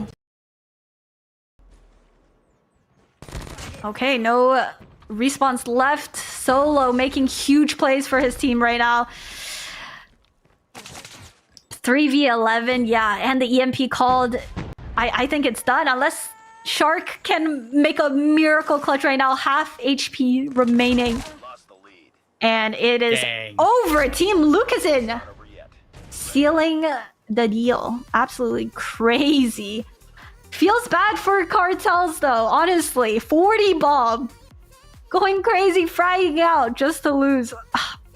Very unfortunate. Yeah, you can blame Solo there too as well, man. That guy was doing wonders on market. Like, I mean, literally creating. That is exactly what we wanted to see out of the Tempest from Cartels early in their round, that they weren't successful on getting that B hit. Solo comes through, pushes them all the way back into their spawn. Nobody can come through the middle. Nobody can market. And that's how it's done. 2 stacking onto the objective, forcing your opponent's hands, and bodies just hit the floor. 41 and 30 for Solo for himself. Kings also contributing 32 and 24.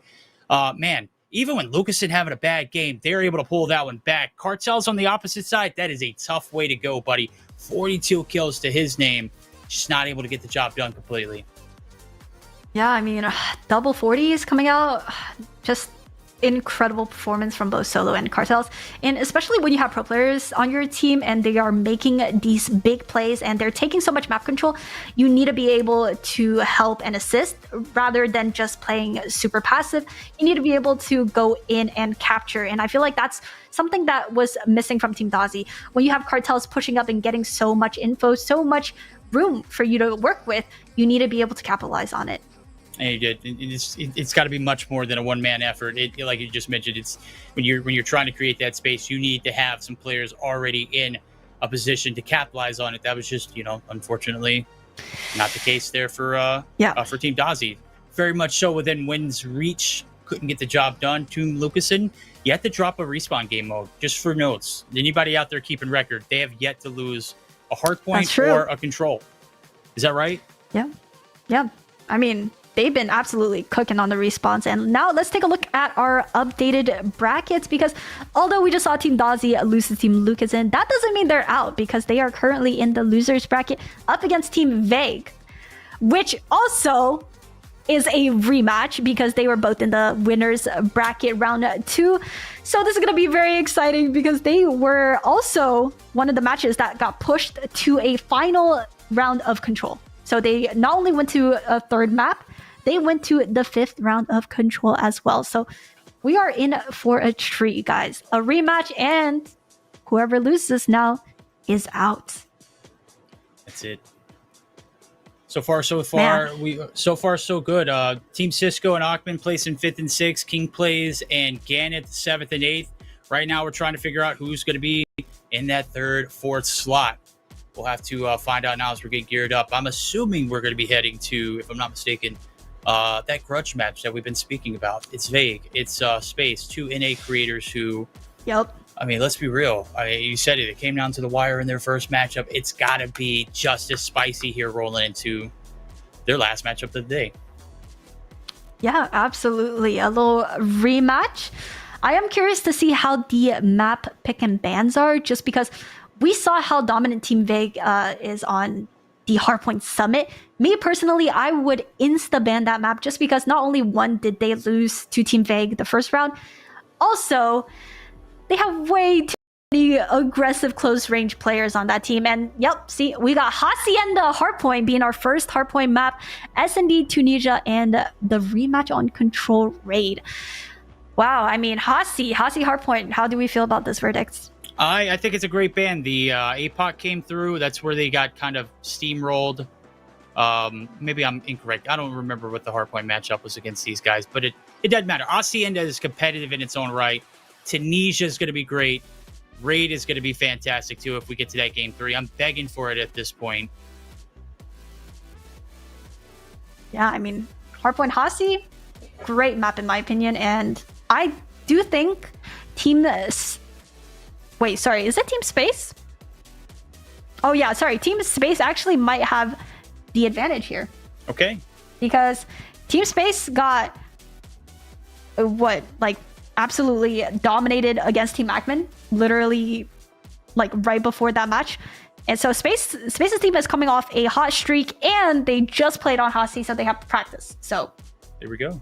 You know, I like that analysis, and I think they are better suited for Search and Destroy too. This is actually, I don't know how Hacienda got through the map pool selection. Tunisia, I mean, there was a very, very quick Tunisia. I don't think there's going to be any kind of bounce back. Doggo's literally going to be the only player that they have to worry about on that map in particular. Yeah, and Tunisia is going to be very interesting to watch as well. I think this is actually the exact 2 maps that Team Space just got off of, and they swept Ackman's team on both maps. So I think going into this matchup, Team Space has the slight edge just in terms of practice. They played both these maps and they looked extremely good on both of the maps. I agree. We already have some smack talk going on in the group chat there too for the map bangs and everything. Space gets spicy.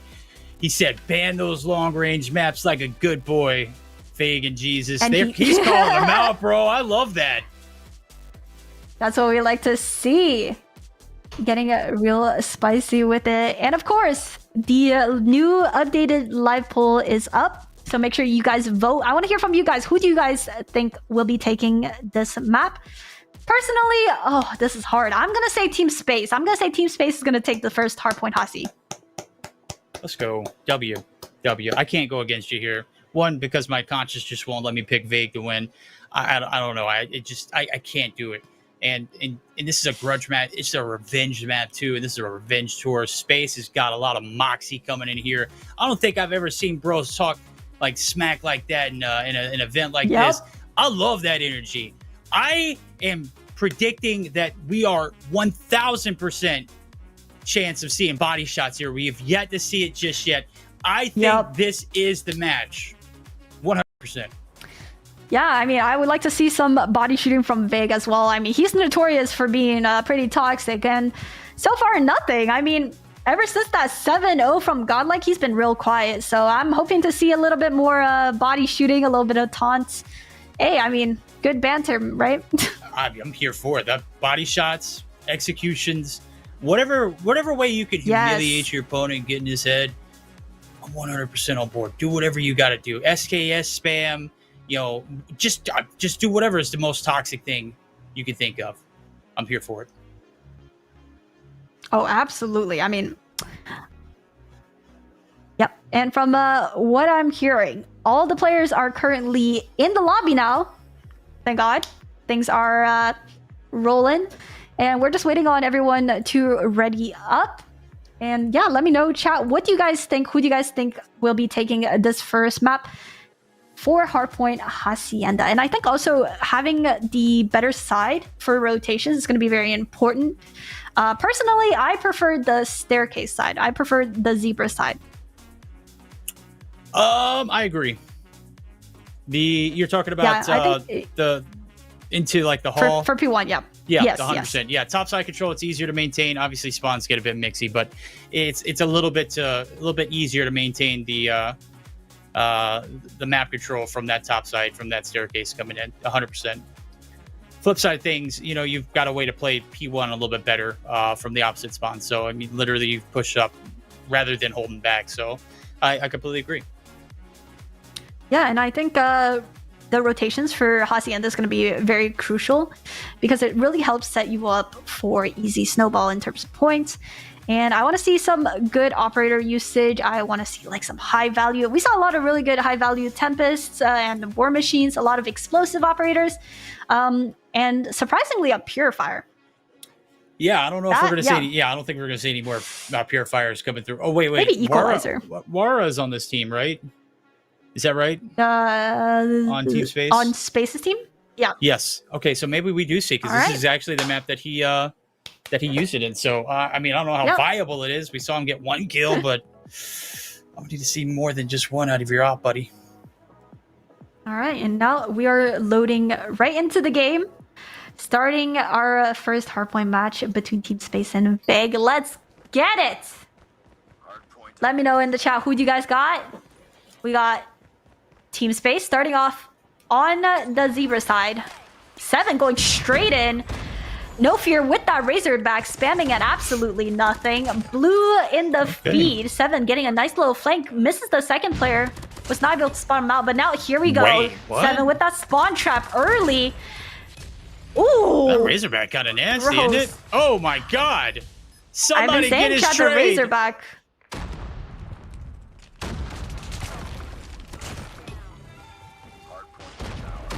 Okay, Suiwa making his play, and nope, shut down by 7 on what? A 7? No, a 6, sorry.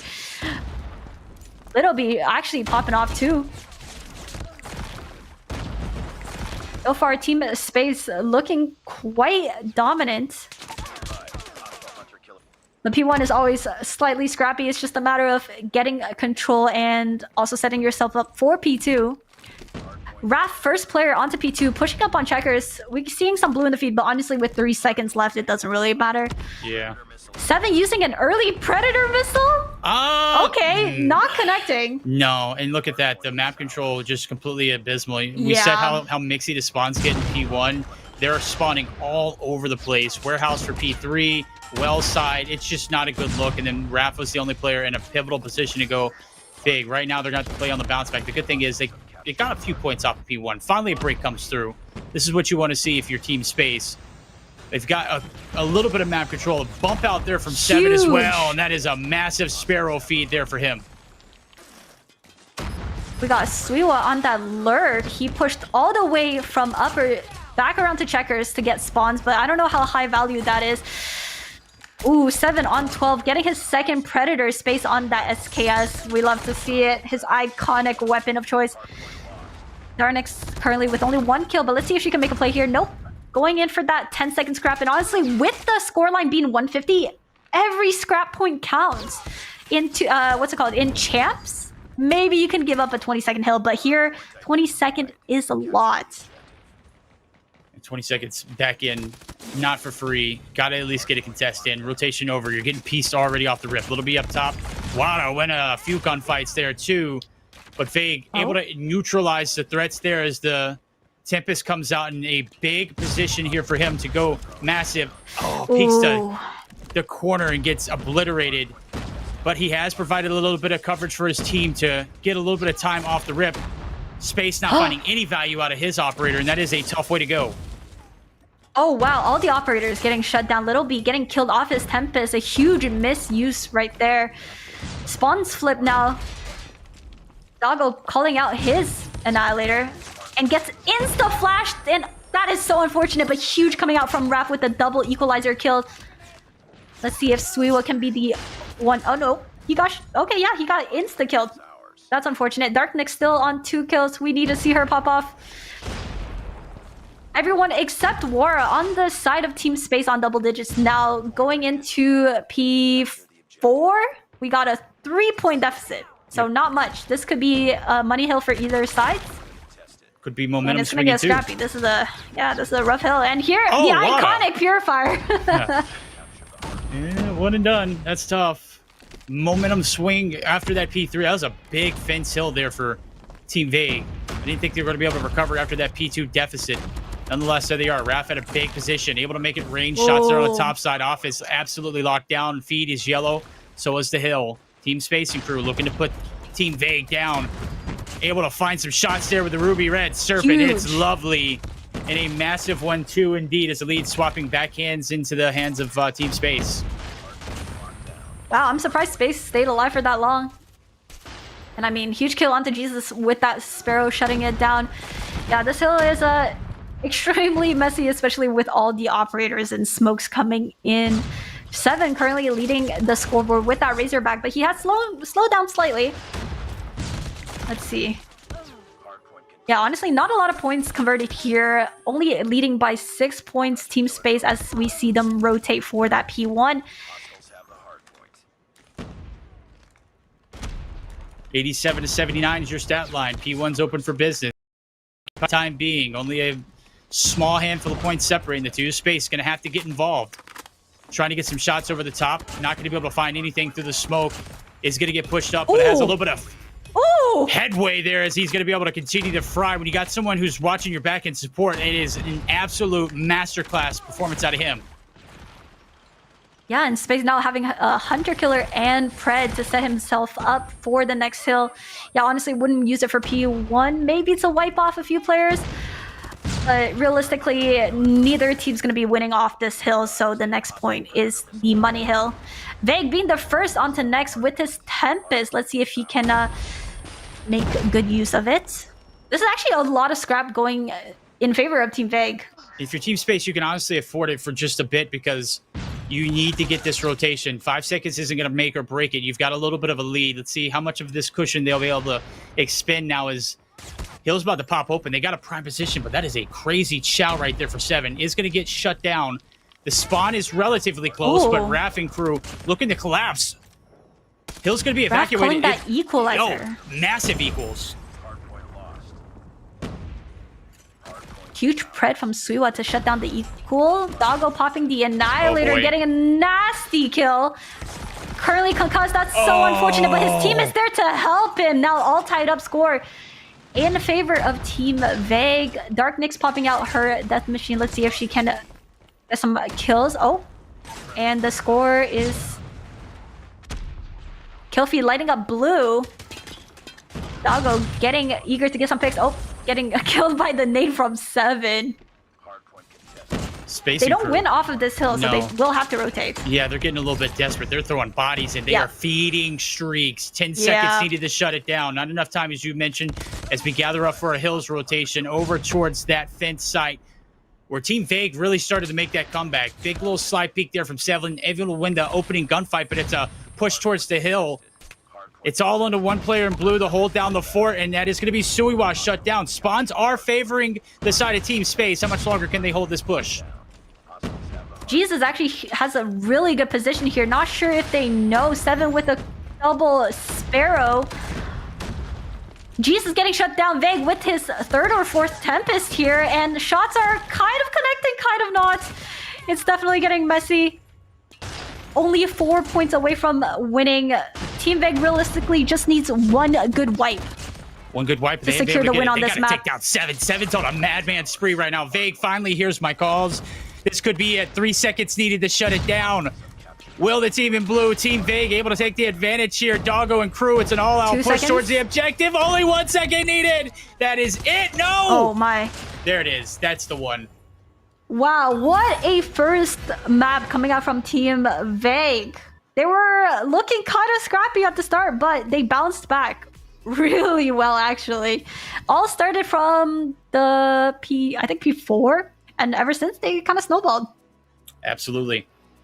Into that P3, into that P4, where they locked down, didn't allow Team Space to get very much time off of it, and they played P1, and that P2 for a second time around was night and day difference. We'll take a look at the post-action report. 7, 33 and 22 with the Razorback. Impressive, dude. Just not enough to get the job done. On the flip side of things, Suiwa, huge shout out to you, buddy. 37 and 25, only 10 seconds on the hill. You know what? We'll pardon you from hill time when you're flying around the map like that. Yeah, and I mean, Jesus, one of the players that we mentioned early on, he wasn't doing so well in earlier games, but I think he heard us. I mean, 25 and 22, impressive score line with 35 seconds on hill. He's definitely improved, that's for sure. And yeah, what a close first game, honestly. So going into game 2 S&D, I mean, it's Tunisia. It's Tunisia Search. I still think Team Space has the advantage here just because they also played S&D Tunisia, and I don't think Team Vague has played this map yet. I completely agree. I think that Space has already got a general understanding of want to play this map. So the advantage has got to roll to them. They had every opportunity to shut this one down. Just let it escalate too far onto that reset. You don't get very much time off of P2, and you're feeding them streaks, you're feeding them operators. Disaster when you only got 3 seconds, separating you and a loss. Of course, you're not going to win on a map as mixy as Hacienda. Yeah, absolutely. And I think, that P2 push, I feel like was completely unnecessary, especially when they don't win off of that hill. Sometimes you just got to cut your losses and go next, set yourself up for the next hill. Especially when you're just feeding streaks, it just puts the opponents in such a good spot. And with P3, it's honestly a huge toss-up. I genuinely don't know if there's a good side for P3. It kind of just gets really chaotic. People throwing in score streaks, operators, utilities. It gets pretty crazy. Absolutely, I agree. We're getting ready to get into what could be the last matchup of the night here for Team Space. They are on the ropes yet again. Can they peel themselves off and pick themselves up? Down, but not out. Search and Destroy Tunisia, a map that they've already played tonight. Can they do it better than they just did Nazi? And not a bad one by any means, but of course, I mean, it's just a great adjustment and adaptation there for Team Vague, as that second set Hills was just very much so theirs. We're getting down to the wire, though. Could be an opportunity for Vague to put them out quickly. Who knows? We'll find out as soon as we are able to jump into that Tunisia. Yeah, and with Tunisia being a very CT-sided map, I'm curious to see who is starting off on CT. And hearing from production, the game is currently loading in, so we're going to be in really soon for all of the action. Let's get it. Hopefully we won't miss a beat. Let's jump right on into it. Game number 2. Again, last chance here for Team Space. Last call. You got what it takes to make the reverse sweep happen. And let's find out now as we dive into it. The first round. First 4, to be exact, going to be in the hands of Team Space. You wanted to see who it is. It's them. Yeah, and the poll is currently up live. Make sure you guys vote who you guys think will win. I want to hear from you guys. Let's hear it for both teams. Let's see the predictions. Currently, Team Vegas leading. Darkness Nyx being the only one on the site, holding it down for her team with a nasty 2-piece. Let's see if she could connect on the third. Almost. Wara with some crazy demon movement, actually. Doggo is up. You call lacking. Huge round coming in from Space, setting the tone right. Quick round. Quick one indeed. There we go. Got to set the tone early. Who's the big dog in this lobby? Doggo. 0 kills to his name so far. We know he can put some clips into our TikTok algorithm that'll pop off. We'll find out if he can do it this time around, though, because right now it's an abrupt push over towards the B site. They are very, very quickly making a decision. And here comes the smash. Raph opening up with the first blood. Jesus. Playing contently, waiting for everyone else. Where's the flood? Where's the flood? There it is. 1, 2, 3, 4. 4 players. Gets the bomb carrier. Is he able to find another? Nope. Oh my, I mean, Jesus, he had a great spot and great trigger discipline, but I mean, his team cleaned things up for him. And by his team, I mean Doggo. Doggo has just been phenomenal in Search and Destroy. 100%. We know that he has the capability to do big things. 3 kills to his name. I had to call his name out, and well, guess what? Big Dog showed up. So the dog-eat-dog world out here in this one. Doggo. Eating alive. We hear at the payoff round. 1 for 1 we go. This one's about as mixy and just downright competitive as it can get. One player lurking on the backside of Little B. Vay going to be able to open up the first blood. Little B able to creep and find one as well and get back and play his life. So that is a great anticipation. But Wada not able to win that gunfight through the window. Vague just taking complete advantage of him. Yeah, that's a huge gunfight for Vig to win. Not only getting a 2-piece, but getting so much map control and now being able to make plays like this. 3 kills in this round. Now, all down to Doggo, but I mean, if anyone's gonna clutch, it's Doggo. Sees Little B crossing, misses the shot, but that's value in terms of info. Now rotating over all the way to CT, seeing if he can catch at least one of them, even if it's planting. Yeah, this is the ideal situation. He tries to isolate one-on-ones. Oh, I don't know if he saw him. Crazy. Little B, prime position. Huge. Man, that is... if Doggo gets that 1v2 right there, there is a lot of momentum rolling into the next round. Yeah. A lot of shutdown happening, but Little B, I guess he delivers there. He picks up, what was that, 4 kills that round? Massive for him. That's almost as much kills as he usually gets in hardpoint games. Oh, that's... I must say, Team Space looking extremely good, especially because they are on that T side. They're up 2-1 on T. That's actually really good. Wow, 7 just going in, making plays, no fear. Suiwa, wow, smart jump shots. Nobody there for the getting trades that info either. On that mid too. Ooh. Oh, he's feeling it. He's just going in. Somebody's got to get that trade. That's criminal. Yeah. He pushes up, gets aggressive. Space nowhere to be found there. In that instance, as he's deleted. Now the hit over towards this B site. You got no knowledge. There's a hit there for some little intel, but Fake and Ego Chow able to take down one, and that is all that is needed. This is pretty much around 2v3 style. 28 seconds left to go, and they are almost basically surrounded at this point. Doggo, he ain't missing either. Huge kill coming in from Doggo, dropping down onto Raph. Doggo feeling himself for sure. I mean, Doggo has been absolutely cooking on Surge, and 6 kills in 4 rounds. Somebody gotta stop him. Yeah, dude's split at the half, tie 2-2. Bounce back needed here for T Space. They're going to be the ones that are on the brink of elimination. Nades at the ready. A side hit, wrong. We're going towards the B side. And a little bit of a diversion. Only 2 people to deal with here on the top. Doggo looking to be the tip of the spear. He's shut down. Vague able to get the trades. That's 1 for 1. We got the bomb. Oh, Vague being aggressive with an R9. Have not seen the R9 come out in ages, but I mean, it's still one of the best shotguns available.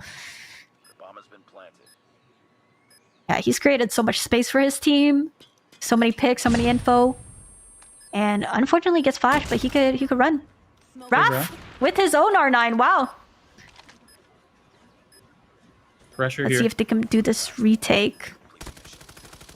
It's all on Wada. 1v3, 22 seconds. First round on the offense here for Team Vague. Looking like a success. He's stunned. He's tagged. Not bad quite yet. 15 seconds left to go. You got a 1v3. It ain't happening. Takes the gunny there with Jesus. Bites the bullet. 3-2. Edge back in the hands of Team Vague. Yeah, Vague's team going in hot on that first offensive round. 7 kills for him, leading his team on the scoreboard. Yeah, we need to see some more coming out from both Space and 7 as our one ex-pro player and one current pro player. Oh, and 7 just running around. Okay, Huge Raph. kill coming in from Raph. Let's see if he could get that second one. Vague with the trade. Doggo following up. I saw the vision there, Raph. Oh, Ooh. Vague, man. When this guy gets going on the R9, it is very near impossible to shut him down. Space. Oh my God. Able to find a 2-piece there. Reels it back in for the boys. 2v1 here to tie us up. Hurt him, huh? Oh, he definitely hurt him. But Doggo, I mean, why are we chasing that? he has no fear. He has no fear.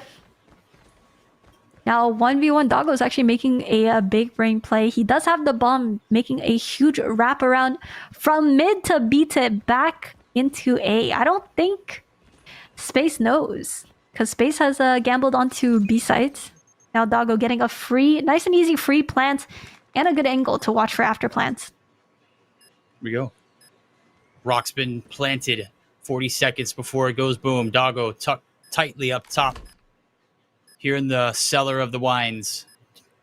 Is able to pick up the VMP to go along with it. This is a lethal combination. Space cannot be in a position to miss here. 20 seconds. Going to have to make a move. Doggo. Space now trying to make something happen. The wall bangs through. Not going to connect. Doggo's going to give away his location. It don't matter. He's got a VMP, and he is not missing. Chat, 4-2 lead. That round goes on Little B. There's no way we chase Doggo in that instance. It's a 2v1. Agreed. There's no way we're chasing him through that window seal, buddy. Yeah, I mean, rounds like that, it's just such a slip up and a misplay coming from Team Space, and especially when you were down 3-2, you really needed that round to tie things up. And now match point for Team Vague.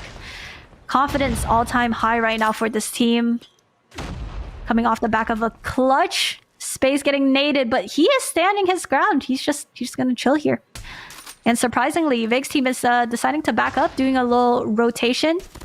Here's the guy mid, gets the nasty pick from Raph to Vague. Oh, gets info on the second as well. Is he going to jump into his own nade? Oh, bomb is down. That could be a huge misplay coming out from Vague. Oh. Look at the wrap in the back, too. That's Suiwa making a big brain play. They're focused, hyper-focused on the bomb. Yeah. Tap your rear for free. 7's in a 1v3. He's getting pushed. That's it. 5-2 victory. 2-0 sweep. Team Vague. If there's ever a doubt, buddy, we was wrong. Wow. I mean, Vague's team just absolutely cooked. Everyone on that team showing up. Vague with that R9, leading the team. Doggo, you know, crazy clutches, snipes, you know, like, what can we say? These guys are, they came here to destroy. So, I mean, jeez. Yeah, let's take a look at the scoreline here. Not looking so good for 7 and Wara. And on the side of Vague, I mean, Doggo, 11 and 4.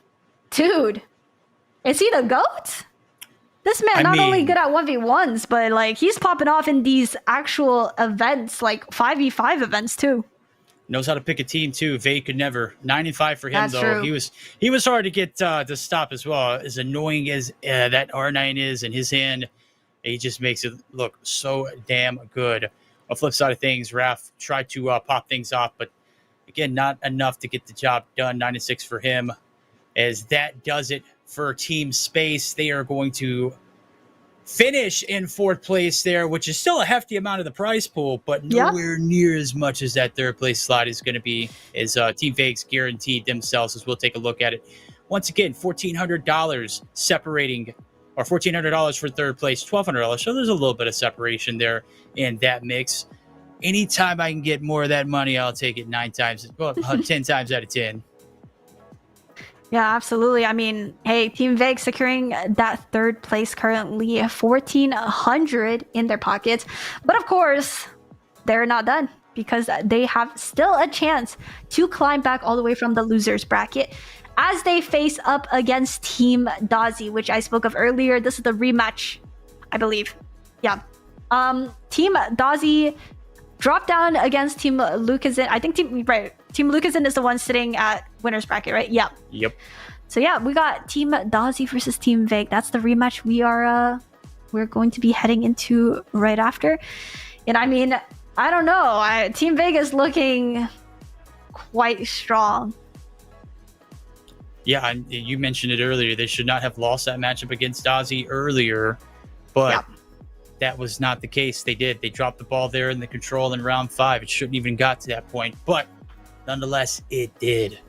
And so far, the advantage does go in favor of Dozzy and crew. That's going to be the next matchup we'll see. And the winner, again, we'd be moving on in the grand finals to face off against Team Lucasen, who has yet to be defeated in any respawn game mode. And I don't think that's going to change today, Aerith. Man, I mean, as much as I would love to see Team Lucasen lose, they are just so incredibly strong. They're deadly. And I mean, not only do they have many pro players and now Solo as a sub, they have Lucasen himself. And he's going for that 4 streak, which is just unheard of. But yeah. And 4P. Chad, if you missed it, he won Saudi League. He won his regional championship. He won the last Bobby event. He is looking to take the belt, the heavyweight champion of the world. And here in Aerith Slam matchup. They're going to be facing up here momentarily is Team Dozzy and Team Vague set to take the stage into the ring for themselves. Who's going to get their redemption? Or who's just going to be undefeated against who? Is it Dozzy? Is it Vague? Let us know. Aerith, what do you got?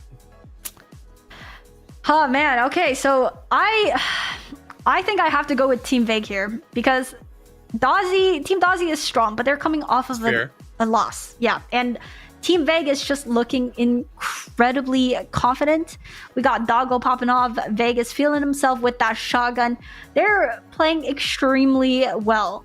And I do admit that the earlier game, Team Dozzy definitely Team Vague choked against Team Dozzy. I don't think they should have won that game. So I think for this losers bracket rematch, I got Team Vague winning. Okay. All right. I don't know if we've got a short break on our hands ahead of the schedule, but I'm definitely dying of thirst over here. If we could If we could, we'll catch that matchup. On the other hand, they still got to do the draft. They still got to make sure everybody's in the lobbies before we do that. Give us a chance to replenish and rehype. Right around the corner, we got the action and more coming through. It is the lower bracket finals, followed up by the grand finals, ladies and gentlemen. You do not want to go anywhere. Go grab you a snack, go grab you a drink, get yourself comfortable. We've got all that action and more coming up after this short break.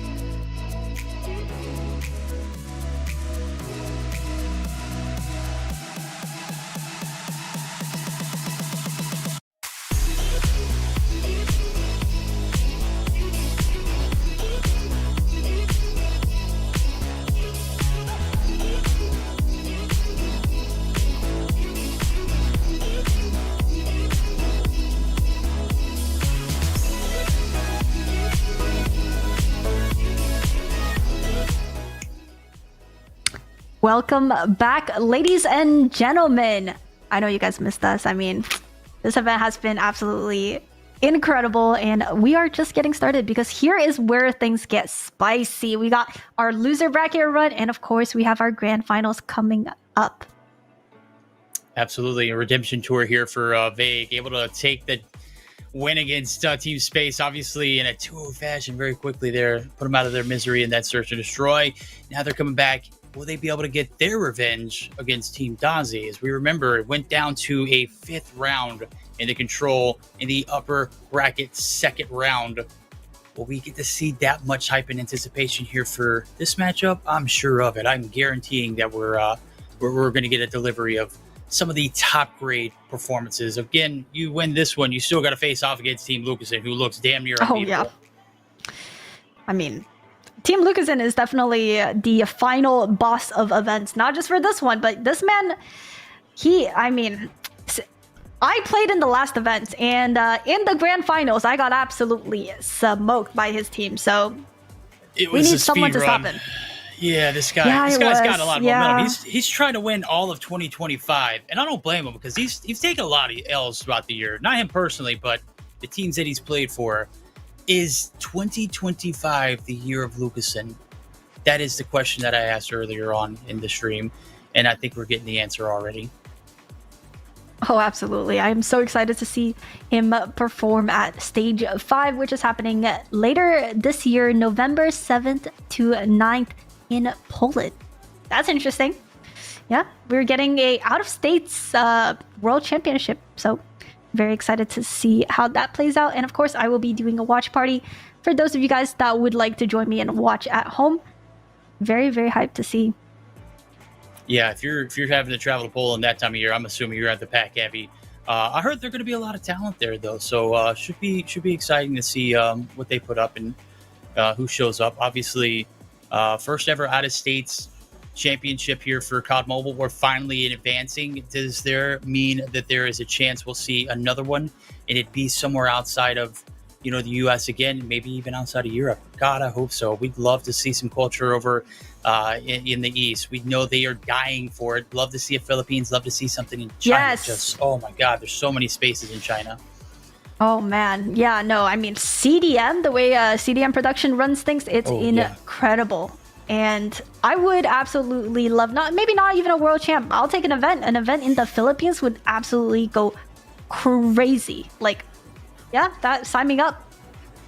I'd be there for it. I'd be down for that. I'm ready for this one, though. Sign me up for this hardpoint that's coming up around the corner. I don't know how quick they've got this best of 3 ready to rock and roll. Looks like everybody's picking sides, and there it is. Combine, baby. We got some up close and personal coming through. Finally, a different hardpoint map, and I must say I am a huge Combine fan. I know that might be a hot take for a lot of players, but I actually really enjoy Combine in both ranked and competitive, especially when we have maps in ranked that are just terrible, like Crash and Terminal. I think Combine is a great change of pace. I 100% agree. Not a hot take at all. It is so enjoyable to watch. I know the players hate it because it is so chaotic. To play, the spawns are, just absolutely crazy. Like, you die, you spawn in P3 or P2 rather, P3 either back front. It doesn't matter. It's just so chaotic. The map is not exactly the biggest, which makes for it to be as competitive. Because as soon as you spawn, it doesn't matter which side you're on, you can absolutely smash whatever objective is in front of you. So it definitely plays out a lot faster pace. And what a better way to start off this one than to do it here in a race to 150. We may not even see a second set of hills if you play your cards right. Oh, yeah, Combine.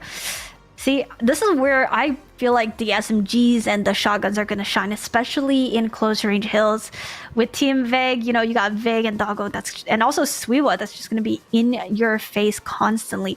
We need to see not just Cartels shining on Team Dozzy, because so far I feel like in terms of consistency, Cartels has been the one to look towards, because Cartels has been absolutely popping off, but he needs help. We need some backup for Cartels. We need to see Shark, we need to see Dozzy, of course, Chagabu and Japa himself.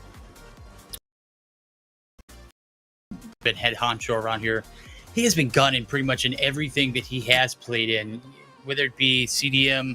I recently saw him in a Latam stream. He was dropping 40 bombs against Galoris, and he was doing it with ease. Dude is massive. They didn't win a single map that they played against Galoris, but when he plays, it is something electric. I have to find out, are they tough enough to take out Team Vake here? We're waiting for the rest of the drafts to come through. We've made the lobby, obviously, and we're waiting for everybody to join in. If you're just now joining in, I'm going to go ahead and tell you there's only 3 teams left so far. The last 2 here for this one of them is going to be eliminated by this end of best of 3. Saw the hardpoint map. Still need to see the search and destroy and the control if it gets to that distance, but a lot of anticipation being built here. Team Vake should have closed it out in their first matchup. Team Dozzy, can they get it done twice in a row against a team that they've already beat? Yeah, this is definitely going to be a close matchup. I would like to hear your predictions for the first game. I have to go with Team Vake here. Okay, I see that, and I raise you, and I triple down, I quadruple down. I will 5 times down. Let's go, Team Dozzy! All the hate I saw in chat earlier, they were like, this guy does not know how to play in tournaments. He's brother, have you not watched this squad? They are cracked, okay? They are mad cracked. Of course, the boys that I've been picking since the jump, Team Dozzy.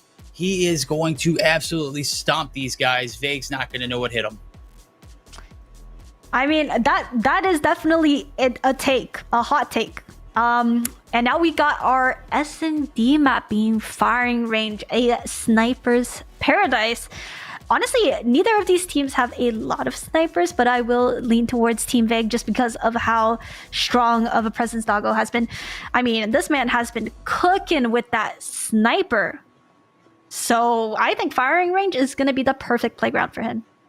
I have to agree with you on this one. If Combine doesn't go in favor of Team Dozzy, we might be in trouble because Doggo might just get every single kill there is possible on that map. My man's has been clipping all day long, chat. If it comes down to him and a sniper, I trust him with my life, right? So Doggo is definitely going to go big on, especially on a map like firing range. Combine, if you're Team Dozzy, you've got to start it off strong here because I don't have much faith in the game 2 for the firing range. Obviously, controls coming through as well. We need bans, and I'm still sticking by my guns. I don't care what the map is. Even if they do lose map 2, they're going to take map 3. Team Dozzy's taking this matchup easy, Chad, easy. Yeah, that's what we saw earlier in the upper brackets. Team Dozzy making a crazy comeback and bounce back on that final control map. So yeah, losing the first map or the second honestly isn't the worst thing as long as you can get your stuff together for control. And that's where everything is out on the line. And hopefully we don't see our first crossfire. I am just a crossfire hater. I do not want to see this map. I am not a fan. I would love to see either raid or standoff once again. Hopefully, honestly, I would not mind. Yes. There we go. Yeah, that's the one. Yeah, raid is great. They're doing a rematch on raid. That is where Team Vake actually choked the first time. Flashbacks. Oh my. Flashbacks, you choked. Are you gonna come back stronger? Well, you got to get there first. Obviously, if we're looking at the maps and the rotations, predictions wise, I'm taking Dozzy for map 1 in Combine, and I'm taking Vake for map 2. Will Vake be able to overcome what happened in that first go around against this same squad on raid? Or will it just be another repeat? Who knows? Maybe it'd be a flat-out 2-0. Flat-out 3-0. They had the chance to shut it out in a 3-0 fashion. Gave up 3 rounds in a row to the boys over at Team Dozzy. The boys and gals, sorry, Chagaboo. Mad respects for you. What are your thoughts, Aerith? Oh yeah, this is also another rematch on the girls because these are the only 2 female players that we have in this event. But of course, I am very much open to invite more girlies in the future. But yeah, we got Chagaboo versus Dark Nyx. That's a lovely matchup here. Wow, this is This is definitely the match that I am most excited for, maybe even more excited for than the grand finals. So very excited to get into it. But of course, the players are taking their sweet time, like usual. I blame Jesus for that one. There was a lot of commotion about him being slow. I agree. Yeah, dude, come on. I know you got to get your gains in. You're probably smashing a Chipotle bowl or whatever it is that you're eating healthy on over there. I know you got massive gains to maintain, buddy. But I'm gonna need you to type a little quicker when you get into the Discord. But I've got gains to keep up myself, and I can't eat until after we are finished. Right now, I need to consume some more Call of Duty Mobile, and the chat is telling us to stop yapping. Well, they're not doing that just yet, but I'm assuming they're thinking it, because that's all they ever say is stop yapping, get to play in the match, start the games, Verdict, start the games, Aerith. Come on. Yeah, and I'm hearing that all the players are in the lobby. We're just waiting for everybody to ready up, and we will be getting into our game really shortly, hopefully. But yeah, thank you everyone for being patient with us and with the players. We are doing our best to make sure everything runs smoothly, but of course, you know, we can't really control when people are going to ready up. Yeah, we are just waiting on a few more players to ready up, and we will be sure to implement a warning system for future events to make sure they get their stuff together and make sure they actually ready up quickly. Yeah, pay deductions. However much time it takes you to ready up in the lobby, it gets divvied between Aerith and I, so that way we take home the bread, all right? Out of your prize deductions, let's go. That means whatever you could have won is now going in our pockets. Ready up. Let's go. Let's get ready. Let's get this show on the road. It's a lower bracket finals. This is it. The team who wins moves on to face off against Team Blue because, good God, the team that loses, later, you get third place. Yep, and we are now going to be loading into our match, and I mean, this game matters a lot. There's hundreds of dollars on the line from second to third. So, of course, everyone here is looking to get into that grand finals up against Team Lucasn. Game loading in now, so we should be starting very shortly. Here we go. Combine first game. Team Vig versus Team Dozzy. Personally, I prefer the side of Team Dozzy.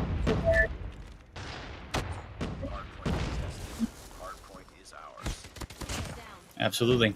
Set you up for P2 nicely. Cartel's doing a great job of playing that middleman. You can't see the menu. It's just the spectator client. It is fixed on the esports version, but we're playing globally, and right now we are in the midst of it, and it is all yellow in the feed and all yellow on the objective. Yeah, I mean, Dozzy, Chell's going in hot, 4 kills each early on, and yellow in the feed once again looking really strong right now from Team Dozzy. They're looking incredibly confident. Wow, Dozzy streaking up onto his pred now. Curious to see if he's gonna pop it early or if he's gonna wait for maybe a rotation here. Cross-mapping Vig, absolutely popping him off of the head glitch. Did not stand a chance. And following up onto Jesus. Now with his EMP as well, feeling good, feeling confident. Oh, cancel his pred. Oh, he knows a lot's in line on the backside. That's going to be clearance there in blue, and that could be a massive break, but they need all this. Predator missile coming through. Oh, Dark Nyx not able to make it in safely, but the flip has 100% happened, and that means that Team Vig and crew are going to be able to try and get some points off of it. Jesus on the front line, able to slide on through. Not going to have any support on the objective. Backline's absolutely compromised, and that is going to be a massive break there going in favor of Team Space.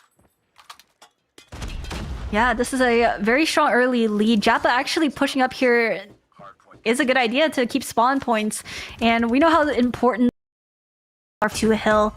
Oh, Chell's popping her Sparrow. I don't know how useful that was because she only got 2 there. Dark Nyx holding. Unfortunate timing. She swapped to her nade literally the second the opponent's peak. That's truly COD mobile timing at its finest. Jappa caught the lurk from Doggo, trying to rotate onto the next hill. Honestly, not bad coming from Team Vig, considering they didn't have spawns and they were trying to get scrap. Yeah, I mean, only 12 points awarded to Team Space after that P2 rotation that they had set up early for. So, big bounce back for Team Vig. They're going to be able to try and play it through the front. Doggo going to be able to find some kills. Is going to get shut down, trying to find his way to the backside where Of course, you got to get the control. Joppa and Shock going to be able to find 2 in the feed to go along with that. And Dark Nyx's now going to throw a shoulder at it here with the Death Machine. I love it. 38 seconds left to go. Trying to clear it out, but the shot's just not hitting. Ooh, huge kill coming from Doggo to shut down Shark's equalizer. Joppa calling in his Death Machine, sees the first player, catches him off guard on that rotation, going back in, trying to clear the hill, gets the kill through the smoke onto Doggo, catches Jesus on the hop up. Smoke unaware, but still nice shots coming out from Joppa. Has his hunter killers to play with, seeing if he could maybe get a predator missile here. Suiwa popping his equalizer for that scrap time. I don't know how worth it that was, but he is at 97 points already, maybe, you know, out of desperation. That's the call. Oh, that hunter killer. Oh, wow. Hunter killer, Selja and Vague able to find the freebie. 10 kills to his name. Spraying and praying. Catches Dozzy out with his operator, too. That is a tough way to go. 99 v 42. As Chell's throwing a shoulder through the middle of the map. It is going to be the Sparrow that is equalizing it out, though, as Jesus able to find a 3-piece along with it, but Dozzy able to trade it on through. Still favoring the side of Vague, as we do see P4 kind of seeing a little bit of a redemption tour for them. Oh, absolutely. I mean, Dozzy did hit 100 points quite early. Even if they were to get the complete scrap for this hill. Oh, crazy nade there. Even if they were to get the entire scrap for this hill, they still have a long way to go back into P1. But honestly, a pretty decent operator usage from both teams so far. Dozzy still has that EMP to play with. He is looking extremely confident with these gunfights. He is just going in on them. And Joppa doing his work as well, actually outperforming one of the pro players, which is Shark. On Egg, the score, everyone is doing decently well. We could see a little bit better of a performance coming out from Dark Nyx. Sometimes you're just not having the best map. That's the case here. The reset coming through. 25-point lead in favor of Team Dozzy. Looking to shut this one out abruptly. Still getting mixy through the middle of the map. Dark Nyx and crew now going to be able to occupy. His Shell's going to get shut down. The contest there from Cartels. Able to find one. Not able to find Dark Nyx. And buddy, all we had to do is just say you need to pop off Queen. And what'd she do? Absolutely frying them at the point. Shells, another? Yes, ooh, obliterated at a distance. Playing the objective and getting the kills too. Let's go. Oh yeah, Vague with a crazy lurk here. Flanking behind a bunch of players. Oh, no, but Joppa with the 3-piece. That's what we like to see from our content creators. Let's go. And Cartels with the nasty off angle.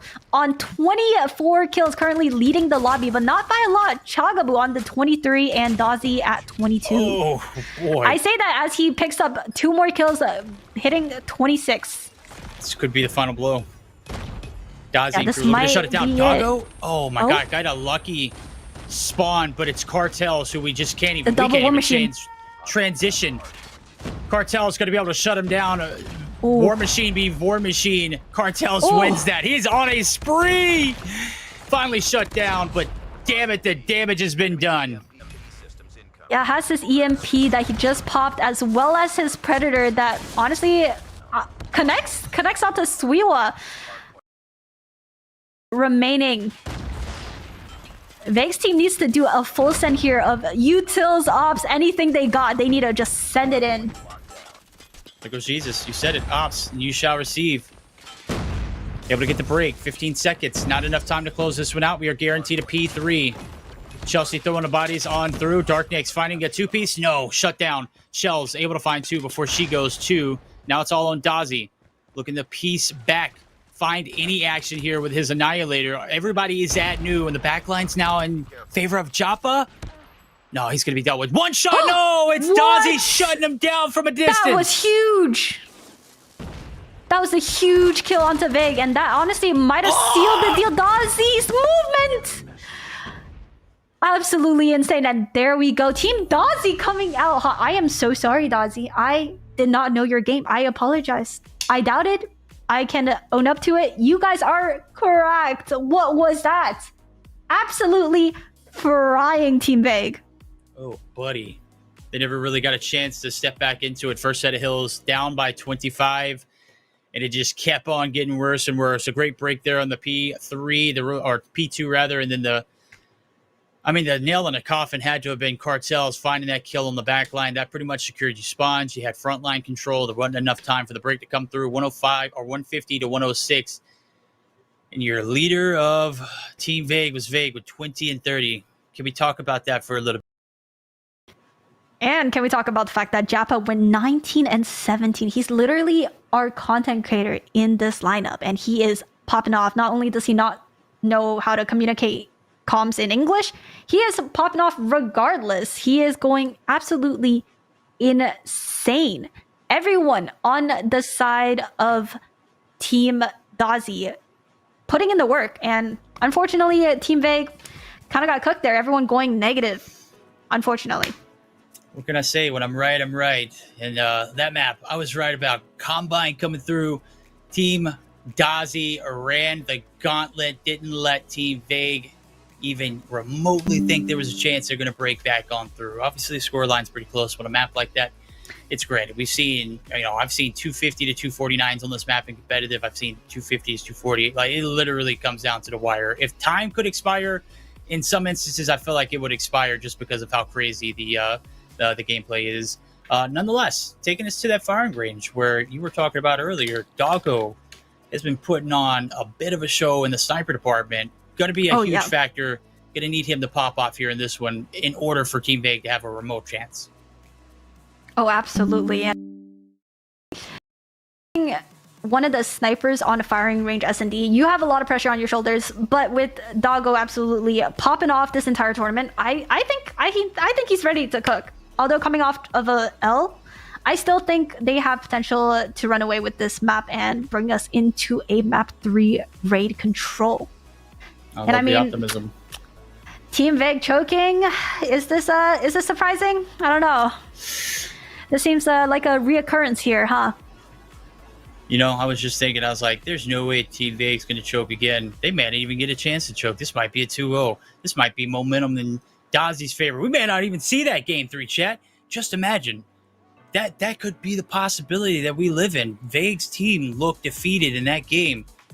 Even from the rip, man, it was just a great start for Dozzy and crew. Doggo don't get the shots rolling here early on. There may not be a shot we see Team Vague come back from this one, and could be embarrassing for them. Could be. I mean, okay, going into firing range S&D, what players are you looking out for especially on Team Dozzy? Because we've spoken a lot about Doggo and Vague popping off. But what about Team Dozzy? I feel like Chagabu is definitely an underrated pick here. She has potential to absolutely fry. She can snipe, she runs ARs, she's pretty flexible when it comes to search and destroy. The two players that I'm looking at in particular are Cartels and Shark. Why? Because Cartels just has immaculate timing sniping on this map in particular, and Shark is a search and destroy demon. You can't keep track of him on a map like this. He is going to be all over it. If you can't find a way to neutralize him early on, he is going to be a problem. We talk about Doggo being the big, the big matchup to look at for sniping wise, but that duo in itself, Shark's going to create timing for Cartels. Cartel's going to create timing for Shark. I think this is a disgusting duo that we can't underlook. You add Chelsea to the mix, yeah. But I don't know how I didn't foresee this. This might be a smackdown. This might be a 2-0. Dozzy might slam them here. No, I completely agree. See, I had Team Vague winning the first game, Team Dozzy winning the second, which means this definitely could be a 2-0. And might be chalk, as much as I don't want to see that happening, but it actually could be the case. Starting to click, make a little bit more sense, and it's like, wow, we're seeing the severity of this matchup. Wow, Team Vague might be outclassed. Not even Doggo can save them. And I read somewhere in chat that Doggo is even better than Ferg, and I don't know how much I believe that. Like, there ain't no kind of blasphemy on my kind of timeline. Not in my instance. Doggo, though, absolutely crack. Let's see if he can dog him here in this one. This is the last chance opportunity for Team Vague to bounce back. Yeah, and we are heading right into the game. We are seeing a fast push from the side of Team Vague. They're just going for it, no fear. Doggo with an early pick onto Shark. Huge pick, actually. Oh, things have slowed down, that's for sure. They started off really aggressive, but definitely slowed down once they got that pick. Might be doing a rotation back to A, which would be pretty smart. Vague still holding his ground, just lurking. Jappa might get caught here if he decides to overextend, and he will. Oh my Vague God. sucks. Vague is terrible, chat. Somebody teabag his dead body. They deserve it. Oh, Okay. nah. Wait. Here we go. Doggo masterclass. This is time to shine. 35 seconds. Bomb's already been planted. They've done the hard work. Vague pissed on. I'm sure he's pissed off. Let's see if Doggo and crew can reel it back in. Scope kind of crazy there. No, he didn't plant just yet. That's right. Okay. Bomb's made its way over. Chels getting the lurk. Doggo shut down. Chance for a clutch for him out the window. Ooh, Joppa wins the big Joppa. gutties when it matters. Let's go. Wow, Jappa absolutely going off this round. Not only coming in with a 1v1 clutch, but also picking off Vague. That's crazy. Wow, Team Dozzy starting off strong considering they were down early in lives. What a way to bounce back. Joppa being the main influencer there. I wasn't talking about him at all. I didn't even mention him for many reasons, and Cartel's being one of them. Doggo, Suiwa opening up with the first bloods, and that is massive. A great way to bounce back there. 3 players left staying on the opposite side through the smoke. Doggo trying to hit Joppa, going to be calm and collected, pushed up into the trailer site. Dark Nyx has no idea. Bomb's going down. Are you going to sacrifice your life and get the kill? Oh, you're able to do both. And his eyes on bomb, unfortunately. One rotating. That's Jesus' first point of contact here. Suiwa with a crazy flank. Oh, boy. Nasty 2-piece. Unfortunately, Jappa caught. Last man standing. Couldn't do anything. Yeah, wow. Things are tied up. Not a huge fan of how that played out. Especially when you get man advantage like that, you gotta double up and get those trades. You can't let Suiwa run away with 2 at bales. No, yeah, that's. I mean, he's done this many times. He's the opposite side. Oh my God, great opening blood. Suiwa just has a great way of creating his own timings and finding himself slipping through the middle of the map, backside of the map, into your spawn. And right now, Shell's in a very, very precarious position. He is able to play her life inside wood, but on the outside, they're all kind of funneled in on the backside of A long, and this could be a recipe for disaster. They are absolutely surrounded. Doggo, Jesus, dropped. Shark swoops in for the final kill. And an absolute bloodbath. A great way to bounce back there for Team Dozzy. Yeah, wonderful round coming out from Team Dozzy. Very clean. I mean, Dozzy doesn't even have a kill on the board yet. His team is pulling. And 3 players on the side of Team Vague. Donuts so far. Cartel's ego chilling. Doggo slide peeking, headshot, sniping across the map. Gorgeous. Suiwa with a crazy off angle from top wood. Jappa pushed up quite a bit. He's gonna run into some trouble if he decides to peek bottom wood, but Cartel is also pushed up. They're playing extremely aggressive forward defense. Oh yeah, they are indeed. Cartel's able to find one. They smell blood in the water. Joppa almost finds a 2-piece. It's Dark Nyx who's going to be able to shut him down, but unfortunately, rounds the corner, gets dumpstered. 3-1. Cartels and crew. Team Dozzy absolutely running the way with this one now. I don't know if there's a chance that Team Vague can come back. We'll see if we can see a little signs of life here on their first round on the attack side. Yeah, I mean, momentum plays such a huge role in COD Mobile. I mean, I just feel like Vague's team is looking a little bit lost at the moment. Doggo with a nice early pick, but we saw what happened first round. They got that pick and it still did not go their way. Vague on a nice angle here for at least 1 kill. Let's see if anyone is going to walk in. We got 2 people in jungle just lurking. However, it is the bomb player. Jappa needs to play a little bit more. Chagabu seeing if she could do anything with that sniper. Sees the pick, couldn't connect. Doggo with another, with 3 now. With 4. Is he gonna ace this round? Let my man Doggo ace. Let Doggo ace. Vega! Brother. I say we spam L Vague in chat. I say we spam L Vague. L Vague. Get him out of here. For the clip? For the clip? Come on, brother. He's like, I'm just trying to stay alive in this tournament. I want more cash. Get that guy's ace. I mean, come on. Doggo. If anybody deserved it, it's Doggo. That guy is absolutely insane. Yeah, 8 kills on the board. Oh, they're just doing a extremely fast push onto A. All blues on A. Let's see if that bomb connects. Huge nade coming from Swiwa. Where's the trophy? Doggo. Yeah, no trophy, no backup. Nice kill from Dozzy. Dozzy just pushing out. I don't really understand that play, but I mean, that's choice for sure. Shark being too low on HP, couldn't peek. Now we got Chagabu in a 1v4. If anyone's gonna clutch, it is not her. No, not this time around. I know that's your duo. Didn't stand a chance there. Yeah. I mean, to be fair, there's no way that, Suiwa is just ratting it out on the opposite side of that hop up. Very unfortunate timing. Right now, timing is perfect. I said 2 rounds ago, I don't know if Veg and crew can bounce back. What are they doing? Bouncing back. We're tied up. Payoff round here. The difference maker, who could take the advantage. First blood coming through. Chelsea getting their big frag to opening it up. But it is not going to lead to any kind of map control. As a matter of fact, Darknick's going to be able to pick up the sniper and fill that role. No headway on either side as of right now. Yeah, Veg has been playing this box, and so far they've not gotten any info that he's been playing here, so he's just been able to get away with it. No info yet, and Cartels gets caught. 3 of them waiting, but Veg with 2. That's actually not bad at all. Oh, that's the ideal situation. If you're going to throw your body away, at least get 2 out of it, and surely enough it paid off.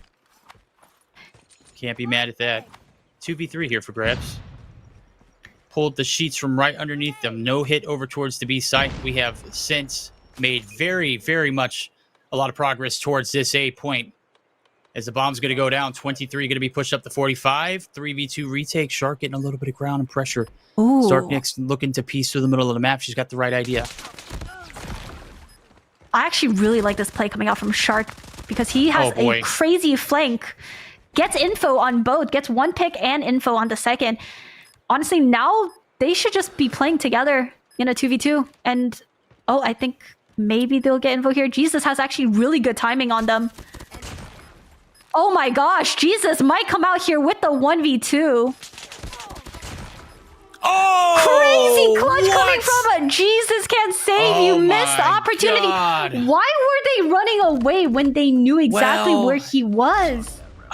So here's the thing. You said it. You said they need to play together. They went to play together. They just got caught like in running. I wasn't a fan of playing it long. I would have been better off playing it in trailer. There was agree. A lot closer. But hey, you know what? They're the players. I mean, you're a player too. You can criticize them. I don't know if I can criticize them, but I think the right call was to play together, just not hold hands and run down A long. There's no cover there. Yeah. Especially when both players were SMG users. Why are we not playing trailer? Of course, the bomb isn't planted for trailer, but that doesn't necessarily mean it's not a good position to be in. Exactly, you double slide peek. He can't possibly get both of you. Not Jesus, not at his old age. I'm kidding, you're cracked at him. I love you. Hell of a clutch. Oh. Huge early pick from Swiwa. Swiwa has been making a ton of noise, and he's actually gotten himself up in tower. 10 kills, the only player on double digits and making a lot of plays. Did he make that jump finally? I know he had been trying. Yeah. Boy, you. First blood going his way. Cartels eliminated. Not much of a factor here in this search and destroy firing range. I said you're going to do big. Might have jinxed you, buddy. Shells narrowly missing. Darknick's on the receiving end of this one. VMP, very toxic. Oh, buddy. Doggo arrived to the show. Able to find the first. Can't really connect with the second. Throws his life. Finds 1. Oh, my God. There's no way you get 2. Buddy. And a 3rd. Huge. We're going to control. Guys, Doggo is literally him. What can I say? This man is absolutely insane. Team Veg with the comeback. I feel like we're just jinxing players left, right? I mean, we were saying Team Dozzy was running away with it, and then Team Veg just out of nowhere coming in hot off the back of Swiwa and Doggo's 3-piece. That's just incredible. massive momentum. Jesus wins that 1v2. I don't think this game goes, those rounds go anywhere close to what it was. It could have been flipped. You know, we got a 2-0 in favor of Dozzy if they win that round. That wasn't the case in this universe. Jesus, who only picks up 4 kills, half of those were in the round where they needed it the most. Exactly. Huge for the boy. MVP in my category. Doggo, of course. I mean, if there's a clip to be seen, you got to be spectating him. 13-5. Holy hell! When he pushed out and came out with the machine pistol, I for sure thought he was going to get 1, and that was it. He was done. No, buddy. Nope. He gets 2, and then a 3rd to follow it up. That's illegal. That shouldn't happen. That's just incredible. The thing with scoreboards, it doesn't show you all of these impact like kills that we're seeing, because I mean, sure, the score might say that Jesus went 4-4, which is a relatively neutral scoreline, but 2 of his kills literally resulted in a clutch round when they needed it the most. So yeah, I mean, scoreboard doesn't show everything, but it does show that Doggo went 13-5, and that man is just insane. It also shows that we're heading to a game 3, ladies and gentlemen. Let's There go. is bad blood in this matchup. It's a redemption arc here for Team Vague as they choked, as Aerith said earlier on there in their control raid. This time around, will they be able to prevent some of those mistakes from the past, or will Dozzy just continue to run rampant? We'll have to find out now as we're getting geared up for it. This is the moment of reckoning. We've been waiting for it. Who is going to be facing off against Team Luke in the best 5? Is it Vague or is it Dozzy? Let us know, chat. Who do you guys got? I'm still gonna stick with it. I got Team Vague winning, but that's just me personally. But of course, did see absolutely fry on respawns. So I don't know. And coming from the winners bracket earlier, they did beat out Vague just by a tiny bit. They won 3-2 on raid control. So are we going to see a repeat of that? Are we going to see a sweep? Are we going to see Team Vague finally not choke? I don't know. It could be anyone's game right now. It is. Could be anything. We'll have to find out as soon as we get geared up for it. How did we get here? It was a win on the Hardpoint Combine for Team Dozzy. It was a win for the side of Team Vague there, and a devastating clutch there for the team of Dozzy against Vague, who was able to snip them. Just pretty much a momentum swinger. In a race to 5, a round like that absolutely determines a game like this. And it did. 5-3 victory in favor of Team Vague. We're all tied up. We're heading to the Hollywood Hills of California. Pack you sunglasses. Pack you some sunscreen, maybe. I might get a little burnt. Who knows? We'll find out. I'm throwing my sweet. And when we get there, it's going to be lovely views from this estate. We love to see it. Yeah, absolutely. Going into raid control, one of the best control maps in my opinion. Honestly, both sides pretty even. I will say most teams do tend to want to get that early B cap. And I mean, as a defense team, losing B is not the end of the world. So yeah, very excited to see how these teams are going to adapt and adjust, because they did just face off against each other on this exact map and exact game mode. So are they going to adjust and see more aggressive playstyles, or are we going to see a little bit more passive? And of course, Doggo on that respawn sniper. I'm curious to see if he's going to stick with it, or is he finally going to drop the sniper and use a gun?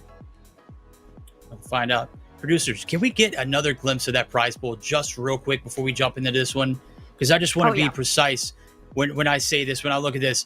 This is a $600 game of control, chat. That's right. The winner of this one has guaranteed himself $600 more than the loser. $1,400 for third place, $2,000 for second. Obviously, if you win first, that's, even bigger. But you got to get past this one first. $600 is the difference between the winning and the losing. If you lose, still $1,400, still quite a bit of money for the amount of COD that we played today. But come on now. This is the moment that we will determine who is the better team. In first matchup, Team Vague. They're coming back for revenge. Absolutely. And no glazing, but production, I would love to see just some instant replays of Doggo's best moments, because he has just been a montage himself. This guy, every time we spectate him, look, Bang! Dead. One more. Bang! He is going absolutely ham. Oh, Off boy. the heady. Through the... Delete Oh, him. gross. Ooh, that one hurts.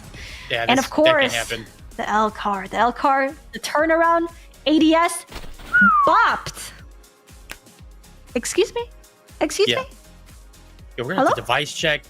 We're gonna test him for PEDs. You know, any kind of performance enhancements. Like, dude is mad cracked. Like, Prime Doggo is here. I mean, he still might be trying to peak, dude. That's the crazy part is the amount Honestly. of potential for a player like this. He's North American, right? Yes.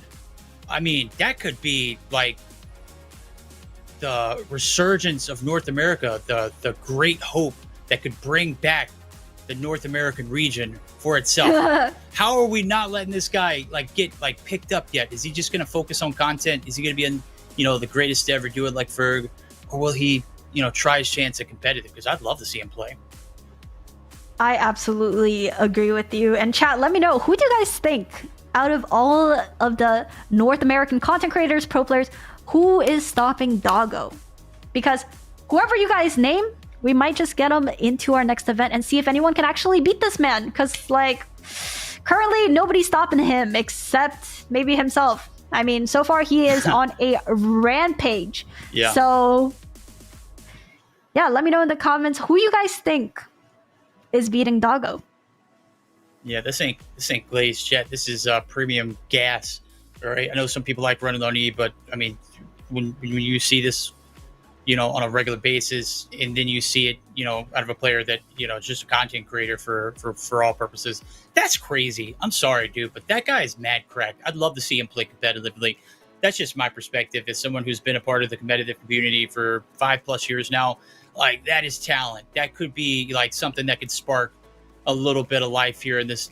I'm gonna go ahead and say it. It's a dead region right now. North America, outside of the content creators, we're dead, Perhaps. man. I'm serious. We have literally fell to the east, and the east is thriving. They're even taking our best players. Where are we gonna stand? Oh, Are we yeah. gonna take a stand for this? Come on, North America, where are we at? No, that's absolutely true. I mean, yeah. NA is not looking good, but there is still a lot of hope for the future. And with more events coming up, we got a lot of good potential talents coming in. And hearing from production, our game is finally loading in. We were waiting, of course, on Team Vig. So, Elvig. yeah, Y'all know we're the getting chat. in our control game. So yeah, let's get the match started. Final game with $600 on the line. This one game. Woo. That's high stakes right here. Let's see who's going to come out on top. Pressure could crumble ya. Veg and crew on the offensive side off the rip. They're trying to get the ring control. It's a 3 in the feed for my. blue, and that's Dozzy going big with a 3-piece of his own. Damn near white. Veg's the last hope here for this. Able to just trade it out instantly. Hostile hunter-killer drone. I mean, yeah, we can't sleep on Dozzy, the captain himself. The one absolutely, the killer kitten. Absolute killer. This man, whenever he wants, he can pop off. And we all know how cracked he is on that SMG, especially on that VMP. Cartel's pushing up with the Odin. Oh. Lives kind of close, relatively close. So we pushed up a little too overly aggressive there into Laundry. Punished for it, but Vig's team slowly capping away onto that second chip at B. Did a great job playing the objective. 41 seconds out of stop. 3 players hopping the hill. No post-plant positioning as of right now. Sharks wrapped a rear, and they've dealt with him. Dozzy at a distance has yet to be really had an answer for. He has just been running rampant. Finally, Doggo going to be able to shut him out. Doggo going to be able to pop the Predator. Doggo going to be able to find a Huge. 2-piece. And the man's absolutely cracked. Doggo making mincemeat here of this lobby so far. Yeah, I mean, wow, the lives are just completely dwindling for Team Dozzy. Started off strong, but ever since that first wave of kills, it's just been quiet. Now 2v15. Getting a smoke. Cartel's last hope for them. Saw Dark Nyx, might be able to catch her off guard. Missing some shots.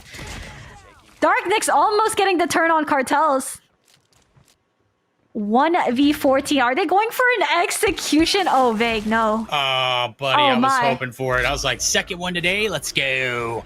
Not the case. Team Vague handling business, trying to have a little fun with their prey before they ultimately end it. And surely enough, we are here. 1-0. Similar situation from the last game we saw them here. We'll see if Dozzy and crew fall victim to another round back-to-back. Well, it's a lot of momentum rolling off of it. Dozzy able to find the first blood. Nothing there here for Suiwa, who's popped his war machine. No one's at home. Everyone's all the way over at the A site. Yeah, and I mean, Team Vey getting that strong start by Doggo with 13 kills now. Unfortunately, both Jesus and Japa still stuck on that breadstick. We hate to see it, but Jesus being one of the very inconsistent players this tournament. All right, let's take... Oh, okay. Cartel's popping his war machine. Let's see what can make use of that. Going in absolutely crazy. He's trying to take as much map control as he can. Team trying to secure both A and B at the same time. Catches the player off guard. Oh, Jesus with a nice kill. Suiwa caught lacking by Shark. And Darknix up in their spawn trapping. That's what we like to see. Yeah, that's that pressure. B, 2 ticks through. Dozzy. PTW here with this ANNI, the Annie. Pay to win. 100% skin. Love to see it. Through the smoke, no problem. Huge. He's got you, buddy. Absolutely running rampant. 2 ticks of progress on B. 9 seconds left to go here in the round. They got to be pretty flawless moving forward. Dozzy looking for a little bit of map control. Looks like nobody's going to throw a shoulder. That's a free cap onto the A side, which is a lot harder to do than said than done. Oh, absolutely. And I mean, they are only 1 tick away from B as well, which just means realistically 1 good wipe will basically secure this round for them. Suiwa in a great position, but unfortunately got caught at the wrong timing. Now up 2 lives. Honestly, they could play for a little bit of a spawn trap here, which Cartels is doing so exactly. And gets caught off. And wow, Chagabu with the Sparrow. Honestly, that might be enough for them to just go for the cap here. Doggo, the only defense left onto the B site. Chels just going in. Sparrow, boom, dead. 1 more. Oh. Slammed cross map. You said it earlier, just 1 quick wipe and that's it. Look how quick that was. 3 hop it. It's done in about 4.5 seconds. Absolutely crazy fast. 1-to-1. No 2-0s going up here. Already a little bit of a difference in this matchup so far. Again, the hard point the first time around went in favor of Team Vague. This time around went in Dozzy's favor. Flip-flopped the game modes this time around here in the control. It's just back and forth. 2 bloods opening up in blue. Vague able to find one for himself. He's going to be the last hope as everyone else has been sent back to the spawn. Wow, I mean, you saw that kill from Cartels off the head glitch? Dude, that was crazy. And I mean, both teams taking offense wins, which is surprising to see. Not only on control, but on raid as well. Cartel's trying to lurk up. Sees the player. The repeat, Jesus, couldn't shut him down. Darknix trying to get the kill here, but can't. Doggo popping his Annihilator, but gets meleeed from behind by Dozzy. How unfortunate is that? Suiwa with the nasty 3-piece trying to stop the bleeding here. Jesus on 5 kills. We really need to see Jesus and Darknix step up for their team. But then again, you could say the same for Shark, Chagabu, and Japa. Dozzy being the one to hit 21st in the entire lobby. Yep. And popping the pred. Bam! Oh, Jesus gone. Bye-bye. 21, you stupid. No, I'm just kidding. Right here. Darknix playing their life. Oh, a little shake and bake there. Dozzy sent to oblivion. What a gunny. 3 in the feed. 9 kills to her name. Big gunfights like this change their direction of games like this. And be able to cap, put a minute back on the clock. Minute 15. Wait, no, Shark.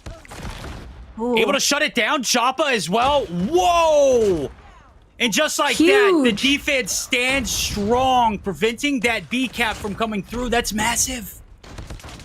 Yeah, it might just be over now. I mean, 4 lives are remaining with 2 seconds. I don't know if they have time to get on. You have to get on, Darknix. You got to get on to the point. Unfortunately, they couldn't do anything. I don't know how I feel about that operator usage there. I mean, being down like what, 3 lives to 14 with 2 seconds on the board, it's just, you could have committed and saved that operator going into this round instead. So I feel like that was a slight missed opportunity. Slight missed opportunity indeed. Will it be another choke here for Team Vague? Can they stay alive? Last chance potentially here. Offensive push coming through. Chelsea trying to get a little too big. Challenges a little too wide. Darknick's able to win the gunfight over the Heady. Cartel's looking to pin them back there inside the laundry site. Shell's hopping out, giving away control. 2 players stacking it. Second tick of progress through, and so is Cartel's. Wow. Massive plays from the boy. Cartel's with the Odin outgunning these SMG users. Gonna go for an ego chow there. Dozzy shutting Darknix down. Chels with her Sparrow might be able to close things off here if they just go for a fast 8 cap. Unless Vague has something to say about it. He's pushing up with the equals, but gets shut down by Dozzy immediately. I mean, wow. 7 lives down, actually. 7 lives down, 1:30 on the clock. Oh, that's frustrating. It is. They've created a great wall here, and it's an awesome opportunity to take advantage of whatever position you've got. Doggo. Oh my God, how the hell does he win that? But it is Cartels who's able to shut him down. Jesus trying to prevent the push from happening inside kitchen, and he does. Second wave of players coming through. 18v14 life count now starting to dwindle. And Team Dozzy, they might be on the other side of the choking point. Oh, Jappa with that nice VNP kill.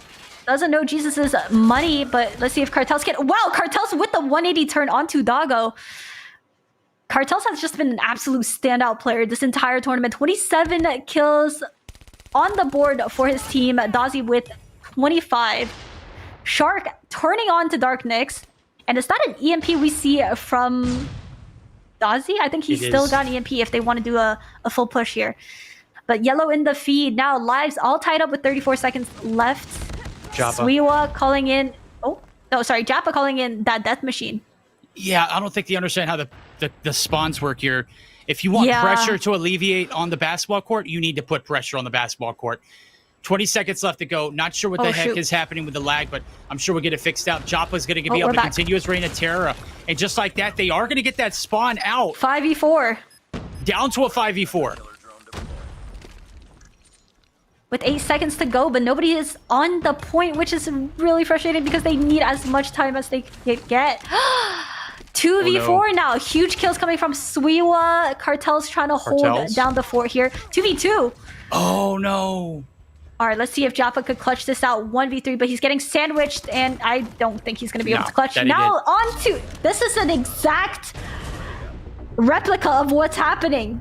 We're going into a final round on the final map between these two for the second time. This is incredible. Aerith, I'm on the edge of my seat. This is insane. Winner moves on to face off against Lucasen in the grand finals. Loser, pack your bags, you're heading home. This is it. Vegan squad on the attack. They won the last round of their attacking endeavors. Let's see if they can do it again. First Blood's coming in through their way. He's getting hell of aggressive. Oh, the timing. Shells gets caught hopping out the window. Massive map control there early on for Vague. Yeah, but at the same time, Jappa is pushed up incredibly far into their spawn as well. So it's a good trade here. Jappa with the 2-piece onto 2 players. Wow. And Shark is pushed up. Are they going for a spawn trap, perhaps? All right. They do have 2 ticks. The priority here is to make sure you finish capping. Cartel sees Darknix, but I think it's going to give it up. Nope. That's a great contest. A little bait and switch. Dozzy through the mid. Extreme amount of trust and communication there. Cartel's waiting patiently, pays off. 30 seconds left to go on the clock. B takes a progress, getting erased. Back to the spawn you go. This could be the last push. 28 seconds left to go. 20v14, or 15 rather in the life count. Make it 19v14. Trades on trades for days, and there's the EMP. But Doggo was able to get his Annihilator pop right before it does. Ooh, big kill coming from Doggo. I mean, Jappa holding his own right now with 18 kills, more than 4 other players in the lobby right now. This is actually insane. Coming from the player who not only doesn't have ping advantage, doesn't even communicate in English. So huge props to Jabba. And as I say that, he gets another 2-piece, giving him 20 kills now. Might get caught here. Oh, no, he's not. He is just him. He is just him, chat. Yo! Shutting down Doggo. Put him in Cartel's the pound. overextending a little bit there. Oh, man. All Captured right. and tamed the beast that is Doggo. Chelsea. Popping the Sparrow. Huge play. Oh, Shutting down direct Dark impact. Nyx. Is this it? Ooh, Chels with the crazy 3-piece on my. that Sparrow. It might be over. No more lives remaining for the side. Or sorry, respawns remaining. Oh, huge kill what? coming from Jesus. No, that was massive. Okay, so wait, that's what she said. Anyways, Hey, yo! 7v62 now. It might be over for Team Vague. What? Suiwa has a good heady here, but I don't know how he's gonna convert this. And yeah, he's Yeah.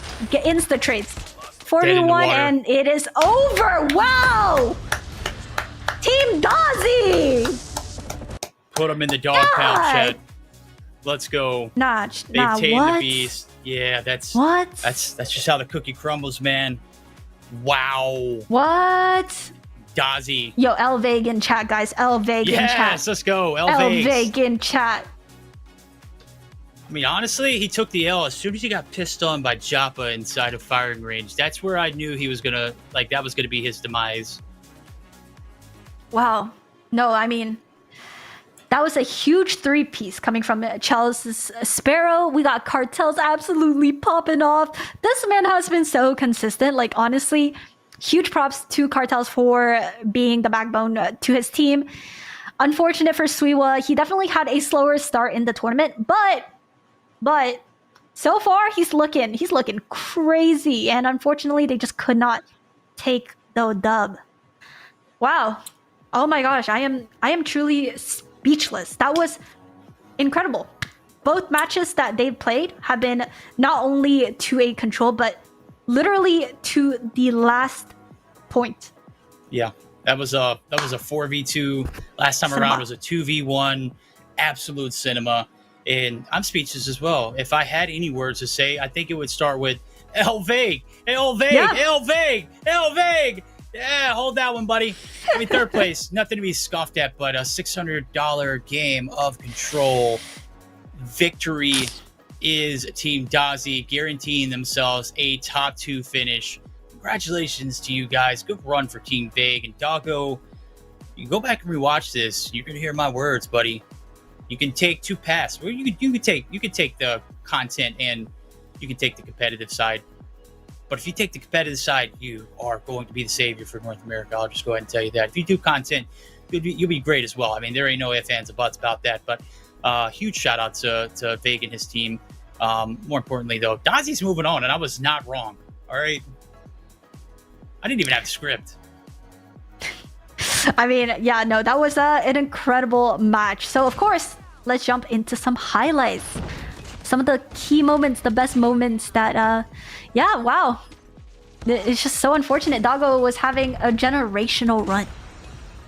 Was Dozzy also one of Dozzy the too, yes. most consistent content creators? I don't care what anybody in chat says. Y'all, and I was like, I know y'all not valid if that's the truth. If that's the case. No, I completely agree. I mean, Dozzy definitely popped off when his team needed him to pop off the most.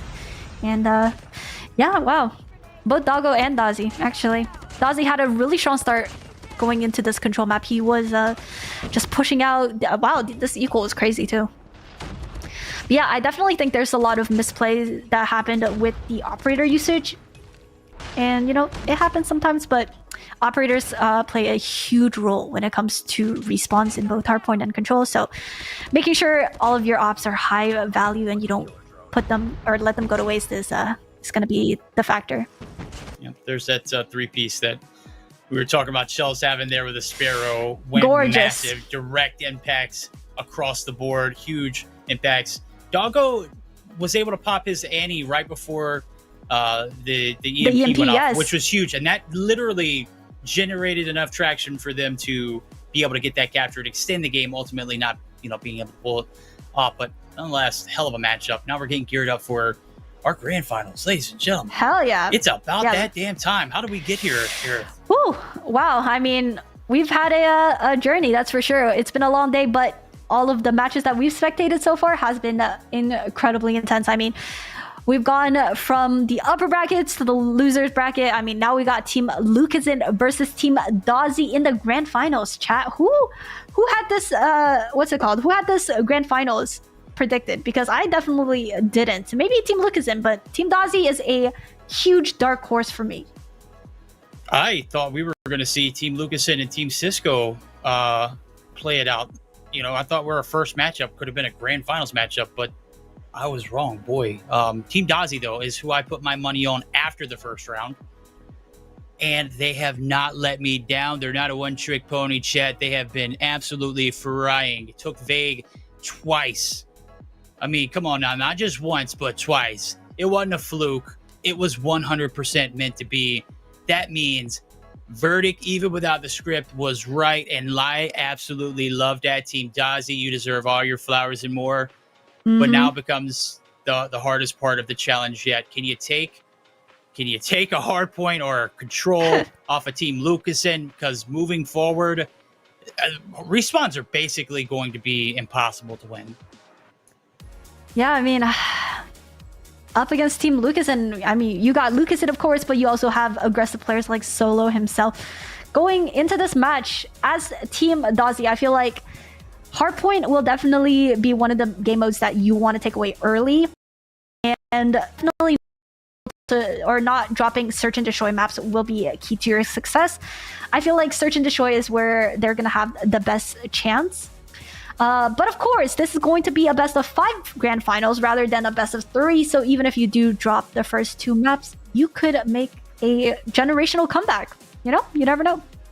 Absolutely. Got to get to the Search and Destroys, in my opinion, if you're going to win this one. The only way you can do that is by winning one respawn mode. Hell, it's going to be a difficult uphill battle. I know they've got a draft and everything, so we probably won't be starting here for a few moments. But gee, what an event so far.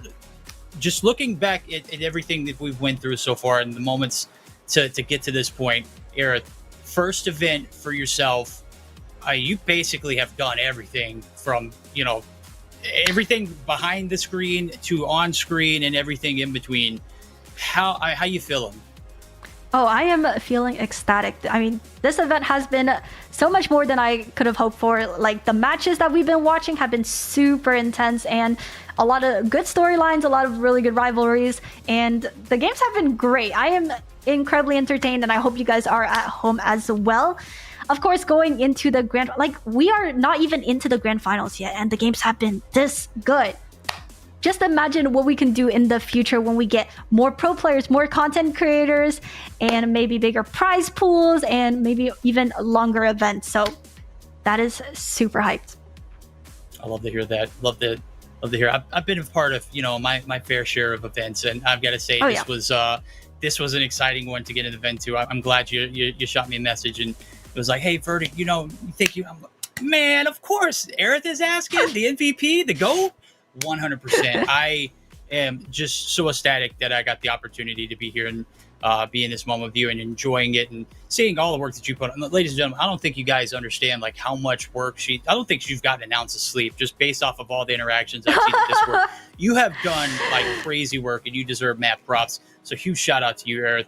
Again, thank you. I'm very humble and very grateful that you've given me the opportunity to cast with you in your first event that you've hosted. So thank you to everyone who's come through and showed support. Obviously, if your team's still alive in this and you're still in this chat with us, you're a real one. Mm-hmm. Put your hands up. Now put them down because we can't see them. But we have had an absolute blast, and it is about to come down to one team versus another. The draft is coming up. It's a best of 5. Who is going to take their share? We've got the hard points already selected. It's Hacienda, map number 1, Summit for that map number 4. We got to get there first, though, Aerith. Yeah, I mean, Hacienda, hardpoint, I mean, that's a toss-up in my opinion. We got Hansu and Sky, which I want to give a huge shout out to our two creators that has never played in any of these events, and they are here in the grand finals. Huge props to them. Let's go. And so for them to be playing on global and to be popping off like this, incredible performance out of the two of them. And of course, we got Lucas and Solo Kings, 3 heavy hitters. Like, this is just the dream lineup for events. And Dozzy's team definitely got a big mountain to climb ahead of them, but don't count them out yet because they got Cartels. Cartels, which I've been glazing all day today. Cartels has been cooking. This man is the most consistent player so far in this tournament by far. His respawn performance has been off the charts. This man can basically do no wrong.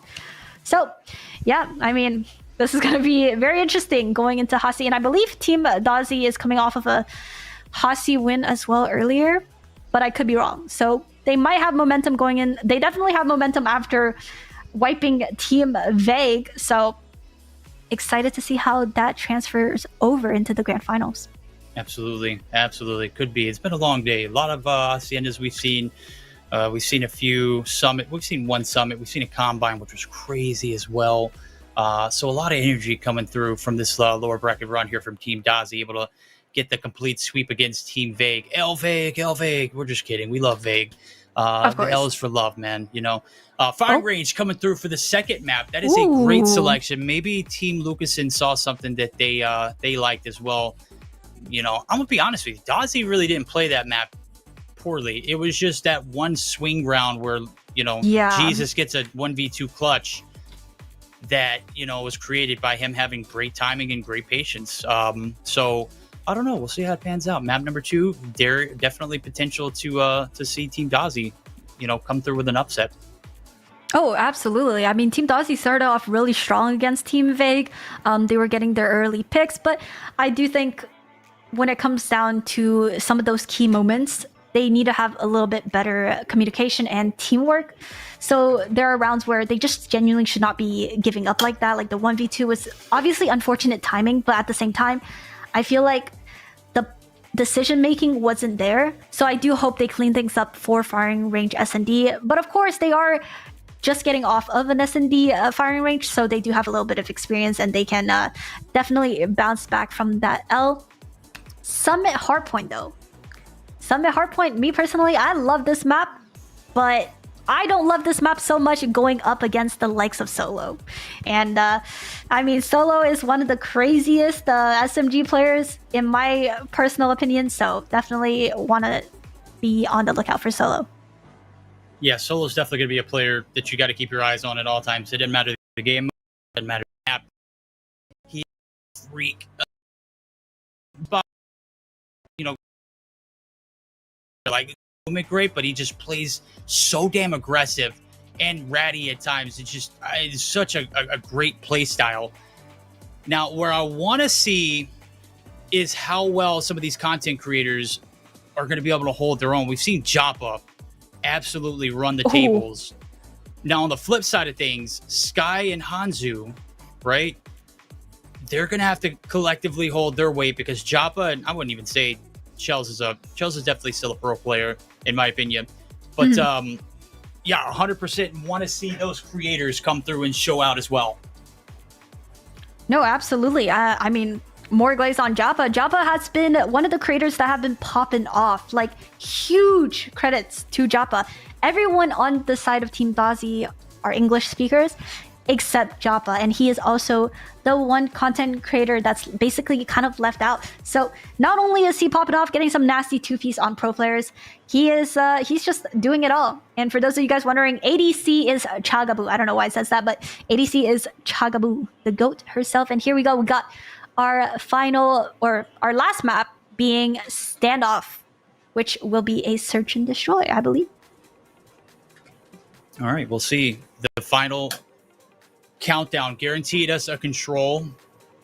We will 100% see that regardless of the outcomes of game number 2 and 1, just because it's a best of 5, ladies and gentlemen. I know how to count and I know how that works. I know you all do too, but I just want to make sure we get a reminder out for those who maybe new to the tournament scene in competitive play. Obviously, if you're watching Aerith, I know for a fact that you're following the space in some capacity, but it's coming down to the wire. Is it going to be another standoff in the map rotation, or will we see a raid, God forbid, a crossfire?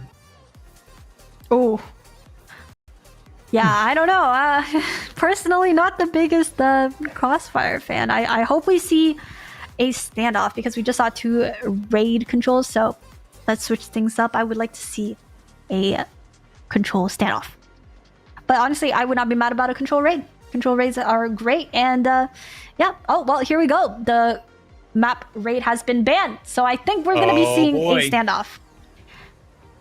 Crossing my fingers. That will all depend on if they decide to ban Crossfire. This is the moment of the truth. Got my fingers crossed. What will it be? No spoilers. We got spoilers. I'm not going to spoil it, though. We'll just let it pop up. Crossfire is out of the mix. That means a process of elimination. We've got a off in this best of 5. Wow. Okay. Well, I mean, we got double standoff, but we also got some. Honestly, this entire goated. Yeah, this lineup is firing range, standoff, summit. Not a single bad map. Yep. You got Black Ops 4, Black Ops 1, Black Ops 1, Black Ops 1, Black Ops 1.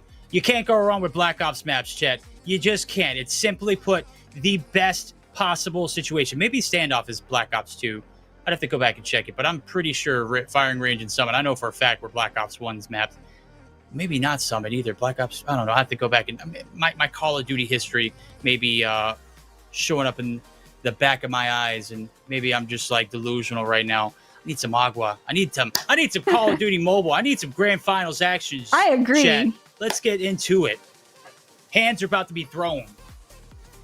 Yeah, let me just check, see if we are getting our lobby set up here. Okay, grand finals. Let's see. All right, lobby code has been announced. The players are just getting in right away. Hopefully we can get this show on the road because I'm excited for grand finals.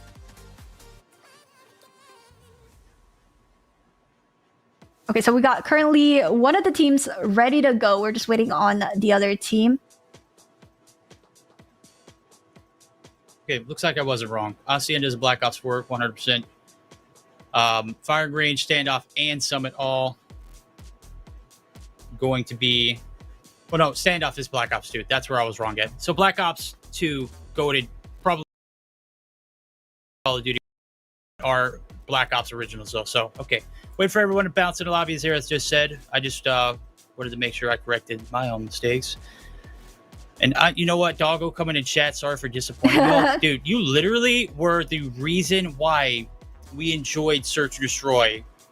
You put on fantastic performance. Absolutely.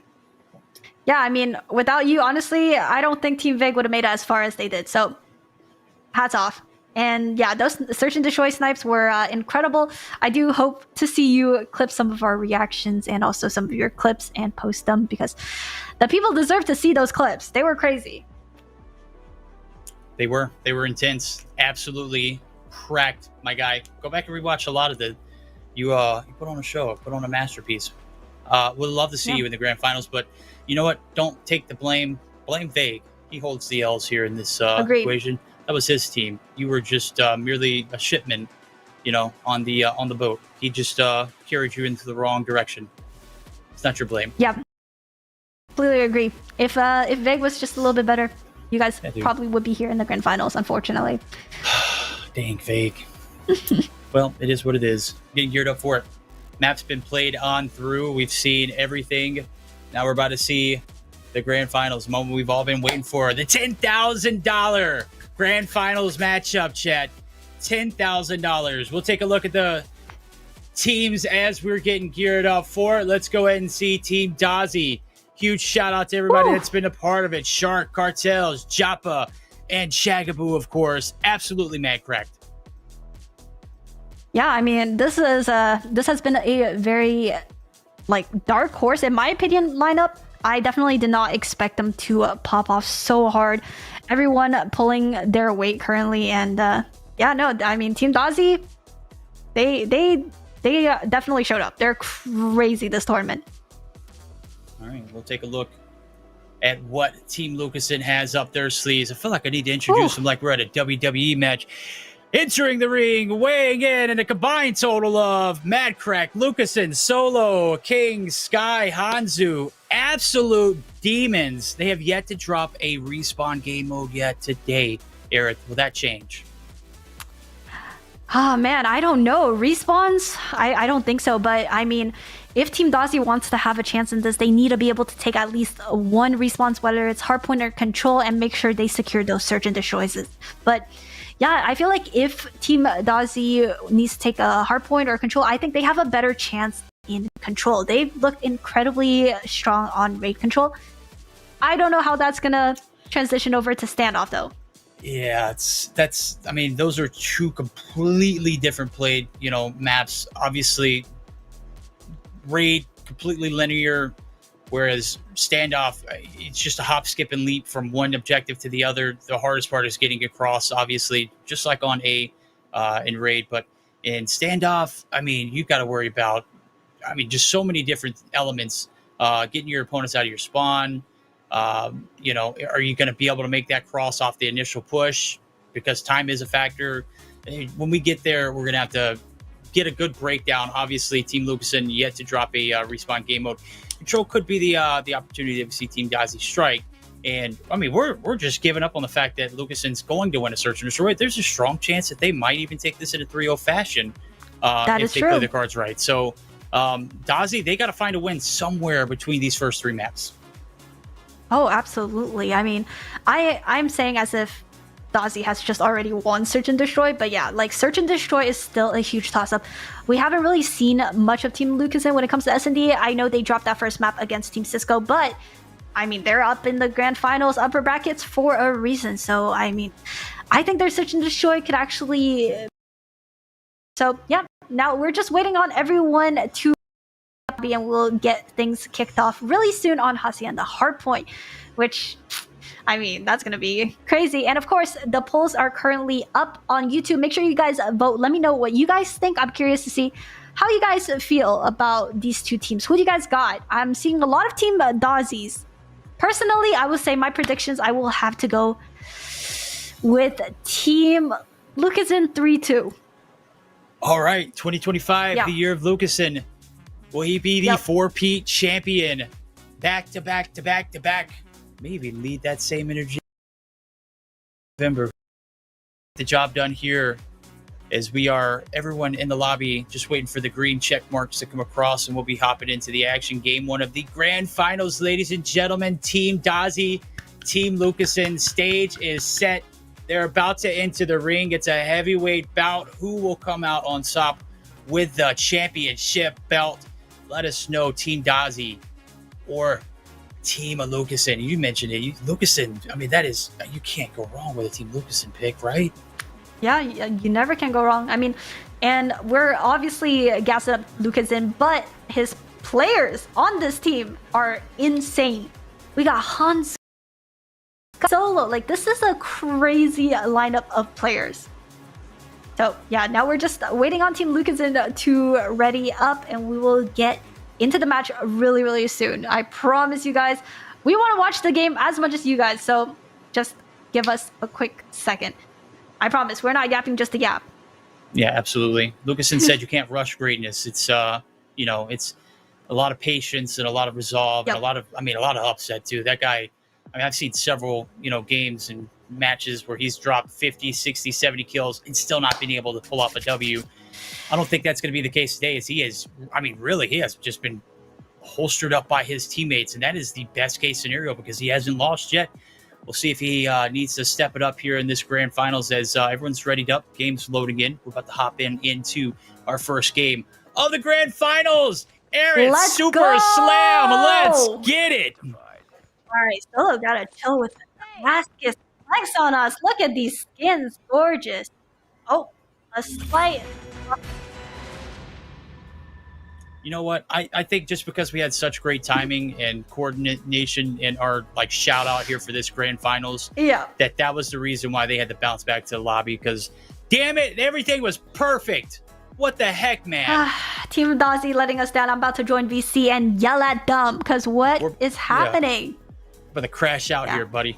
I agree. I should get in there and ear rape them and just be like, hello, 100%. wakey wakey, brother. We gotta get the grand finals going because what is happening? Yeah, I mean, it's all good. Cartel said we apologize. We should be getting back into the match really soon, hopefully, because damn, this has been a long-awaited event. Chat is dropping W's. Little do they know. Oh, buddy, sorry, oh guys. no, y'all are not ready for this. The delay. It's about to hit. I'm so sorry, guys. Yeah. I swear, I'm trying my hardest here. We can only do so much. Feels bad. Do but more, hey, guys. Do what? What can we do more of? I mean, we set the stage perfectly. Gotta wait for greatness. I don't know, man. Now it's just gonna be awkward. Do you think we have it in us to do it a second time? I don't know. All right, and now we got our game loading in. I am so sorry, chat. I swear. These players are trolling me. But yeah. Elvig. Elvig. I mean, he's catching Bro's strays, catching buddy. strays. He's already eliminated. All right, now into our matchup. Let's go. Oh my goodness, finally. Team Lucasen on the, honestly, I would say the bad side, but it's pretty even out. Oh, he doesn't know. The player is just walking up. Huge lurk. Oh, boy. But shut down regardless. Didn't matter. Cartel's missed opportunity there. Hanzu with that PKM. We're seeing it back. Let's go. Let's go. P1 out in the open here in the courtyard. 18 seconds uncontested so far for the boys in yellow and gals. Can't give you a shout out when I can. Chelsea entering the stage too from across the distance. Yes, pieces of shots. DRH in her hand. She is the doctor of shots. Precision like. Oh, another contest. Shut down too. Solo. Get dumpstered, buddy. Ooh, huge kill coming from Cartel's. Huge double, actually. Kings with a double of his own, dropping in from the heavens above. Going with his machine pistols, shooting through the smoke, could not connect. Joppa with the two-piece, make it a three. Nope, unfortunate. But Shark getting that trade with the cross-map nade. Shark being the first player into the new hill. Is he going to be able to connect? One kill down. Sky getting a nice trade. Now we know P1 is a hard hill, and the fact that Team Dozzy ran away with 44 seconds is really impressive. Now going into the second point, this is where it all matters. This is the money hill. This is one of the harder hills to break in. Hill as well. Lucas and 6 to his name, make it 7 almost. Is going to get the assist. Approach from the front side, not going to happen. Driveway is where it needs to come from, and I do believe Dozzy realizes that. Only finding 1 kill to his name is going to get shut down in the second wave of players. They are absolutely feeding them streaks and kills off the back. Kings, Predator to his pocket. Got the Sparrow to go along with it. This one's a shutdown. What was that 44 to 0 point lead? Now dwindling in a big shift going in favor of Team Lucasen. Yeah, and I mean, like, the spawns were so, I guess, so flipped there for a second. Kings racking up kills left, right, center, having his EMP and his Predator for next hill. And now Hunter Killer, he might be doubling up on streaks. I don't know if he knows. Might want to use those Preds. Chagabu with a nasty head glitch to cut off the cutoff. Chagabu with 3 kills now. I think Kings is playing a little bit more passive here just so he could streak up even more. Calling in their ops now. Oh, the EMP is out, but Chels still was able to call out her Sparrow. Pred connecting. Chels with the 2-piece. Getting traded by Solo, and Chels getting both her streaks as well. Well coordinated operator usage, as well as the Predator that came through. The break came absolutely massively. Kings played his life to his fullest. And surely enough, the time going to be split, though. Last 20 seconds up for grabs. It is going to be the side of Team Dozzy, who are going to be able to play a little bit of spoilers towards the spawns as the Predator comes through for Kings. He's going to be able to find 1 on Dozzy. That's 3 in the feed, wiped completely. Kings and crew gets the last remaining 2, and that is going to be the last 10 seconds up for grabs for them as the rotation is being made over to Nuke. Yeah, going into P4 4. Only a 7-point difference. It's not much, but yeah, this is also one of the big money hills here on Hasi. Kings getting top control with the Sparrow could be big here. 22 kills for his team right now, doing the most. Unfortunately, Hanzu kind of falling behind considering we're on P4 with only 3 kills. I don't know, man. I would personally swap out that PKM for something maybe a little bit more reliable. Oh, I completely agree. We need to see something come out. USS 9 out of Sky. Oh, Yeah. Gonna get shut down. Solo as well. The waste of the operator does find one, but Shark and crew getting max value, full wipe. 76 points in counting here. P4 Rocks saving grace.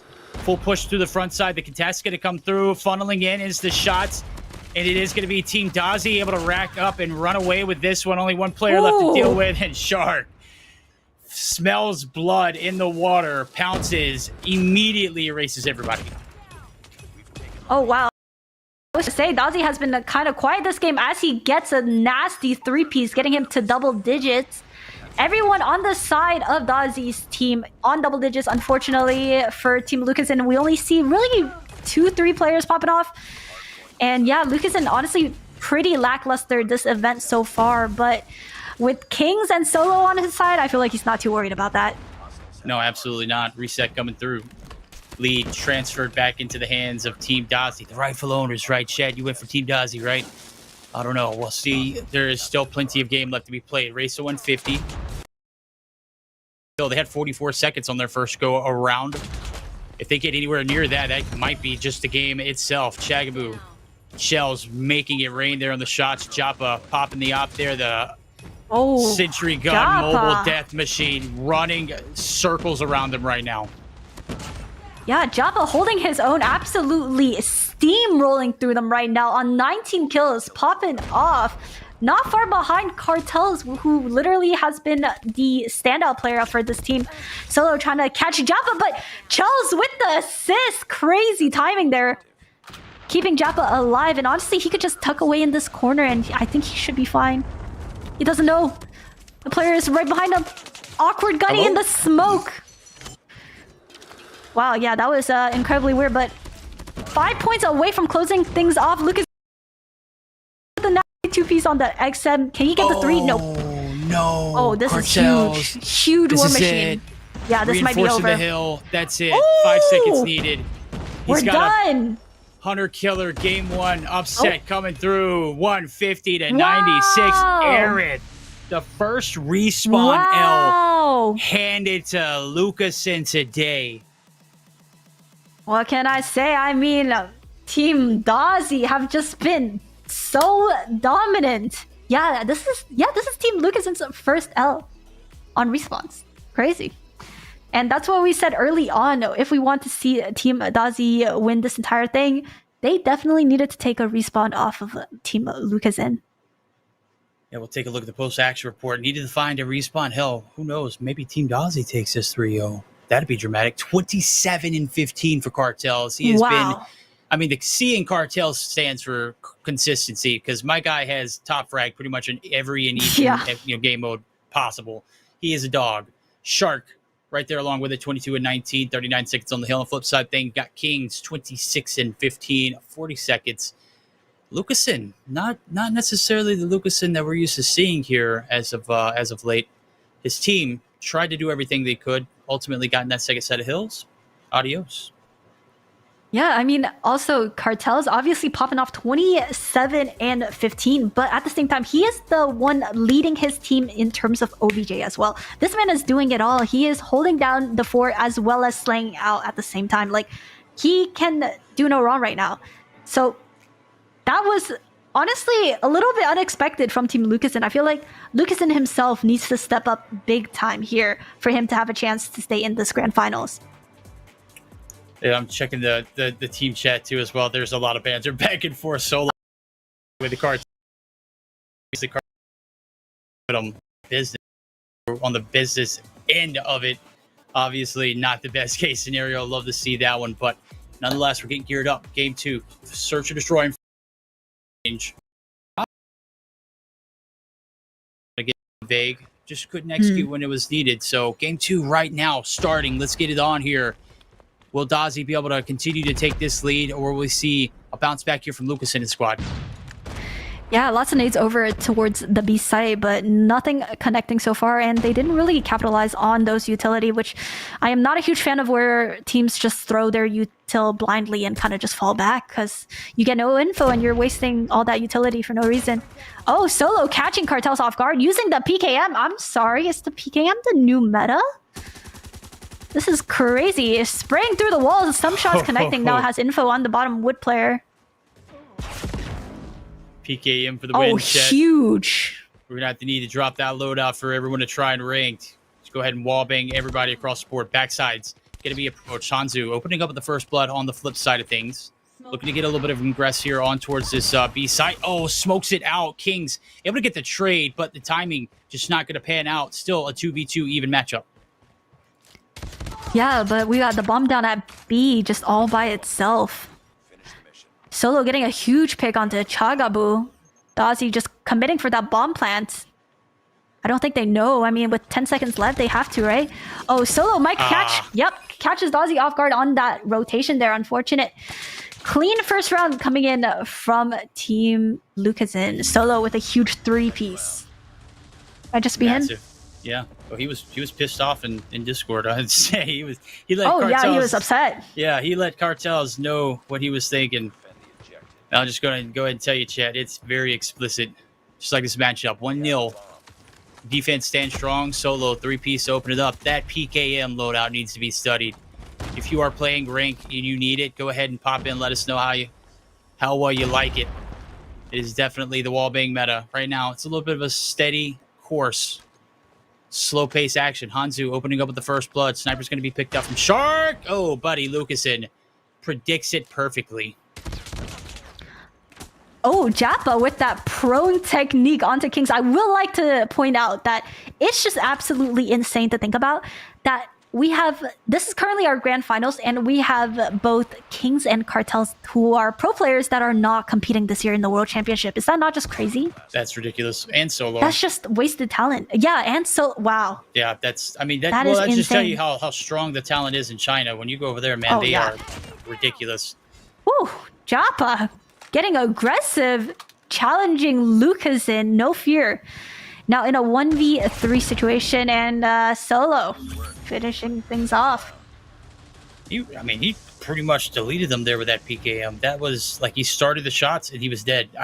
It was so quick. No time to react. Minute 30 rounds here. Things go fast. First 2 on the offensive side of things, not panning out any way in favor of Team Dozzy. They took a very nice hardpoint victory. Right now, they are in the trenches on the offense. Let's see if they can find a round or two before we get the flip. All right, we're seeing a slower round coming out from Team Dozzy. I feel like all 3 rounds so far have been relatively slow, and it clearly is not working out for them. They're getting picked off way too early, and yeah, I would like to see maybe a change in pace. Maybe we take a little bit more mid-control, because it just feels like, yeah, Lucasen going crazy right now. Just absolutely dogging on him with 5 kills now. And of course, Lucasen being such a flexible player, he is absolutely cracked on that sniper. Shark and Dozzy lurking up. Last man standing. Well, make that Shark. Okay, Ooh, Shark. oh, wow. Oh, that'd have been impressive. 1v4, takes down 2 instantly on the hop-up. Guess who's there? The Reaper himself. Lucasen, I said he didn't perform very well in the hardpoint. He said, hold my cop verdict. I've got 7 kills through 3. Yeah. Last round here on the defense for them. Will they be flawless? Oh, I think they heard me when I say they're doing a more aggressive push here onto B, and there's literally only one player, that being Hanzu, holding B down. I think he's just going to get whooped right away. Yup. No backup, no help, but Lucasen evening things out with a pick of his own onto Jappa. Having a nice little off angle here. Nobody peeking. Shark getting a nice... Ooh, Shark getting a nice 2-piece. Almost a 3. Some shots landing, but Kings... Crazy angle there. Making a huge wraparound to flank. Let's see if Cartels gets the read. Oh, no. Missed opportunity. Trigger discipline not there from Kings. And he knows it too. Look, he's going to have to redirect all the way back over. Shells. Bomb's going to be planted. 40 seconds left to go. 1v2 clutch up for grabs. Cartel's I will say they are so far away from each other. They are, but they are. He's never going to know Cartels is there unless he heard Kings. He is sounding. Okay. I was about to say, there's no way you heard him. Oh. There it is. Well played from Dozzy's team. That was, yeah. Yep, you're never going to expect. You're never going to expect Cartels is in that position. Obviously, King's got the IEMs in. I don't know. They must be like literally connected to each other. They're that far embedded inside of his ears. Because there's just no way you moved on. Lucasen, man. The bullet. First blood Reaper, my guy. Yeah, I mean, Shark could have a really good timing flank here, but he decided not to commit. Kings completely just jumps over Japa. Getting that early plant down now in the 2v5 situation, not looking good for Team Dozzy. I don't know how this round just slipped up so fast. Cartel's being the last player alive, getting the 2-piece. He now needs an ace to clutch this round. Yeah, this is, I mean, mission impossible at this point. Yeah. You can't redirect. They already know that you're coming from this particular angle. Lucasen's going to throw a shoulder at it. Does get taken down. 20 seconds. Hold the phone. I thought Lucasen had that one on lock. Nonetheless, Solo out in the open. Gets caught. Plays his life to the perfection. Waiting for the collapse to come through. Not going to be able to hold both angles. Cartels going to get shut down. 4-1 map point. A very, very swift game number 2 so far. Could be coming to the end here. I mean, somebody needs to put an end to Lucasen's early first bloods. We can't be giving up our lives early like that. And I mean, lots of util going out to B, lots of players hiding in jungle currently. Not a lot of info yet, but Dozzy being the first point of contact here gets flashed, unfortunately. Panic. Oh, what? Actually, shots are connecting. Somehow wallbang Kings. And hits his shots onto Lucasen. Might have to back up here. Huge kill coming from... Wow. No way. What are we doing? What? I know you got the util spam, but there's no way you've got to collect. You had a player advantage. Cartels might be the player to watch here in this instant, though. A little pitter-patter of steps down the low. He's going to wait patiently, see how many people he can get. There's the one. Knows that one's A-long as well. And with 30 seconds left to go, he's eating bullets. Ooh. Chagabu getting to pick up Lucasen. That's going to be huge. Making it a 1v3 for Hanzu. We have not seen much come out of Hanzu, but, I mean, this is the moment. With the PKM in hand. A little movement here. Movement Demon absolutely destroying Chagabu. Knows one is on the flank for sure. But I don't think he has info on the other. And the bomb is down in Cubby. This is very unfortunate. Yep. No time. With 6 seconds, it's toast. There you go. Stat and patch there. Killer Kitten. That kitten has been through the ringer so far. Yeah. We'll see Dozzy bounce back here in this one, though. Absolutely. 4-2 now. I do think that Team Lucasen should do a more aggressive push here, which I think we might see on the A with like 12 different nades and util going off at once. Lord. Cartels, huge nade kill onto Solo. The environmental. Gets the equalizer. Hanzu, entry. Bomb carrier. Looking to go ahead and stick it through the smoke. Sky going to be able to find one on shells. And that is tough timing, but it's Japa. Japa. Will he get the notification? Is anybody watching trailer out front? No, they're all turned back. No, it is Hanzu. Wow, and the round just ends like that. So anticlimactic. Dramatic. Oh my goodness. Climatic? Yeah, I blinked. It was over. Yeah, Team Lucasen coming out on top, evening things out. Wow, this is actually the complete opposite of what I predicted going into the grand finals. I expected Team Lucasen to come out on top for the hardpoint, not the search. Crazy.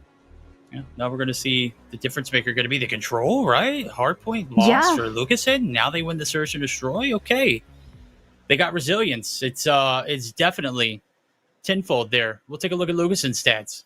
I said he was Ooh. I didn't say it was a joke. I said he didn't perform in game one. He hadn't really performed that much. Hasn't needed to here in this event. 11-5, 7-round search and destroy. He was a first blood demon. Yeah, 11-5. That is a crazy stat. That's a doggo stat line if I've ever seen one. And I mean, the side of Dozzy's team it was just a lack of coordination. And I feel like the amount of picks that they were giving up, the early first blood, is what makes a huge difference in search and destroy. So yeah, I mean, and then if you have Lucas and just absolutely popping off, getting picks left, right, center, as a teammate, you really don't need to do much. You just need to support him. And that's what we saw in a 5-2, very convincing sweep for Team Lucas. And now going into control, we got control standoff. Yes. Right? Control standoff. That's actually really exciting because as Team Lucas, and I would obviously ban Raid just because Team Dozzy is looking great on Raid. So let's definitely take that away from the map picks and give them standoff. Standoff is a toss-up in my opinion. What do you think? I want to favor Lucas in on this one just because the best gunny wins. And overall, I think the 3 best gunnies in the map at any given point is Lucas and Kings and Cartels. Now, with that being said, I think solo is also going to play in a huge factor. But on a map like this, Lucas and Kings are going to run rampant. So I've got to favor Lucas in on this one. No, I completely agree, and I'm right there with you. But before we jump into the next game, let's check out some of the best key moments and some of the highlights from our previous match, because there were a ton of Lucas in highlights. This might just be a Lucas in highlight reel. Japa doing some crazy work with the VMP. Shark, yeah, that's very unfortunate. Kings with his nasty Odin as well, making crazy plays. Like, look at that, jumping through the smoke onto a body. Crazy work. And Solo with his nice little snipe as well. This one was crazy. Yeah, this was weird. This one too. Weird. The Lucas in 180 snipe. Yeah. Hello. What a we can't give them like these just openings against players like Lucas, and where he will consistently pop off. You just gotta be able to hold your own and can't give them easy kills like this. Yeah, can't afford to give anything away here. We're in the grand finals, for Pete's sake. This is all or nothing right now. Obviously, winner takes home their lion's share of that $10,000 cash money. Chat, let's hear it. $10,000. What would you do? Make it rain, chat. How much COD points would you have? Too much to count. Winner takes that lion's share. Obviously, $3,000. That's a hefty amount to. I mean, you just play Call of Duty Mobile for. You were going to do this anyways for 6 hours, right? Why not do it and get paid? Holy hell! Yeah, I mean, $3,000 for 1 day worth of COD Mobile gameplay doesn't sound like such a bad gig in my opinion. And I mean, we're just getting started with these events because hint, hint, wink, wink, we might have some more coming up in the future with more creators, more pro players. A lot of creators that weren't able to participate in this one, we will definitely see them back for future events. We got more big names, we got Body Plays, we got Noah, a lot of really talented creators that I hopefully will get to invite in the future as well. And of course, our friends at Godlike, Elevate, Stalwart, our Filipino friends and our Indian friends who aren't able to participate in this tournament, the World Championship. They are hard at work practicing, and I mean, hey, respect that. That is their grind, and understandable. Yeah, Lucasen said, "I'll take a paycheck and I'll get some practice while I'm That's true. I'm here." Let me just amplify myself real quick. Let me put myself on the map. I need a 4-peat in my pocket. Game is loading here for the control standoff, ladies and gentlemen. If you've been around since the jump, man, I gotta give a shout out to you all. This has been a long day. We're gonna crown champion here in a moment, or should I say, we should give them the belt. Who's gonna wear that championship belt out? Will it be the 4-time champ if Lucas wins, or will it be Dozzy and crew? We're about to find out who's going to take the advantage here in this series. We got a guaranteed game 4 brought to you by the win and Lucasen for that search and destroy. Dozzy and crew on the pounce here for the first opening round. We'll see if they got their work cut out for them and see what they can get done. Yeah, so far all blue in the feed as Dozzy's team gets wiped off of A. Japa in a corner right now. Let's see if he can make a play. Nope, Solo just reads that to perfection. Cartel's lurking up into their spawn, seeing if he can catch a few players off guard. Gets one. Let's see if he has the read. Chagaboo spotted 2 up top. Granny. Sky in a corner. Ratting. And gets caught lacking. Nope. Catches Dozzy, actually. 5 life advantage for the side of Team Lucasen, and only 1 tick currently for Team Dozzy. Yep, Lucasen rocking that Type 63 anchored weighted. An absolute massive. Did receive a nerf for competitive play, but still viable in the hands of someone who's cracked as he is. 20v16 now as the life count is coming through. Time is at a halt. Okay, never mind. Just kidding. B progress going to be shut down. Nonetheless, A still being occupied. Joppa, wow, that is a nice lean. Nice little shoulder being thrown. Nice little gunfight one as well. 15v14 is things starting to get interesting here with 20 seconds left to go. Absolutely. Team Dozzy actually bring this one back 22 seconds, and they should be able to complete this A tick here. But this is where things get a little bit more difficult, which is the B point. The B point is just so hard to be able to collapse on. It has 1 entrance realistically. But if you could get a nice little life advantage here, Dozzy, nasty little kill onto solo. Joppa using his Predator missile early on. Chagaboo, the only player currently on B, capping away. Shark, pushed up. Lots of map control here. Oh, unfortunately gets caught. Now it's a 5v5. This is where players need to take it a little bit slower. You still have a minute left on the clock. We don't need to be full sending into B just yet. Let's get some picks. There we go. Joppa killing Hanzu. Don't think they know where Lucasen is, actually. And I think he might have a crazy timing. Oh. Yup. Gets a huge pick onto Cartels. Yeah, you don't need to force this. Ooh. Dozzy, Yeah. I mean, that's probably not the best play. Lucasen is everything in that particular instance, so takes down Cartels, which is massive, and continues to play his life. Plays the back line perfectly. 5 kills to his name. 4v3 here up for grabs. Will we see a clutch? Choppa going to be forced back with an aid shot. Chagaboo going to be able to open up the first blood. Huge. 26 seconds on the clock. Even 3v3. Huge! Oh my goodness. I think she just made the play to secure them this round, because that was... The GOAT! That was incredible. Now she has info on where Lucasen is, and they're going to just double up both capping. No need to peek that. No need to peek anything. Just go for the cap. Don't peek. Just play for that trade. Nice job coming out from Chagaboo. Wow. Absolute big plays coming out from her. What a Chad. What a play. Yeah, what an Chagaboo. absolute Chad. I mean, that Chagaboo. was... Chagaboo over here. Chagaboo. Holy hell. Let's go. Shells. Oh my goodness.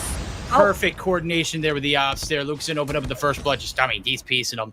Shark and Shell's going to get involved now as Joppa's going to pop the op there. The death machine eating away at your life. Got one still on the coast. Does sniff out solo, and a great read indeed. As the blood coming through, only revenge. There is Shark just going crazy in the spawn. Yeah, we got Cartels now with his Tempest, getting a nice clean little 3-piece here, and has them in an absolute blender in their spawn right now. Finally gets taken out, but I mean, the damage has been done with 14 seconds left and down, like, what, 6 lives? This is not looking so good for Team Lucasen.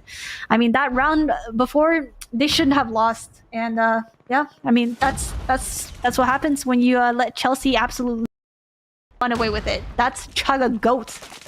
Chugga Goat. Let's go. Chugga Goat.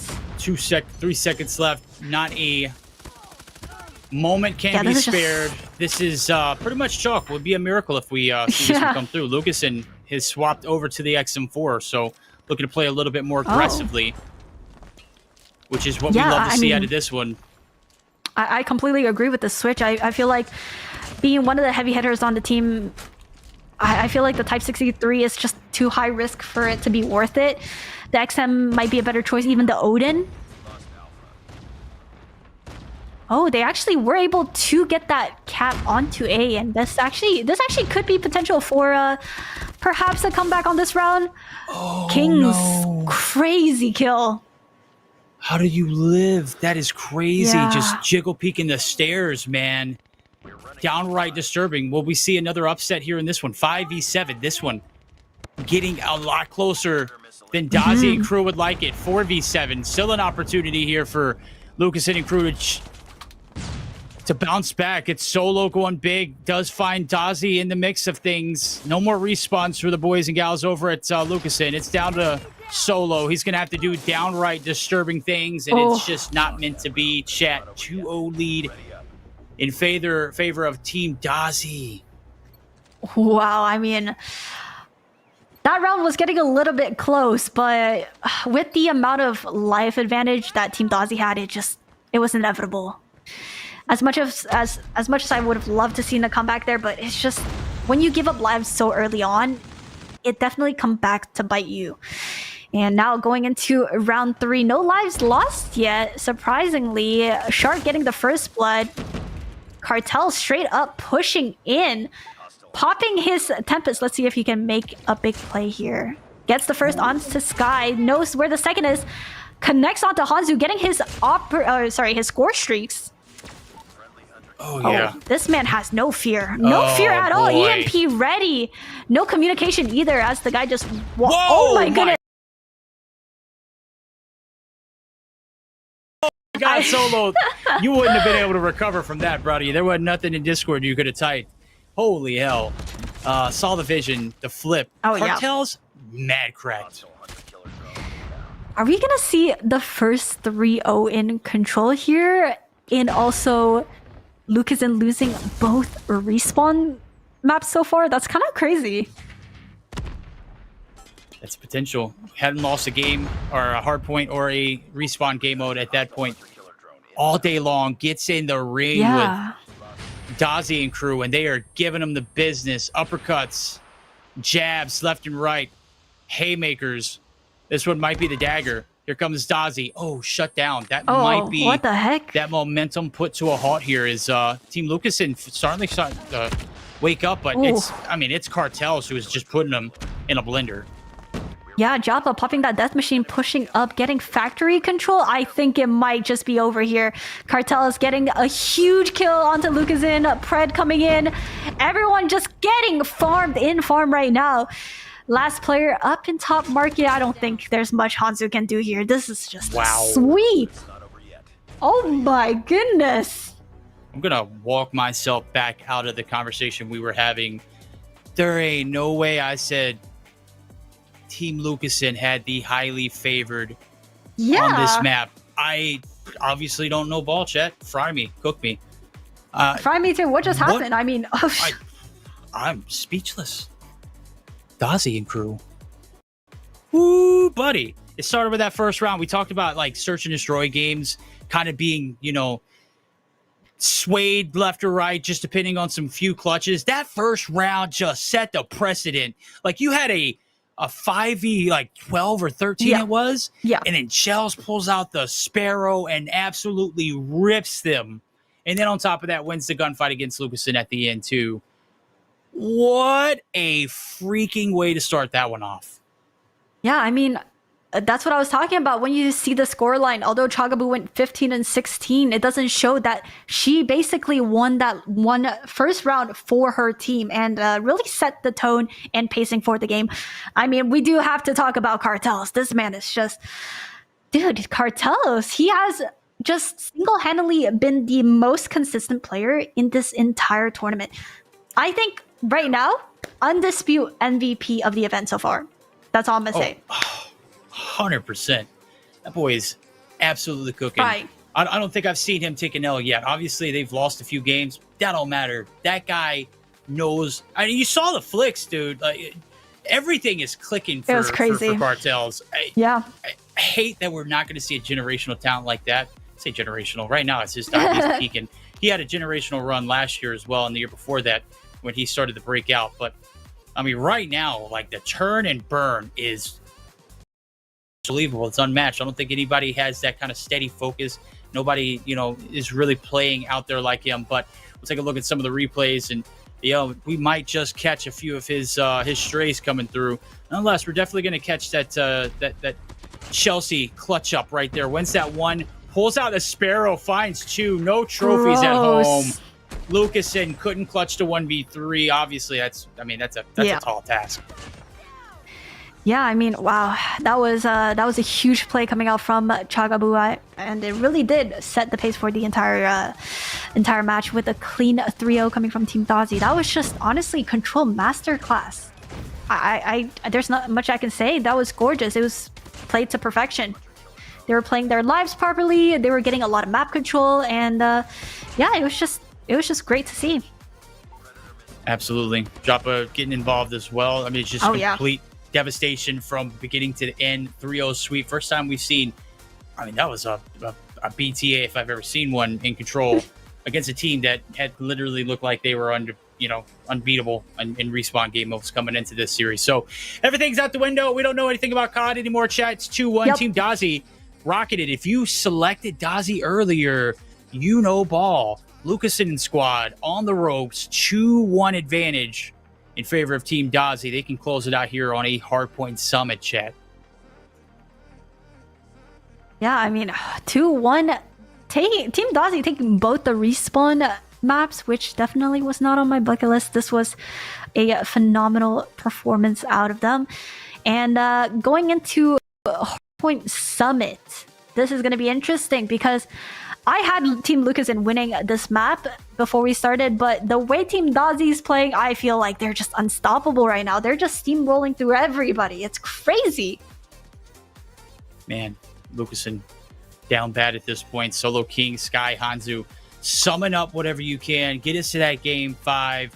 It won't be a control, so you don't have to be worried about getting swept on standoff again. It'll be search or destroy, and we can set things balanced in life. Summit Hardpoint is where it's got to start. All right, who's getting the belt? Who's claiming the championship? Who is coming through as the #1 contender right now? It's Team Dozzy, making themselves look absolutely cracked after, I mean, a very dominating control standoff. Might be enough momentum to roll them into a 3-1 completion. We'll have to find out now as we got our jackets on. We're heading to Summit for Game 4. Might be the last match of Aerith Super.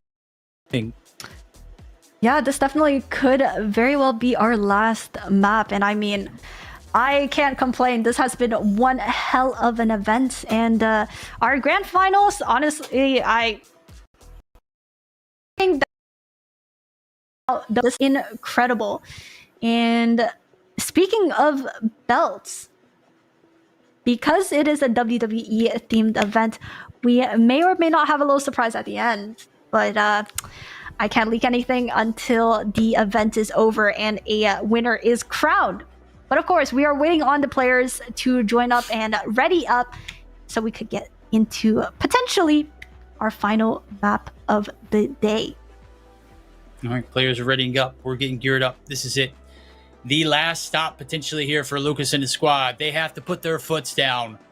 It's got to be a 5-player approach. Everyone's got to be all hands on deck. Objective is the primary focus. We know how Summit plays. It's fast-paced.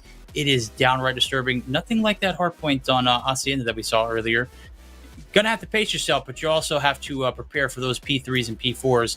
Maps loading in. We are geared up for it. Could be the last one, chat. Don't hold your breath. We'll have to find out here as we are ready to go. Summit Hardpoint could be where this one ends, and we put the belt on the champion. Who's it going to be? Dozzy and crew could very much so do it here. Let's find out now. Here we go. Hardpoint Summit is here, baby. Oh, I am so excited for this. Dozzy going in really aggressive, taking up top control, but not actually. Wow, yellow in the feed. As we see Solo push up, finding 2 early picks, making it 3. Does he get the read onto the guy going long? Nope, he actually turned back around to blue. Yeah, 3 players near the hill right now for Team Lucasen. Unless Shark can put an end, but nope, taken out. Yeah, early lead for Team Lucasen, and P1 definitely gets scrappy, Solo. but I mean, Solo, double score streaks ready. All right. Rolling on to it. Is shut down finally. Kings. Not necessarily my favorite loadout here for this one, but he is popping off there. Type 63 in hand. Tapping him. Getting some shots in. Time being collected. 4 is to be exact. Right now, Team Dozzy and crew, a little bit of a slow start. You can just blame Solo because he's just running map crazy. He's got 9 on board. Started off with a 7 spree. Ooh, yellow in the feed for Team Lucas, and you can tell Solo and Kings did not come to play. They are mad. They want this map to take them into a map 5, which would be S&D, I believe. Yeah, S&D standoff. And me personally, I agree. I would love to see a standoff S&D final map. Okay, cross map Sparrow onto Cartels, leading 60-4. And reminder, the score is only up to 150, so every point counts. Right now, Team Dozzy just have taken, I mean, multiple hit after hit. They can't find a W anywhere. Solo. Whoa, buddy! What a feed! 3 in it. Here comes the Pretty. Able to find nothing but intel. He's got the hill. That's a W in itself. Able to get the point blank. Cartel's finally able to put some shots down. That boy's caused tremendous damage. Traumatic it is here from the P2 to P3 connection. Backline spawns, not a problem.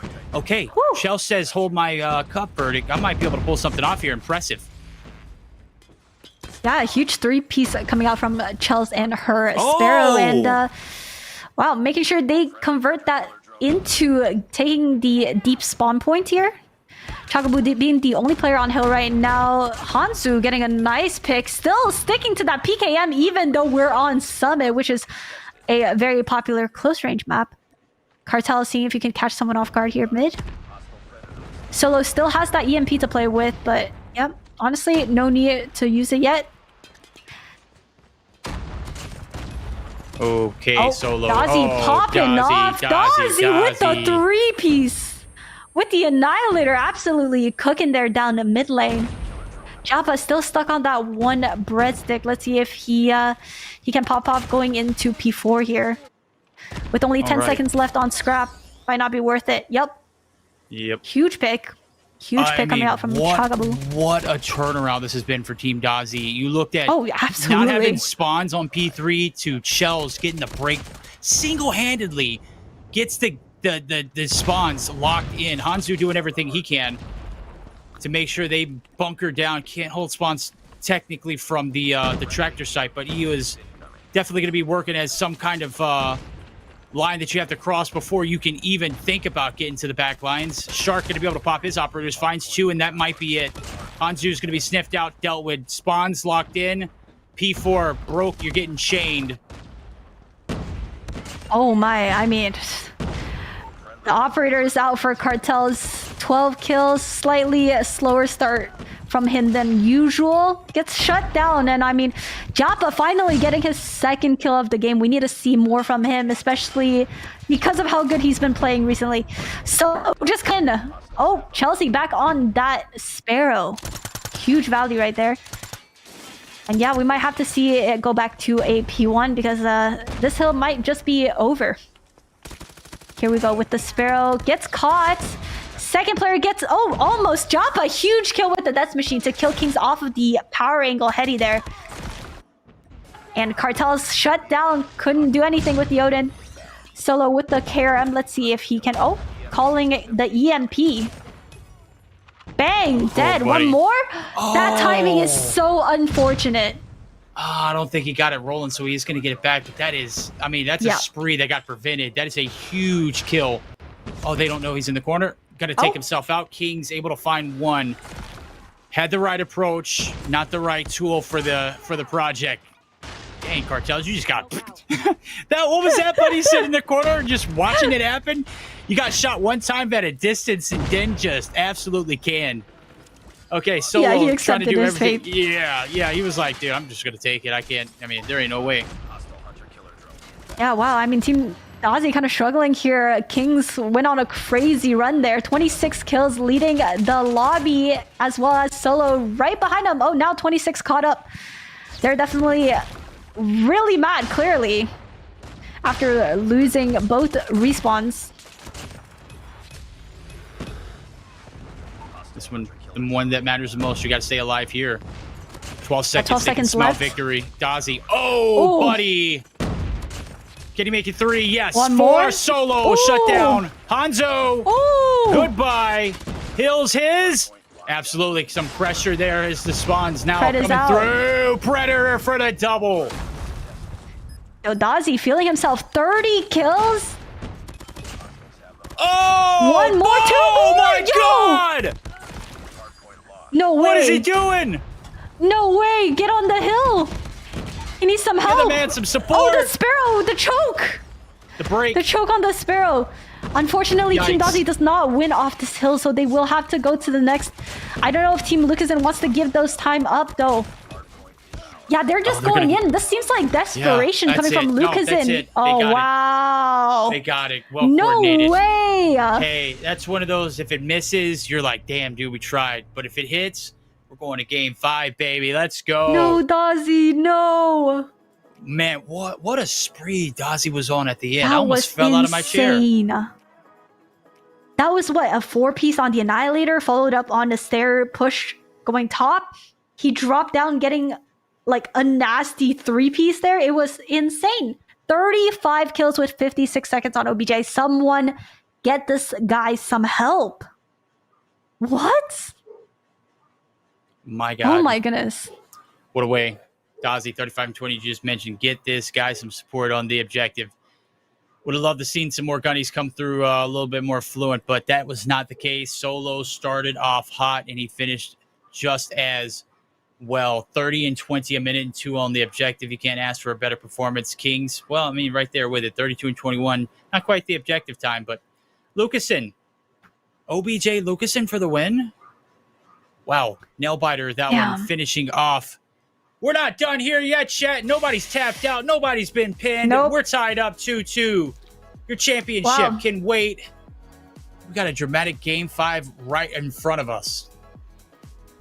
Wow, that was actually insane. I truly think if Cartels was performing as well as he did in literally any other map so far, they would have closed that series out. But yeah, I mean, I feel like Dozzy popped off just a little, and being 3 points away from winning, it was inevitable. I mean, Lucasen's team just flooded that last hill, and they were also spawning extremely close to the point.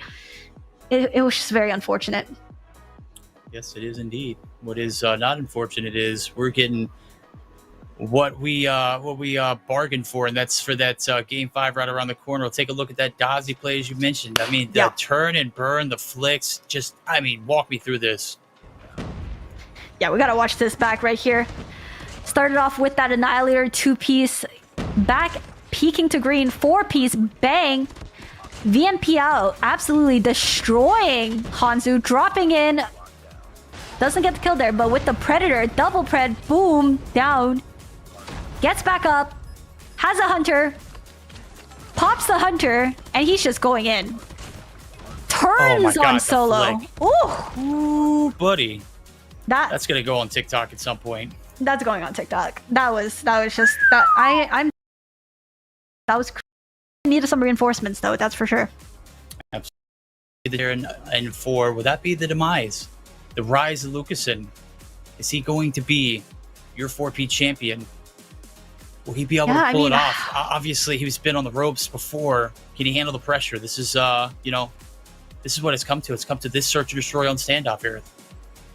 Yeah, I must say, if Team Lucasen does come out on top, they might have won the whole event, but I will say Team Dozzy has won our hearts because 100%. we've seen their journey. We've seen basically their entire journey, maybe except for that first winners bracket. But yeah, wow, they are on a crazy run right now, and let's see how things end up as we go into standoff SND, search and destroy. I don't know how to feel about this because Team Dozzy is just not looking the best on search. They're not looking great on search. I feel like they have a much better chance on that respawns. I feel conflicted. Yep. 7 hours of work coming down to this one moment. This is it, Chad. This one moment. This one moment. If you've been here from the beginning, shout out, man. You guys are goated. W support. If you're just not tuning in, you've missed out on some pretty dang good matches so far. And Team Dozzy, Team Lucasen, absolutely delivering with everything they got. They're going to go out in their bag here in this last search and destroy on standoff, ladies and gentlemen. It's come down to this point. It's a race to 5.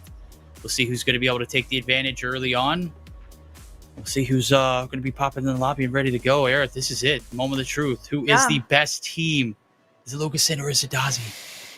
Yeah, and from what I've heard, we are currently loading into the game, so we will be starting just very shortly. I feel just jitters and nerves everywhere, and I'm not even playing. I played Grand Finals, but I've not felt like this in a minute. This is incredible. So let's get right into the match.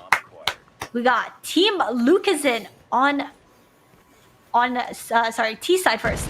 On the offense, Solo pushing aggressive with the Fennec, doesn't realize Shark just slipped through mid, but Lucasen stopping him in his tracks. Perfect little answer right there. Great when your captain has your back right. Solo on a little bit of a route. Doesn't need too much help. Choppa concussed, stunned, not bagged completely, but is going to get shut down. Dozzy trying to go Super Saiyan. Going to be able to find one, but it's Solo there for the two-piece. Bomb's going to go down along with it, and it's Shells and Cartels. Got their work cut out for them, 2v4 style. Hey, but I mean, if anyone's going to do it, it's going to be these two. I mean, they've just been absolutely insane this entire tournament. Let's see what they can do on the snipers. I don't think Cartels knows that they have a player lurking up in top Granny. Chell's getting picked off, and Solo about to finish things off for them. Nice early round coming out from Team Lucasen, absolutely throwing it down. Early picks, early bomb plant, early map control. It was just perfect. Got it on lockdown. This is what they asked for. They received it. First round in, up 1-0. Team Lucasen on the brink of a comeback. Big shots needed to be landed right there, but it's Lucasen piecing them up. Solo going to be able to cap another one, and Dozzy's going to be out of the equation. Chell's able to get involved with one, but the trades are 2 for 3. That terrible timing there. Just not great timing at all. Wait, what? Oh, what? They try to get each other's trades, but I mean, I feel like Hanzo was a little too far back to be able to get that instant trade. He gave time for Shark to not only get the first kill and to reload. I mean, I think that's a misplay there from Team Lucas. An early pick, but just, I don't know what happened. No bomb plans, and they just decided to play aggressive on CT barrels? Just, I don't know. Is this nerves? It could be. I don't think they were anticipating Shark playing so conservatively. Nonetheless, pays off. Could be the downfall. We're tied up. 1 for 1. Definitely one. But if you are him, just go ahead and put it behind you. It is done and dusted. Pay off around here. Buckling up for another A-side hit. This time, the approach not as aggressive. Nothing on the stun hit inside the cube. Solo has great entry, and there it is. Dozzy. Big kills there from Shells, though. 3-piece in total. Huge 3-piece from Chagabu. That beautiful Gundam Locust. Let's see if Sky can do anything about it. Sky with a quick response onto Shells. Let's see here. I don't think he has info on the other two. This is one of our very highly anticipated content creators from TikTok. Let's see if he can pull this one out. Making a little wrap here. Did he get info on Cartels? Oh, now spotted. Oh, nasty shot onto Shark. Does he have info on the last player? He's just going for that plant. 5 seconds left. He might just need to commit here. Cartels walking up, sneaking up. Brother. Oh, Cartels. Okay. You got me nervous. I can't lie. Wow, that was J358. Every shot counts, right? It's like that's not one that you bounce back from. That could have been match ending if you lose that 1v1. Caught him on the plant. Timing could not have been worse. Cartels plays it perfection. 1 kill on board for him. That's 1 more round in their favor. 3 more to shut this one out and close it so they can be champions. Lucasen and squad started fire strong, but has been very cold. Lucasen again, first blood on Shells.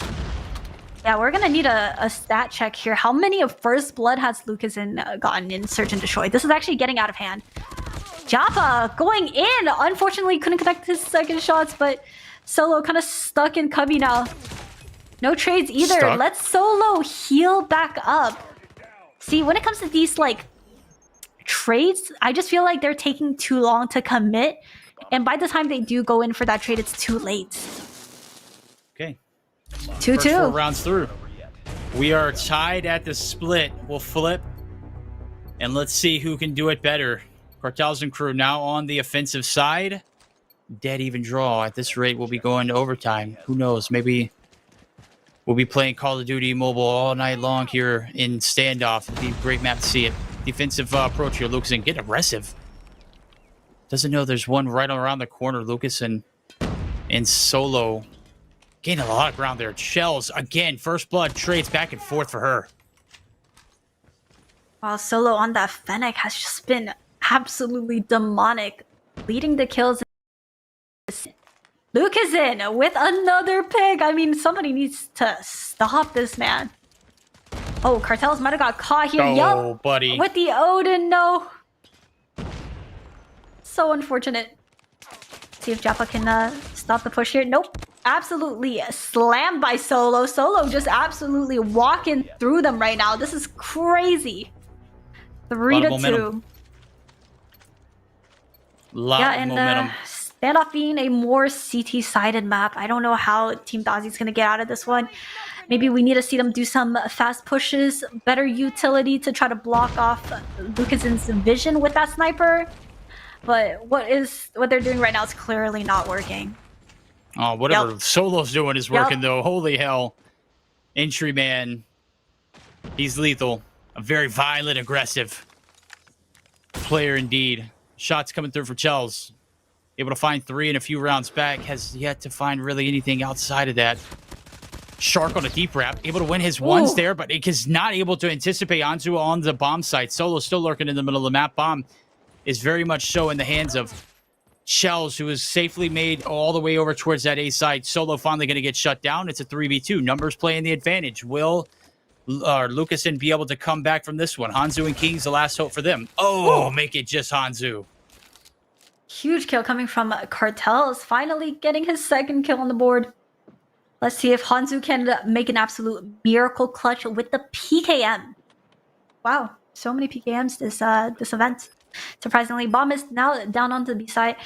Hanzu got to make a crazy rotation, crazy clutch, and not looking so good. Yep, Cartels finishing things off.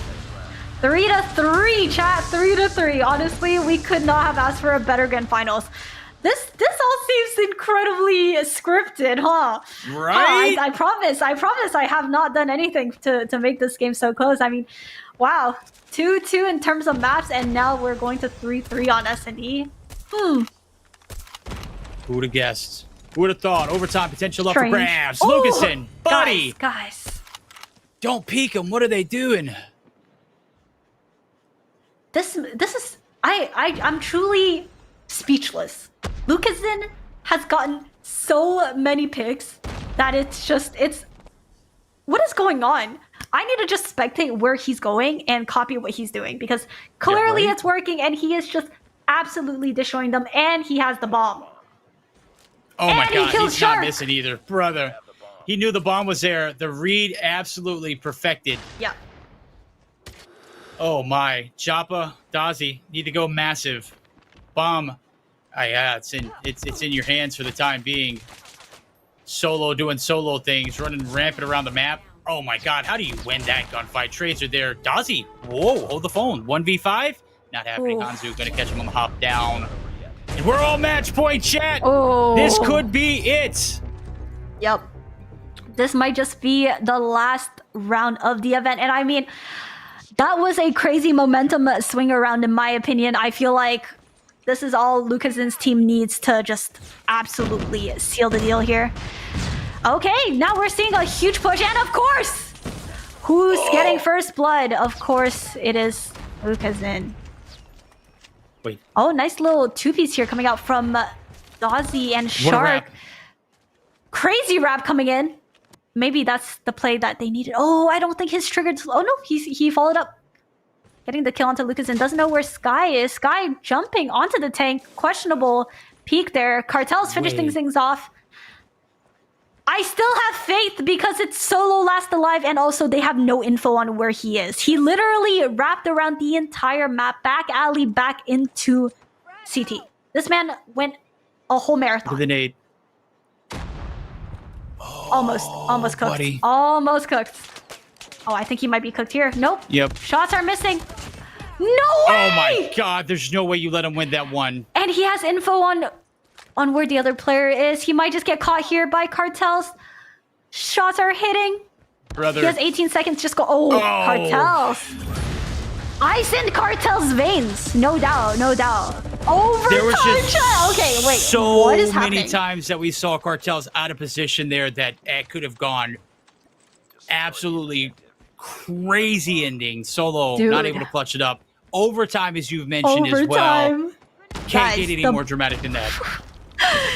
The butt cheeks are clenched. This Oh, is buddy. insane. Oh my goodness. Honestly, could not have asked for a better grand finals. This is incredible. What did she All right, say? so Yes, 100% clinched. Everybody Yep. on standoff right now, completely tight, chat. Air sealed. Nothing getting out here in this one. yeah. See who makes the first mistake. Lucasen has been the first Blood Reaper right now. Nobody has found any success. Shots coming over through the middle of the map. It's Hanzu trying to find anything. Solo lurking around, and we know how damn lethal he is just a pest to deal with. Yeah, an incredibly slow round. I think nobody on either team wants to give up that first blood. Jappa taken out by Solo, Killer Kid, and Dozzy. Trading things off onto Sky. Live count 4-4. They definitely hear Lucas, and Shark for sure hears Lucas and jumping. Okay, diffuse. I don't know if he's going to go for that ninja. I think this is too high risk here. Unless... Oh, he's gonna- Are we going to he's see doing the it! first? No way! Oh my god! No Shark! way! Oh my god. The timing, brother, what was that? Oh my god. The first ninja defuse of the event, and we see it live on broadcast on Grand Finals overtime. Can it not get any more insane?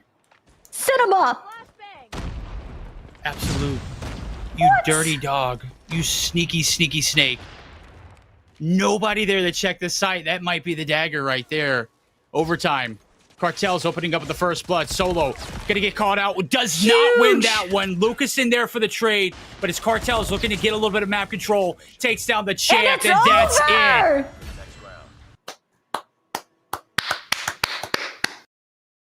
Let him hear it, Aerith.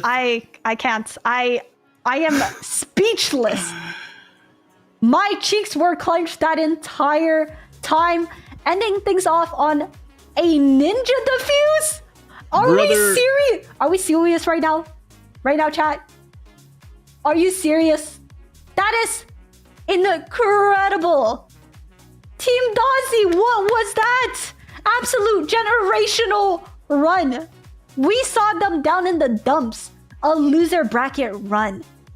All the way up to the grand finals for them to make it to the S&D overtime and a ninja defuse. What just happened? Wow. I mean, a ninja defuse literally impromptu put us in a position for that round to be a meltdown. And we know what we're talking about there. Congratulations. It is Team Dozzy, your grand finals champion and the winner of $10,000. And it's $10,000 SuperSlam. They take their lion's share, $3,000, obviously. Amazing. Huge shout out. Loved it. Every moment of it. I was expecting Wow. more search and destroy, but brother, Shark is the GOAT.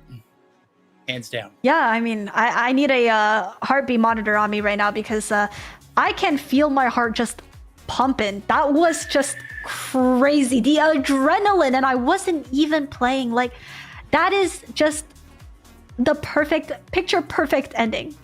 The storyline, the matches, the overtime, everything. Everything we could have asked for and more. It happened. poetic. Ninja diffuses, executions, comebacks, clutches, all of that in a one event. This is honestly just crazy. And wow, yeah. So of course we gotta check out some S&D replays from Team Dozzy because that was just too phenomenal, and we gotta get that ninja diffuse in there. Come on. This is, oh yeah, that's the one. Shark wins the twos right to the fullest, and then Shark just in a position to to pivot perfectly. And Shark, an absolute mastercraft, that talked about how well he maneuvers the map, and Solo not able to get out of that one right there. Obviously, if you get away with your life, 16 seconds left to go, you win the round. Shark with the ninja defuse, an absolute demon. As we recap everything that's gone through, this one collapsed quickly after that ninja defuse, though. Oh, yeah, it was just a domino effect after that. That was honestly the most insane ninja defuse. And considering there was 3 players still alive, Shark, ballsy man, but hey, high risk, high reward, I guess. But I mean, being able to have the nerve to ninja defuse in a grand final overtime on map 5. He heard everything. He knew Lucasen was on the jump up. That's true. He knew the bomb was being planted. You know how much patience it takes to sit in deli for that long and not fire a shot? And then on top of that, you creep and crawl out? Tippable. I mean, you can't play textbook better search and destroy than in that moment. But yeah, Aerith, phenomenal day. We'll take a look at where we started and where we ended at. Obviously, our journey started with Lucasen and Sisco. It ended with Lucasen and Dozzy, and Dozzy is your champion. Aerith, talk to me. My God, I mean, Team Dozzy, I did not expect them to absolutely pop off the way they did. I doubted them. I was a doubter, I will admit. But they have proven me wrong time and time again, and I mean, they deserve this win 100%. They played phenomenal. Everyone pulling their weight. Huge shout out to all the players on Team Dozzy, and I would also like to give a huge shout out to Cartels, because he is definitely the MVP for this event. This dude has been going crazy.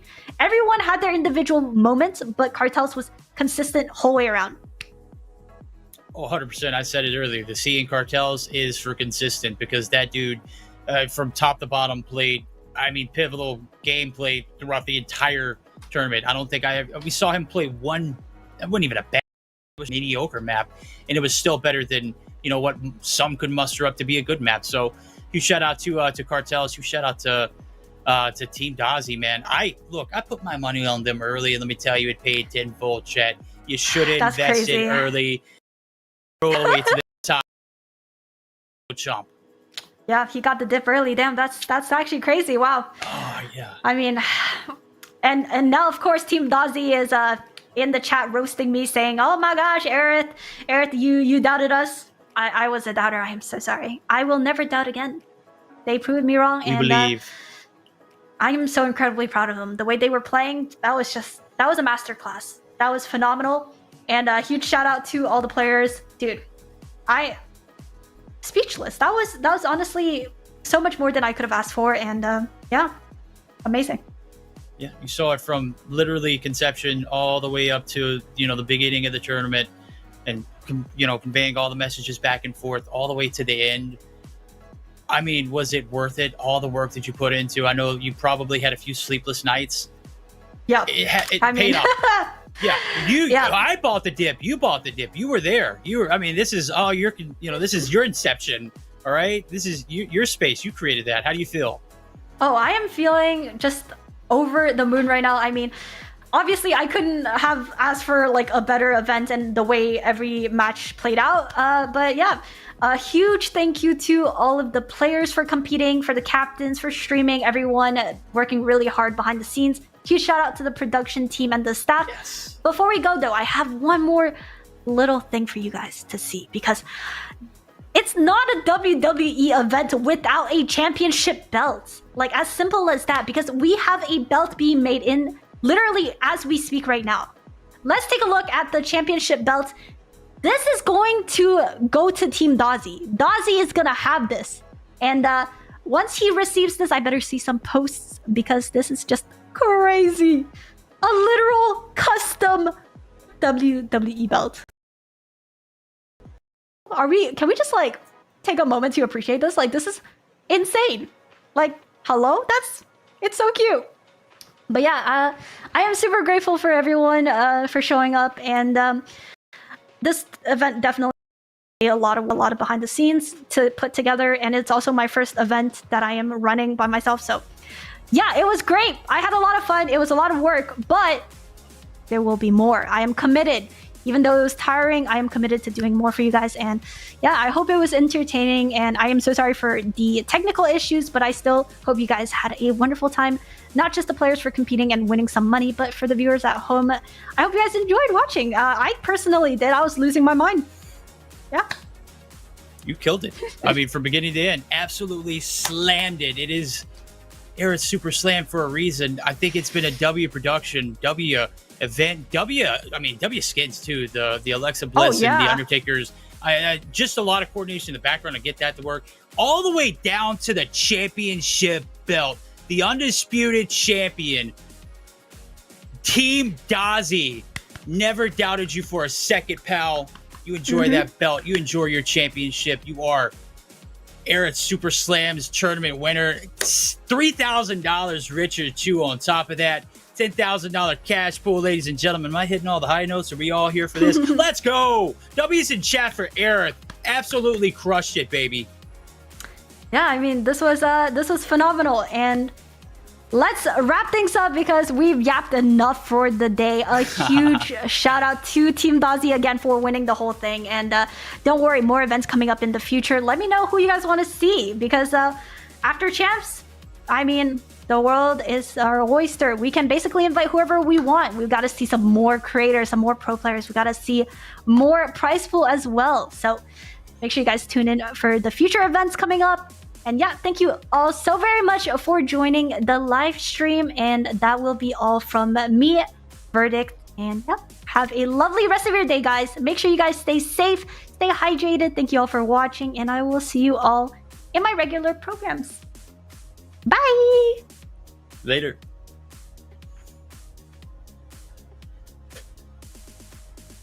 We're just stuck.